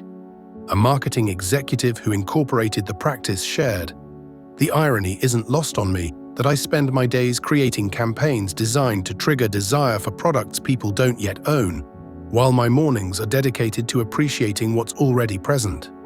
This daily contrast has made me both more ethical in my professional approach and more immune to the very techniques I employ." The gratitude practice serves as a kind of cognitive vaccination against manufactured discontent. As you continue developing your Stoic morning routine, allow the gratitude practice to evolve organically. Some practitioners find it helpful to focus on different domains on different days: material possessions on Monday, relationships on Tuesday, body and health on Wednesday, and so on. Others prefer to let their attention be drawn naturally to whatever seems most worthy of recognition that particular morning. Whatever approach you choose, remember that consistency matters more than intensity. A brief but regular practice gradually reshapes neural pathways and perceptual habits more effectively than occasional deep dives. The Stoics understood that character is formed through repeated actions that eventually become second nature, what Aristotle called hexis, and we might call habit or disposition. Through the patient discipline of daily gratitude practice, we cultivate a way of seeing that transforms not just individual moments, but entire lives. We develop the capacity to recognize value accurately, hold it appropriately, and respond to it virtuously. This perceptual training doesn't guarantee happiness in the conventional sense, but it offers something perhaps more valuable: the ability to find meaning and opportunity for virtue in all circumstances. As the light strengthens and morning unfolds into day, carry this practice forward. Let it inform how you perceive challenges and opportunities, how you engage with others, how you make decisions both significant and routine. Let it remind you that while much lies beyond your control, your perception remains your own, and through disciplined attention, you can train it to see clearly the value that exists in each moment of your fundamentally fleeting existence, becoming mentally unbreakable. And as we've explored throughout these morning practices, the Stoic approach offers far more than simply a productive start to your day. The early hours serve as a training ground, a daily opportunity to forge mental resilience that extends well beyond those first waking moments. Consider the morning routine we've examined not as isolated habits, but as deliberate mental conditioning.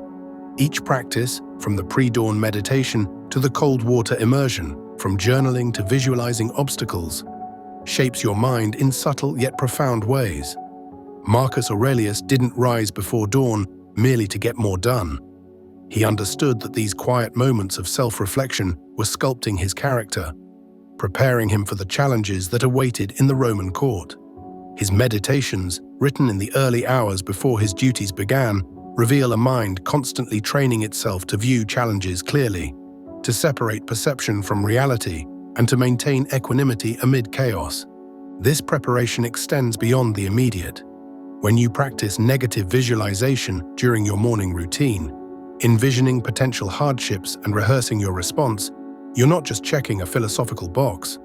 You're programming neural pathways that will activate automatically when real challenges emerge hours or days later. The Stoics recognized what modern neuroscience confirms. Repeated mental practice creates lasting changes in how we process and respond to our experiences. Research on visualization techniques used by elite athletes shows that mental rehearsal activates many of the same neural circuits as physical practice. The Stoic who rehearses responses to adversity each morning is essentially creating cognitive muscle memory for resilience. The morning practices function as a microcosm of the broader Stoic philosophy, a concentrated dose of wisdom that gradually infuses your entire being. Consider how the practice of morning gratitude shifts your perspective throughout the day, making you more likely to notice and appreciate what you have rather than fixating on what you lack, or how the act of defining your priorities in the quiet dawn hours helps you maintain focus when the countless distractions of modern life compete for your attention hours later.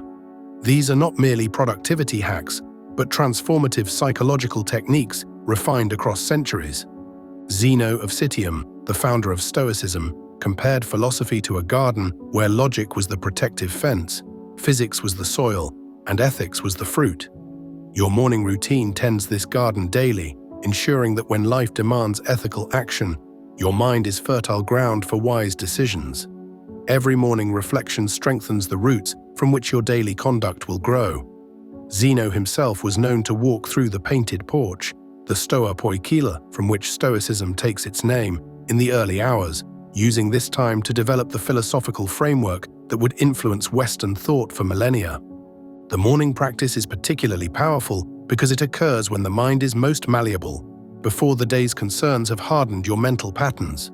Psychologists recognize that the brain exhibits greater neuroplasticity after sleep, making your first waking hours an optimal time for laying down new neural connections. When Epictetus advised his students to rehearse Stoic principles upon waking, he was intuitively leveraging this cognitive window of opportunity. Your morning routine doesn't merely begin your day, it shapes the very architecture of your mind over time. Consider also how these morning exercises build upon each other. The clarity gained through meditation enhances your journaling practice. The perspective gained through reading philosophical texts informs your daily intentions. The physical discipline of cold exposure reinforces your mental resolve. Together, these practices create a synergistic effect, greater than any individual component. Ancient Stoics understood this holistic approach. They didn't separate physical, mental, and spiritual development, but saw them as integrated aspects of the philosophical life. But let us be honest about the true test of Stoic philosophy. The quiet solitude of dawn offers a controlled environment. The real examination happens when you step into the chaos of daily life. Epictetus reminds us that we should not call ourselves philosophers merely for reading Stoic texts, but only when our actions reflect these principles. The morning routine is mere preparation. Life itself is the arena. Your philosophical declarations mean nothing if they crumble at the first sign of adversity. The Stoic who meditates on patience at dawn but erupts in anger by noon has missed the purpose of the practice. When your colleague takes credit for your work, when traffic makes you late for an important meeting, when illness strikes unexpectedly, these are the moments that reveal whether your morning practice has taken root. The Stoic doesn't simply endure such moments, she moves through them with the same clarity and purpose cultivated during those first waking hours. She recognizes, as Epictetus taught, the difference between what is within her control and what is not, focusing her energy where it matters most. This distinction, rehearsed each morning, becomes second nature when challenges arise. The morning routine creates what psychologists call implementation intentions, specific plans for how you'll respond in given situations. When you visualize potential challenges during your morning practice, you're essentially creating mental bookmarks that your mind can quickly reference when similar situations arise. Studies show that people who form implementation intentions are significantly more likely to act in accordance with their values when tested. Your morning Stoic practice is creating these intention pathways, ensuring your philosophical principles translate into practical action. Consider Cato the Younger, who would deliberately walk bareheaded in the rain and without shoes in the cold, not as performative hardship, but to practice indifference to discomfort. His morning preparation extended into deliberate challenges throughout his day. Your practice might look different, perhaps choosing the longer line at the grocery store as an opportunity to practice patience, or deliberately engaging with someone of opposing political views to practice understanding and equanimity. The key is intentional transfer, consciously applying your morning mindset to daily situations. The Stoics recognized that philosophy must be lived, not merely contemplated. Seneca criticized those who, as he put it, study their philosophy only in their corners, never testing their principles against real-world challenges. Your morning routine is most valuable when it creates what modern psychologists call transfer learning, the ability to apply wisdom gained in one context to entirely different situations. Each morning, you're not just preparing for the day ahead, but for life's inevitable challenges: the loss of a job, the death of a loved one, physical decline, or public humiliation. This translation from morning theory to daily action requires intention. As you move through your day, pause occasionally to recall your morning reflections. When facing a difficult conversation, summon the perspective gained during your dawn meditation. When tempted by impulsive desires, remember the clarity of purpose you established during your morning journaling. The Stoic carries the morning's wisdom like a torch, illuminating each moment of choice. Some practitioners find it helpful to create specific transition points, perhaps a brief moment of reflection before entering the workplace, or a quick breathing exercise before important meetings, to reconnect with their morning mindset. Marcus Aurelius modeled this practice of continuous reflection. Though ruling an empire left him little time for philosophical leisure, he found moments throughout his day to recenter himself in Stoic principles. His meditations show a mind constantly returning to core truths, using them as anchors amid the storms of political and military leadership. Like Marcus, you can create small moments of philosophical reconnection throughout your day, brief mental check-ins that realign your thoughts and actions with your morning intentions. These moments of reconnection become particularly vital during times of stress or uncertainty. When emotions run high, the primitive brain tends to override rational thought, what neuroscientists call an amygdala hijack. Your morning practice helps create alternate neural pathways that remain accessible even under duress.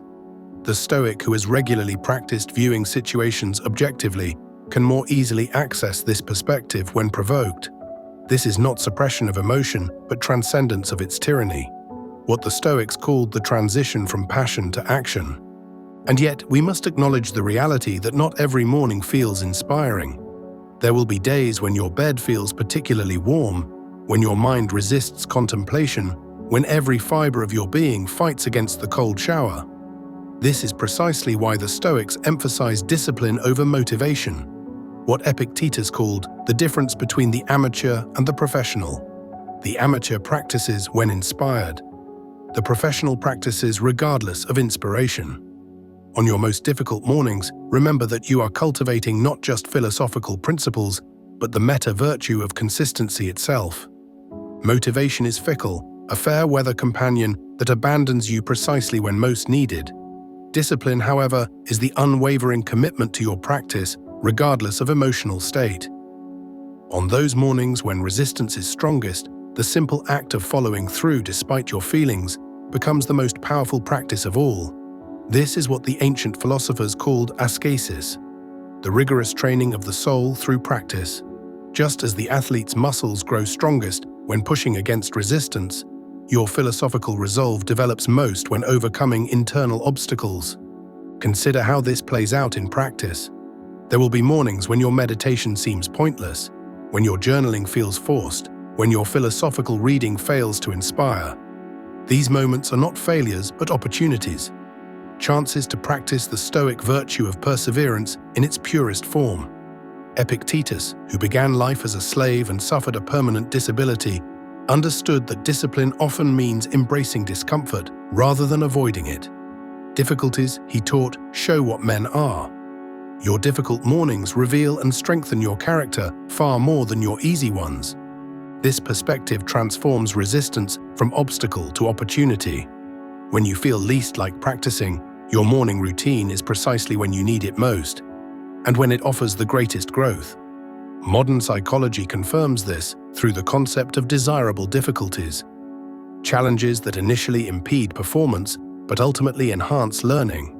Your resistance to morning practice, viewed properly, becomes not an adversary but an ally in your philosophical development.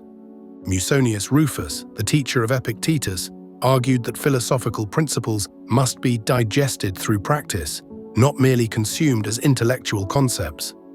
Each difficult morning, when you rise despite fatigue, when you face cold water despite discomfort, when you examine your thoughts despite distraction, you are digesting Stoic wisdom, transforming it from abstract theory into embodied knowledge. The body and mind remember what you repeatedly do far more than what you occasionally think. The paradox of this discipline is that what begins as conscious effort eventually transforms into natural character.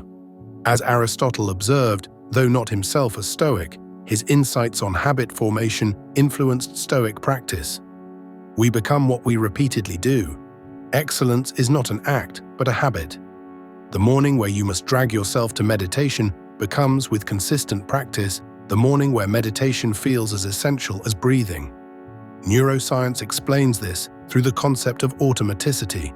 With sufficient repetition, conscious activities require progressively less cognitive effort, eventually becoming second nature.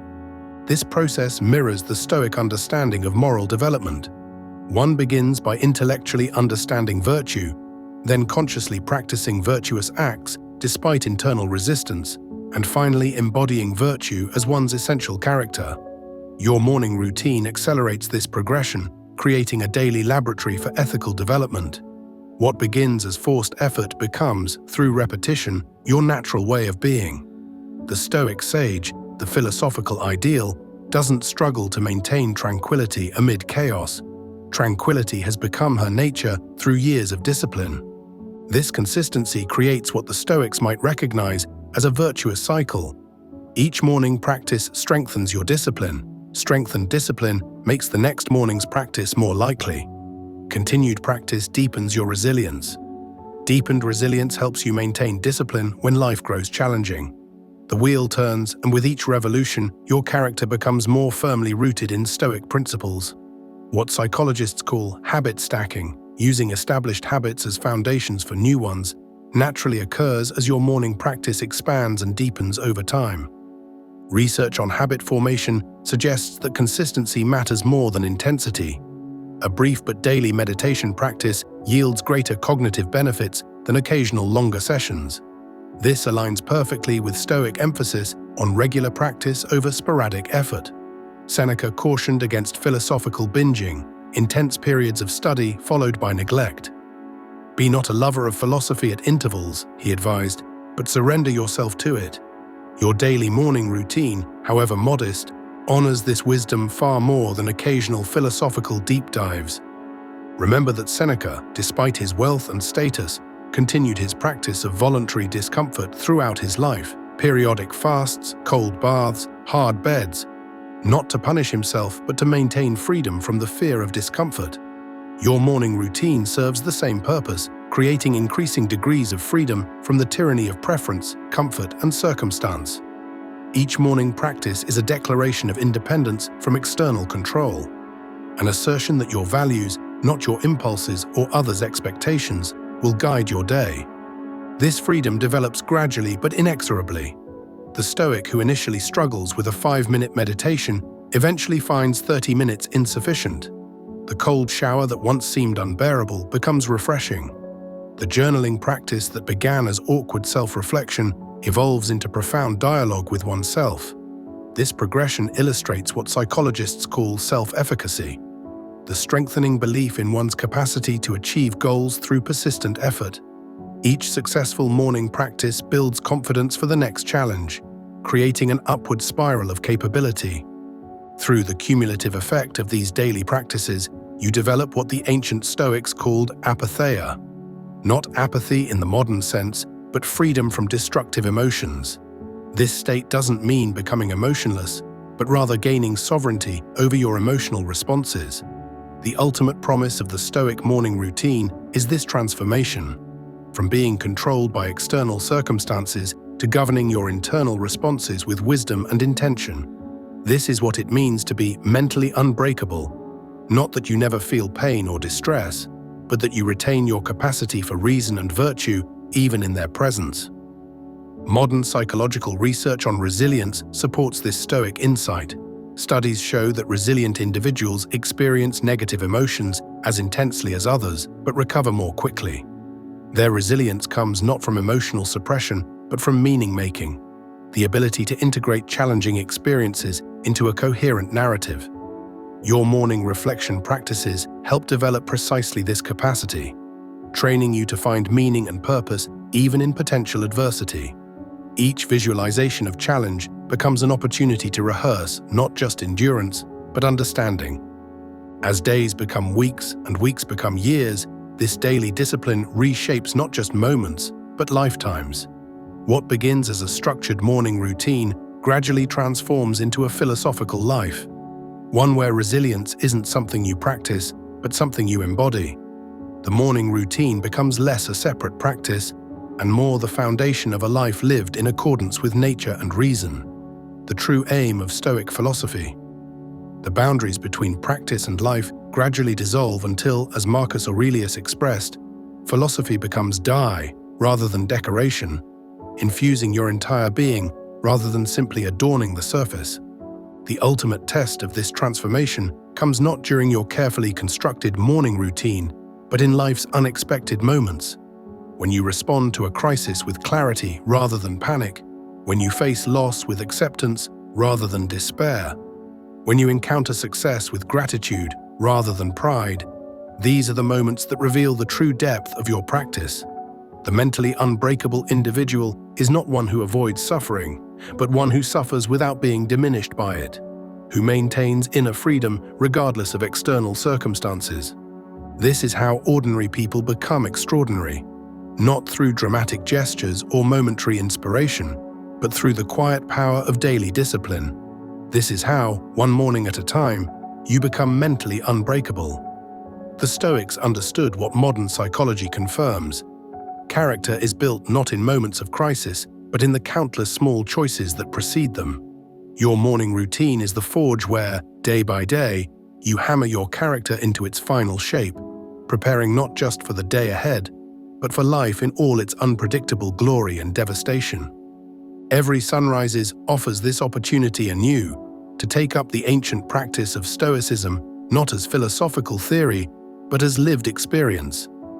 In a world increasingly defined by distraction and reactivity, your morning routine represents a radical act of intention. While others begin their day responding to notifications, you begin by responding to your highest values. While others succumb to the tyranny of the urgent, you maintain focus on the essential. This is not merely a productivity strategy, but a revolutionary stance against the modern dissolution of attention and purpose. The Stoics would recognize our current technological environment as particularly hostile to philosophical development. Our devices constantly pull us toward external stimuli, fragmenting our attention and reinforcing our most impulsive tendencies. Your morning routine creates a sanctuary from this cognitive assault, a space where you can reclaim sovereignty over your mind before surrendering it to the demands of the day. In this sense, the ancient practice of morning reflection becomes not just helpful, but essential for maintaining mental freedom in the digital age. As we conclude this exploration of the Stoic morning routine, remember that the purpose of these practices is not perfection, but progress.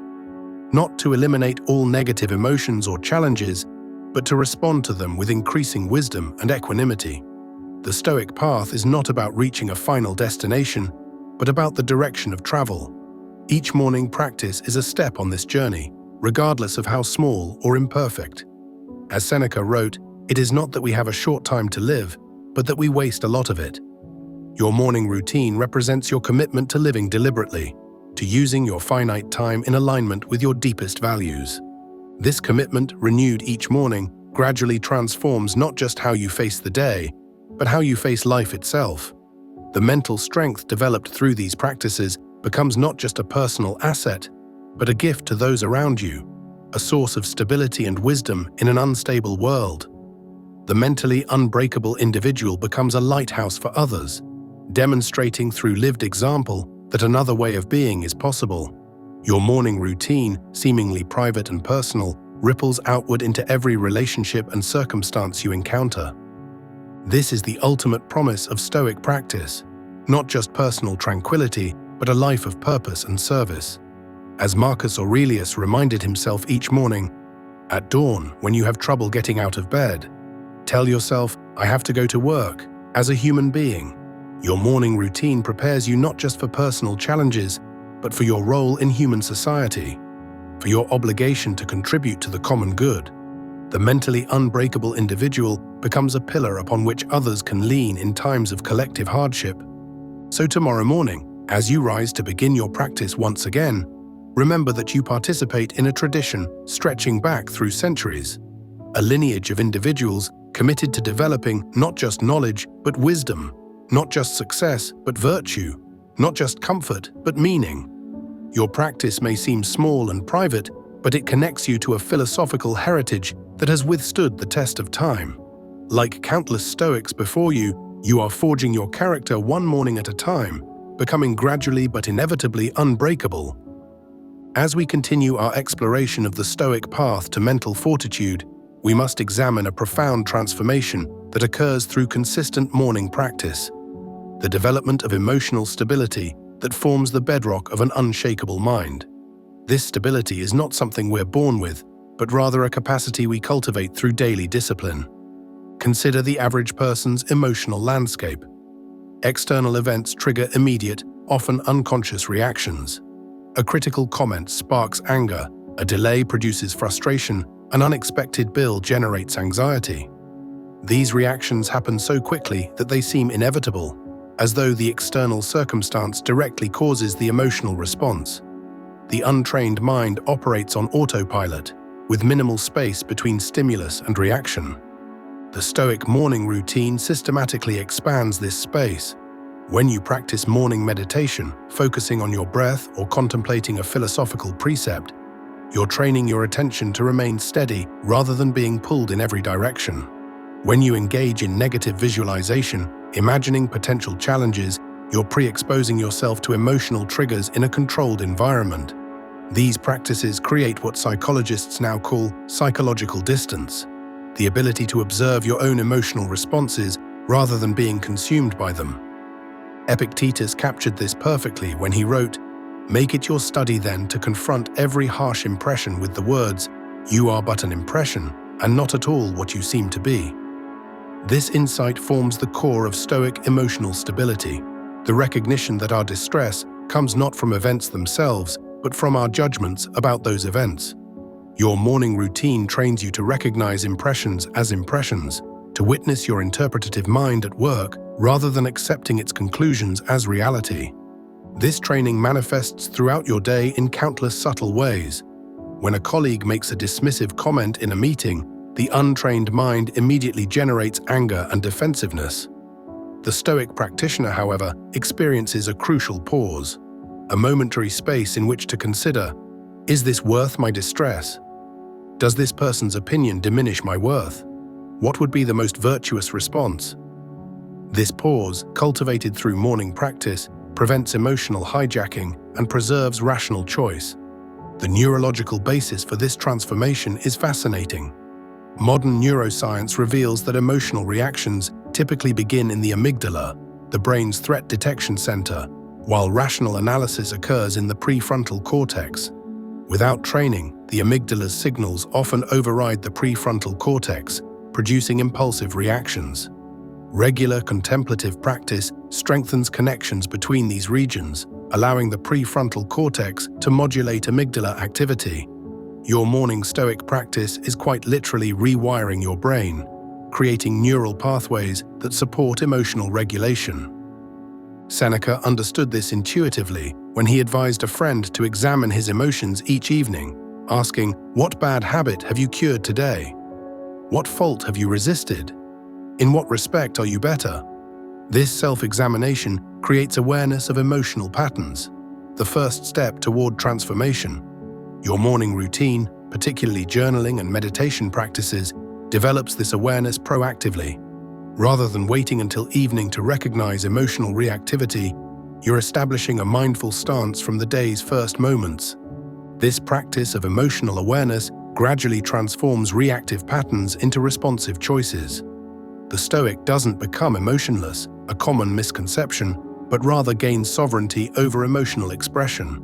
Anger becomes righteous indignation, channeled productively. Fear becomes prudent caution without paralysis. Desire becomes healthy aspiration without attachment. This transmutation of emotion represents true freedom. Not freedom from feeling, but freedom to feel without being controlled by those feelings. Marcus Aurelius demonstrated this responsive, rather than reactive stance throughout his reign. Court intrigue, military threats, and personal losses surrounded him, yet he maintained equanimity. In his private journals, we see him working through irritation with courtiers, anxiety about the empire's future, and grief over lost loved ones. Rather than suppressing these emotions, he examined them, extracting their valuable essence while discarding their destructive elements. His morning practice prepared him for this ongoing emotional alchemy. The practice of pausing before emotional response grows particularly powerful during intense challenges. When facing conflict with loved ones, professional setbacks, or health concerns, the untrained mind typically amplifies suffering through rumination, catastrophizing, and self-pity. The Stoic practitioner recognizes these mental habits as they arise and deliberately redirects attention toward constructive response. This capacity, cultivated during morning reflection, transforms potential crises into opportunities for virtue. Importantly, this emotional stability doesn't develop overnight. Early in your practice, you'll likely notice your reactive patterns only after they've occurred. With continued discipline, you'll begin to recognize reactions as they happen, creating space for choice in the moment. Eventually, this awareness becomes so ingrained that you naturally pause before reaction, examining impressions before granting them power over your emotional state.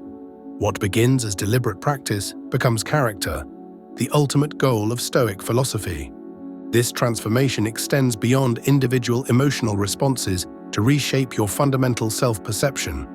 Through consistent morning practice, you gradually build an identity grounded in inner strength rather than external circumstances.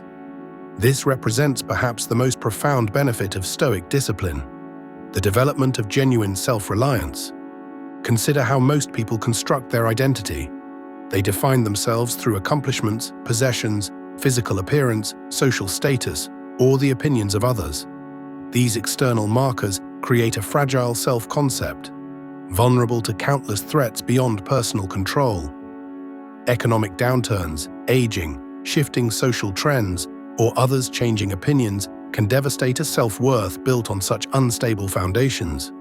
The Stoic morning routine deliberately shifts identity formation inward. When you practice voluntary discomfort, whether through cold exposure, simple living, or fasting, you're demonstrating to yourself that external comforts aren't essential to your well-being.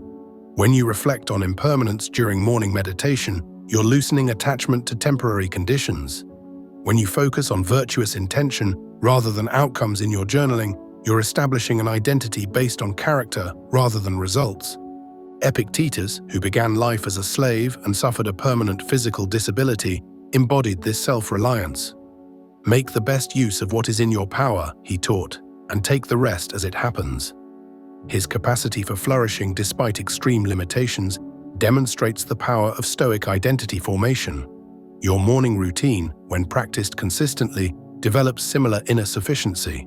The profound recognition that your well-being depends primarily on your choices, not your circumstances. This self-reliant identity manifests as authentic confidence.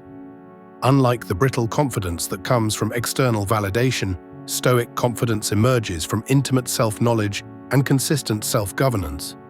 You become confident not because others praise you or because you've achieved success by societal standards, but because you know yourself capable of maintaining equanimity regardless of external conditions.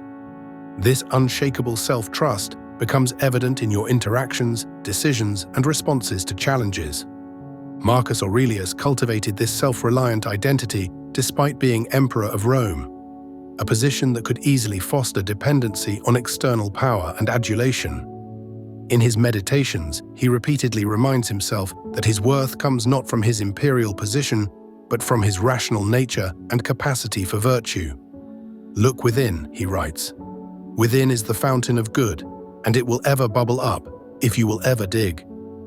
Your morning practice represents this daily digging, uncovering the internal resources that constitute true wealth. The practical benefit of this identity shift becomes most apparent during adversity. When facing job loss, relationship dissolution, financial hardship, or health challenges, those who locate their worth externally often experience not just the primary suffering of the situation, but the secondary suffering of a shattered self-concept. The Stoic practitioner, having built an identity on internal qualities, retains core stability even when external elements collapse. The loss remains painful, but it doesn't threaten fundamental self-worth. This resilient self-concept doesn't develop through intellectual understanding alone. You cannot simply decide to locate your identity internally and expect immediate transformation. Rather, this shift occurs gradually through repeated experiences of maintaining equilibrium despite changing circumstances. Your morning routine creates these experiences in microcosm. You prove to yourself, day after day, that you can direct your mind despite physical discomfort, emotional resistance, or mental distraction. These small victories accumulate into unshakable self-knowledge. Seneca articulated this experiential aspect of Stoic development when he wrote, "I am still learning, still teaching myself, still using myself as an example." Your morning routine embodies this humble yet powerful approach.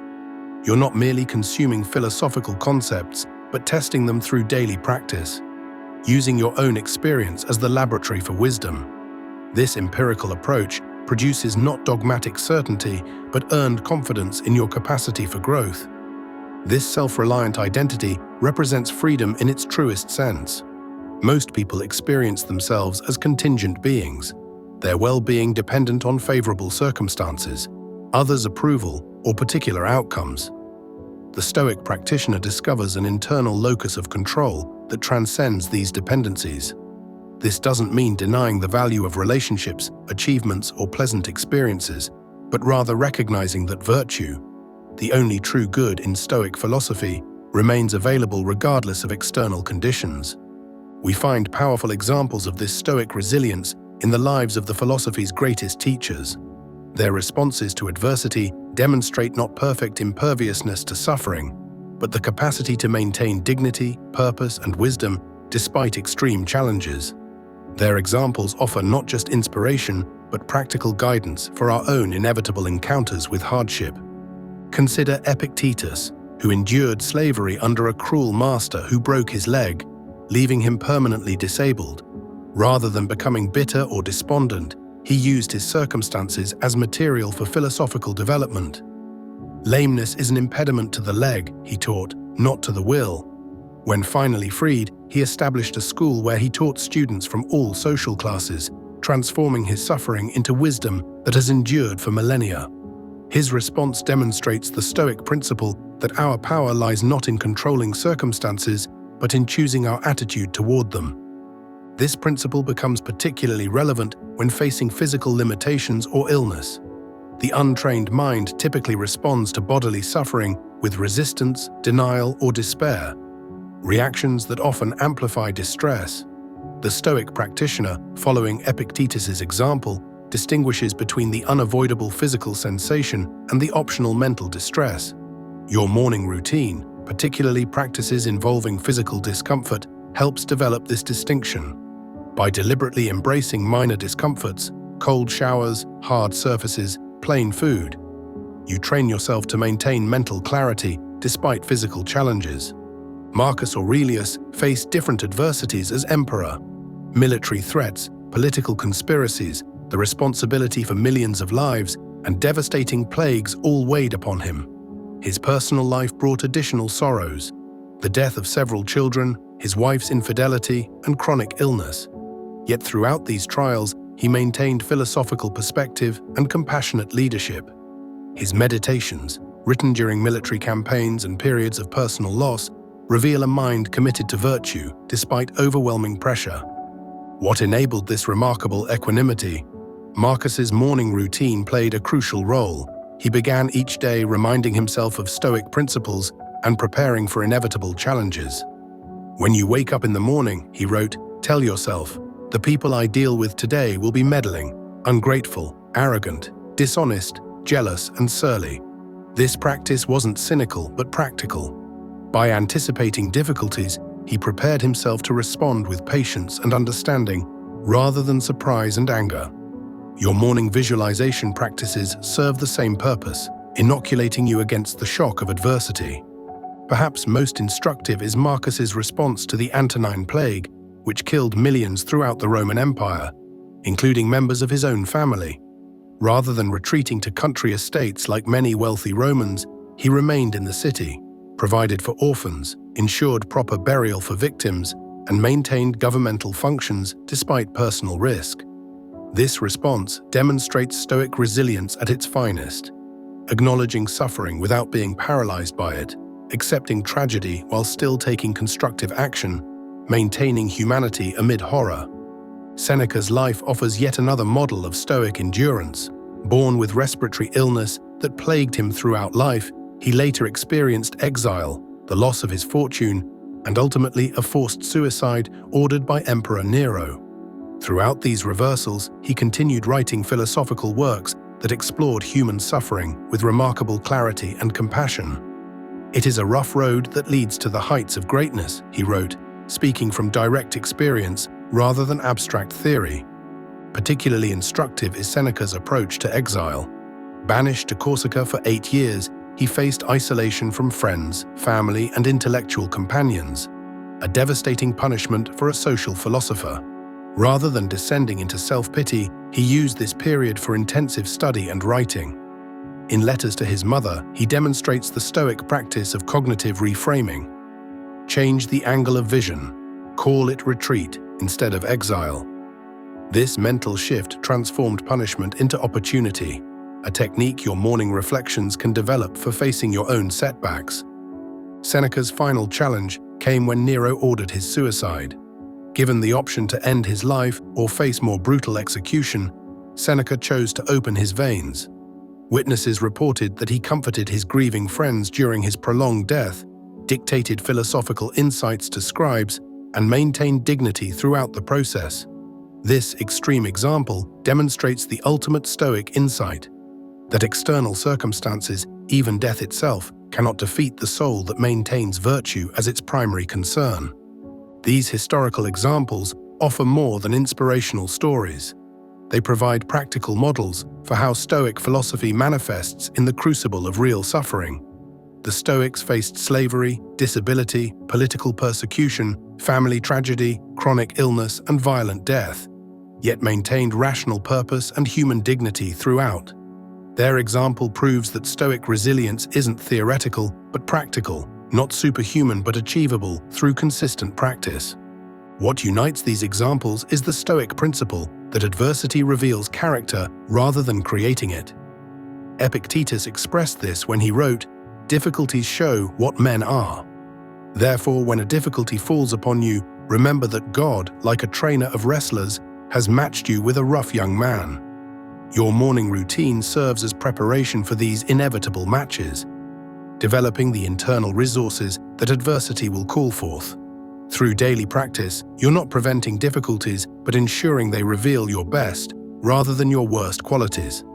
This perspective transforms how we approach challenges.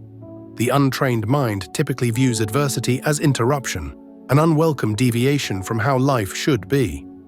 The Stoic practitioner recognizes adversity as opportunity. a chance to exercise virtue that might otherwise remain theoretical.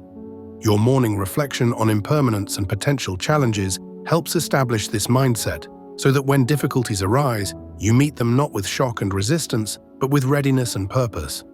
Importantly, this Stoic approach to adversity isn't passive acceptance, but active engagement. The historical Stoics weren't resigned fatalists, but vigorous participants in life who distinguished between what they could and couldn't control.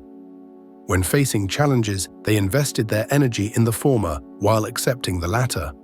Your morning practice of identifying what lies within your power, your judgments, intentions, and actions, trains you for this crucial discernment when facing real-world problems.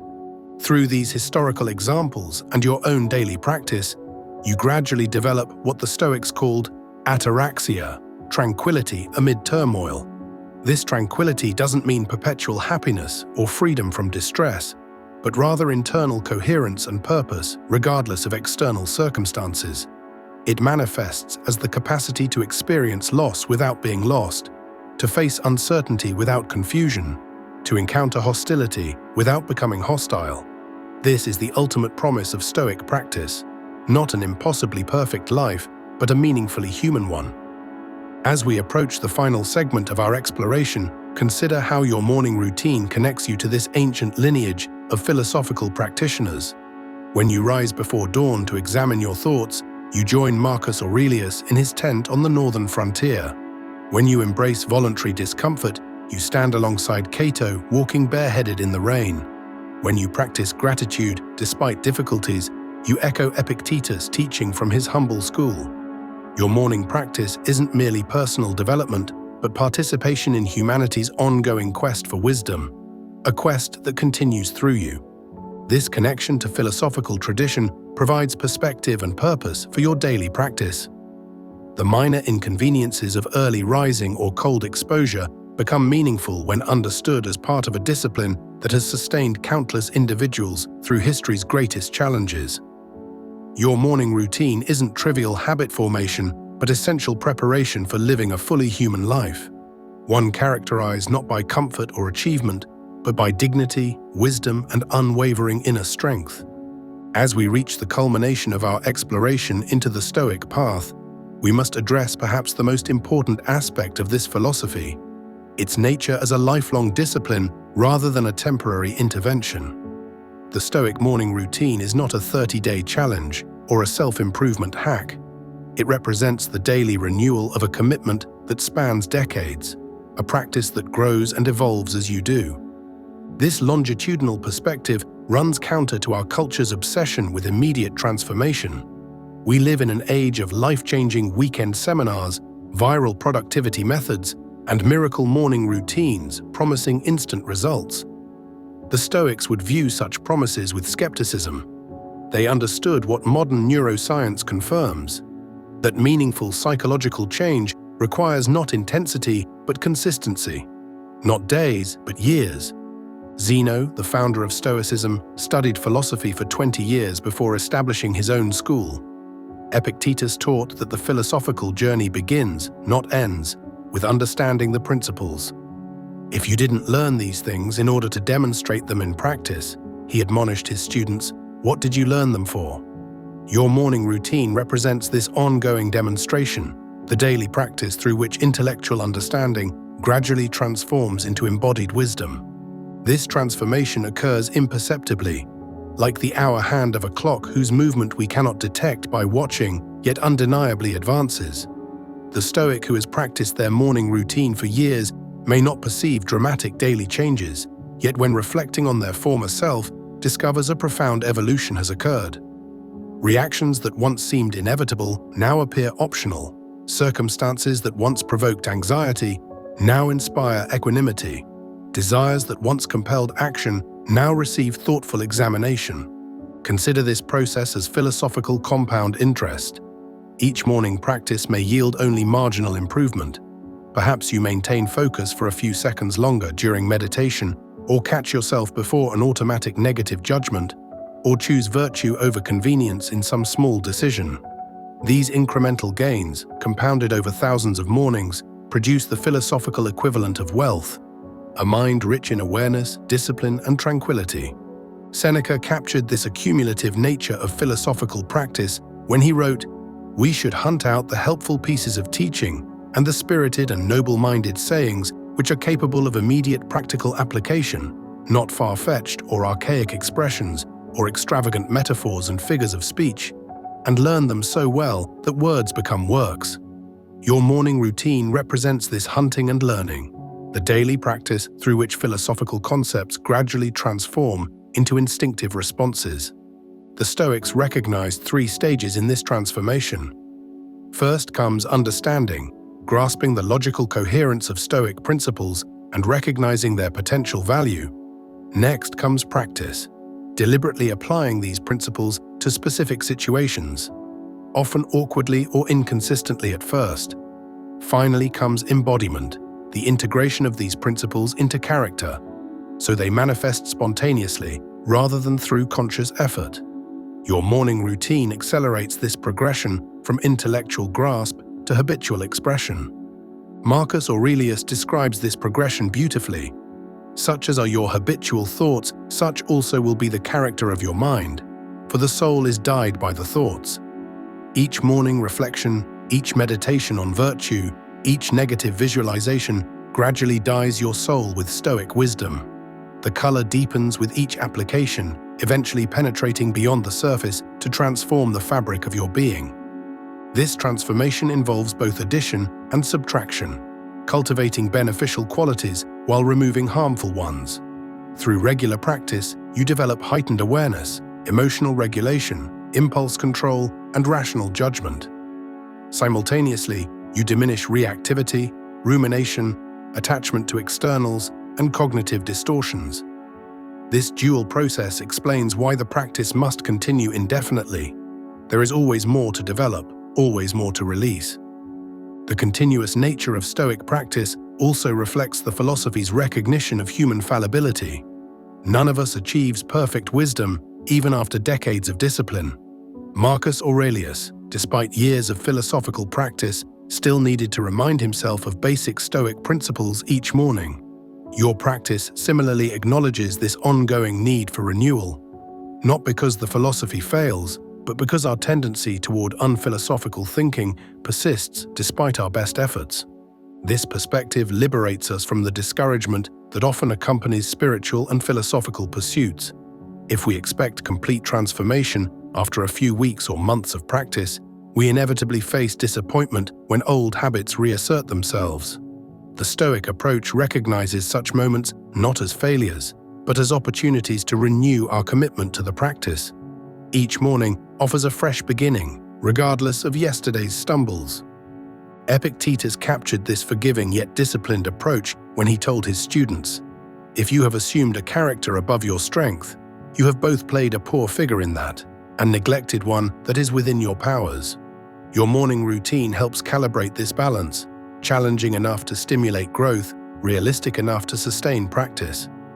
Over time, the boundary of what's within your powers gradually expands, allowing deeper engagement with the philosophy. This expansion occurs naturally when we approach the practice with patience and consistency. The Stoic who struggles to maintain 5 minutes of morning meditation gradually develops capacity for 20. The practitioner who initially resists cold exposure eventually embraces it willingly. The journaler whose reflections begin as shallow observations gradually produces profound insights. Small daily habits create neural pathways that strengthen with use, making previously difficult practices increasingly accessible. Musonius Rufus, the teacher of Epictetus, distinguished between theoretical and practical training in philosophy, arguing that while both are necessary, practical training yields greater benefits. The soul is strengthened by practical exercises, he taught, but by discourses only the theoretical capacity is developed.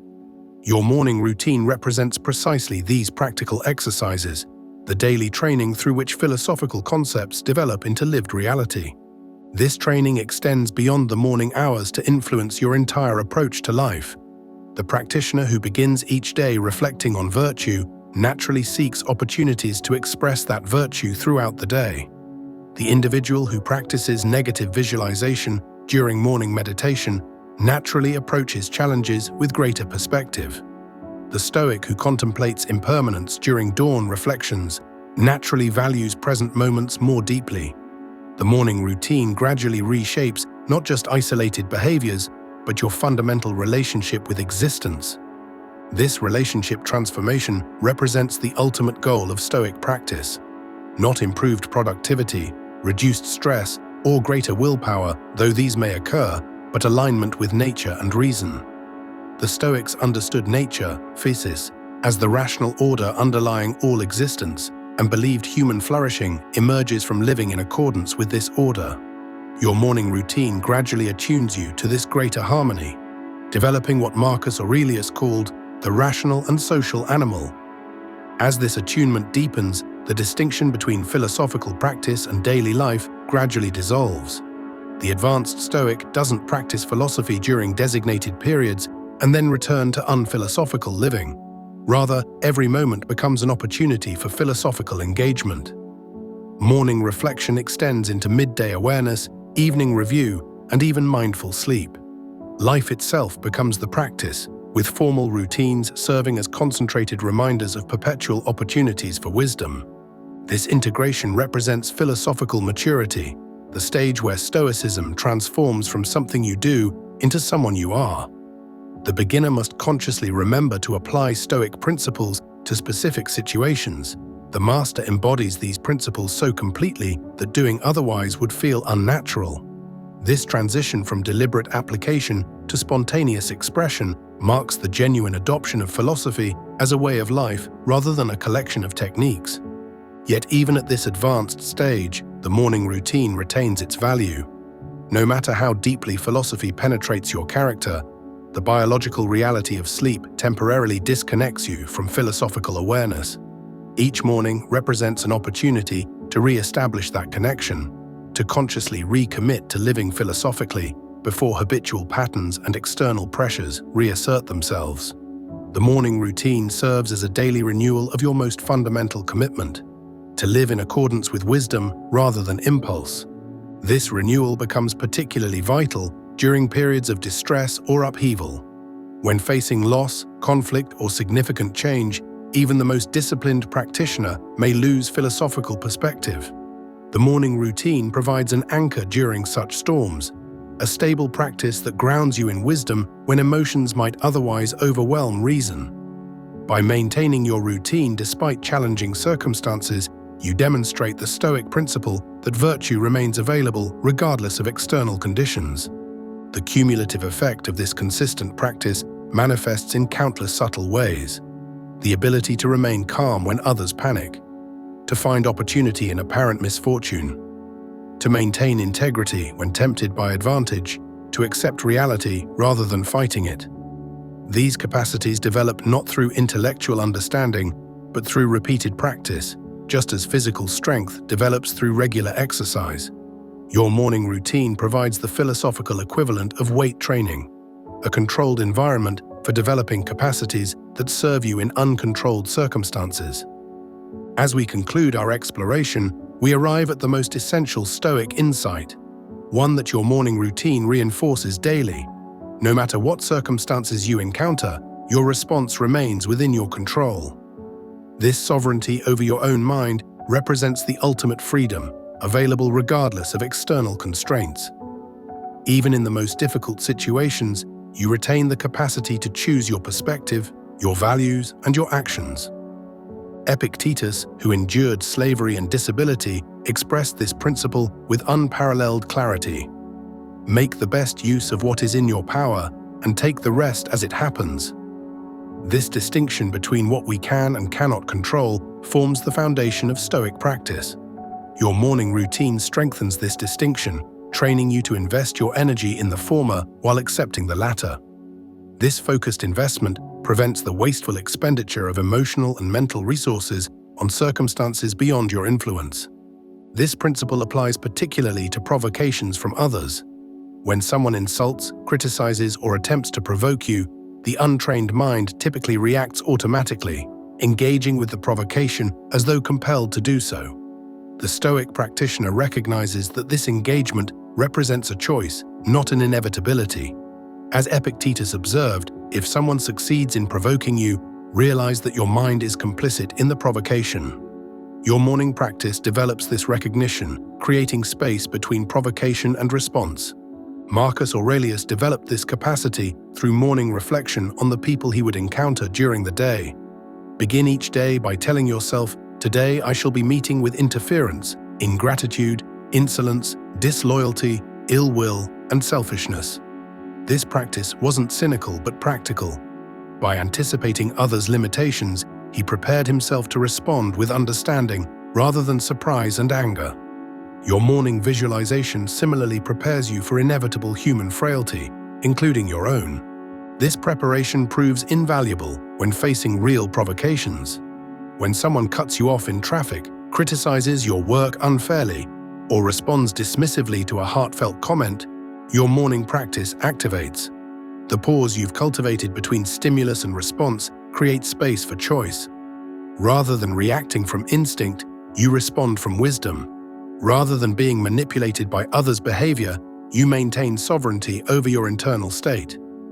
This represents true freedom, not the absence of provocation, but the ability to choose your response. This sovereignty extends beyond interpersonal provocations to all circumstances. Health challenges, financial setbacks, natural disasters, and countless other difficulties may arise beyond your control. Your response to these circumstances, your judgments, emotional reactions, and chosen actions remains entirely within your power. The Stoic morning routine reinforces this essential truth, preparing you to exercise this power skillfully rather than abdicating it to automatic patterns. This skill develops gradually through consistent practice. The beginner may recognize their power of response only after reacting automatically. The intermediate practitioner notices reactive impulses as they arise and sometimes chooses differently. The advanced Stoic habitually pauses before reaction, naturally selecting responses aligned with virtue rather than impulse. Your morning routine accelerates this progression, creating a laboratory for practicing this fundamental Stoic skill. As your practice deepens, you may notice an apparent paradox. As you fully acknowledge what lies beyond your control, your influence actually expands. When you stop wasting energy fighting unchangeable circumstances or attempting to control others' behaviors, you conserve resources for effective action within your sphere of influence. The Stoic who accepts reality as it is, paradoxically becomes more capable of changing what can be changed. Your morning practice of focusing on what lies within your power gradually extends that power's reach. This combination of acceptance and agency produces profound tranquility amid action. Unlike philosophical approaches that seek peace through withdrawal from worldly engagement, Stoicism cultivates inner stillness alongside vigorous participation in life. Your morning routine develops both capacities simultaneously: the equanimity to accept what cannot be changed and the discernment to change what can. This balance enables what Seneca called tranquility of mind, even amid life's inevitable storms. The ultimate test of your practice comes not during peaceful mornings, but during chaotic days. When facing crisis, conflict, or catastrophe, the untrained mind typically abandons philosophical principles entirely, reverting to reactive patterns established long before encountering Stoicism. The dedicated practitioner, having reinforced these principles through thousands of morning practices, maintains access to them even under extreme stress. This represents the full flowering of Stoic discipline, wisdom available precisely when most needed. As we conclude our journey through the Stoic morning routine, remember that today's practice is neither the beginning nor the end of the path.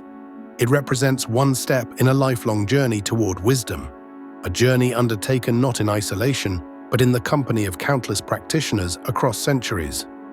When you rise tomorrow to begin again, you join Zeno in the painted porch, Epictetus in his humble school, Seneca at his writing desk, and Marcus Aurelius in his imperial chambers, all engaged in the same essential practice: the cultivation of a mind aligned with nature and reason. This cultivation happens one morning at a time through practices that may seem simple, yet transform us profoundly when sustained. The Stoic who rises early reflects on virtue, practices voluntary discomfort, visualizes challenges, and sets daily intentions, isn't merely preparing for the day ahead, but but for life itself in all its unpredictable beauty and devastation. Through these humble practices, repeated with patience and persistence, ordinary individuals develop extraordinary resilience, becoming, in the truest sense, mentally unbreakable.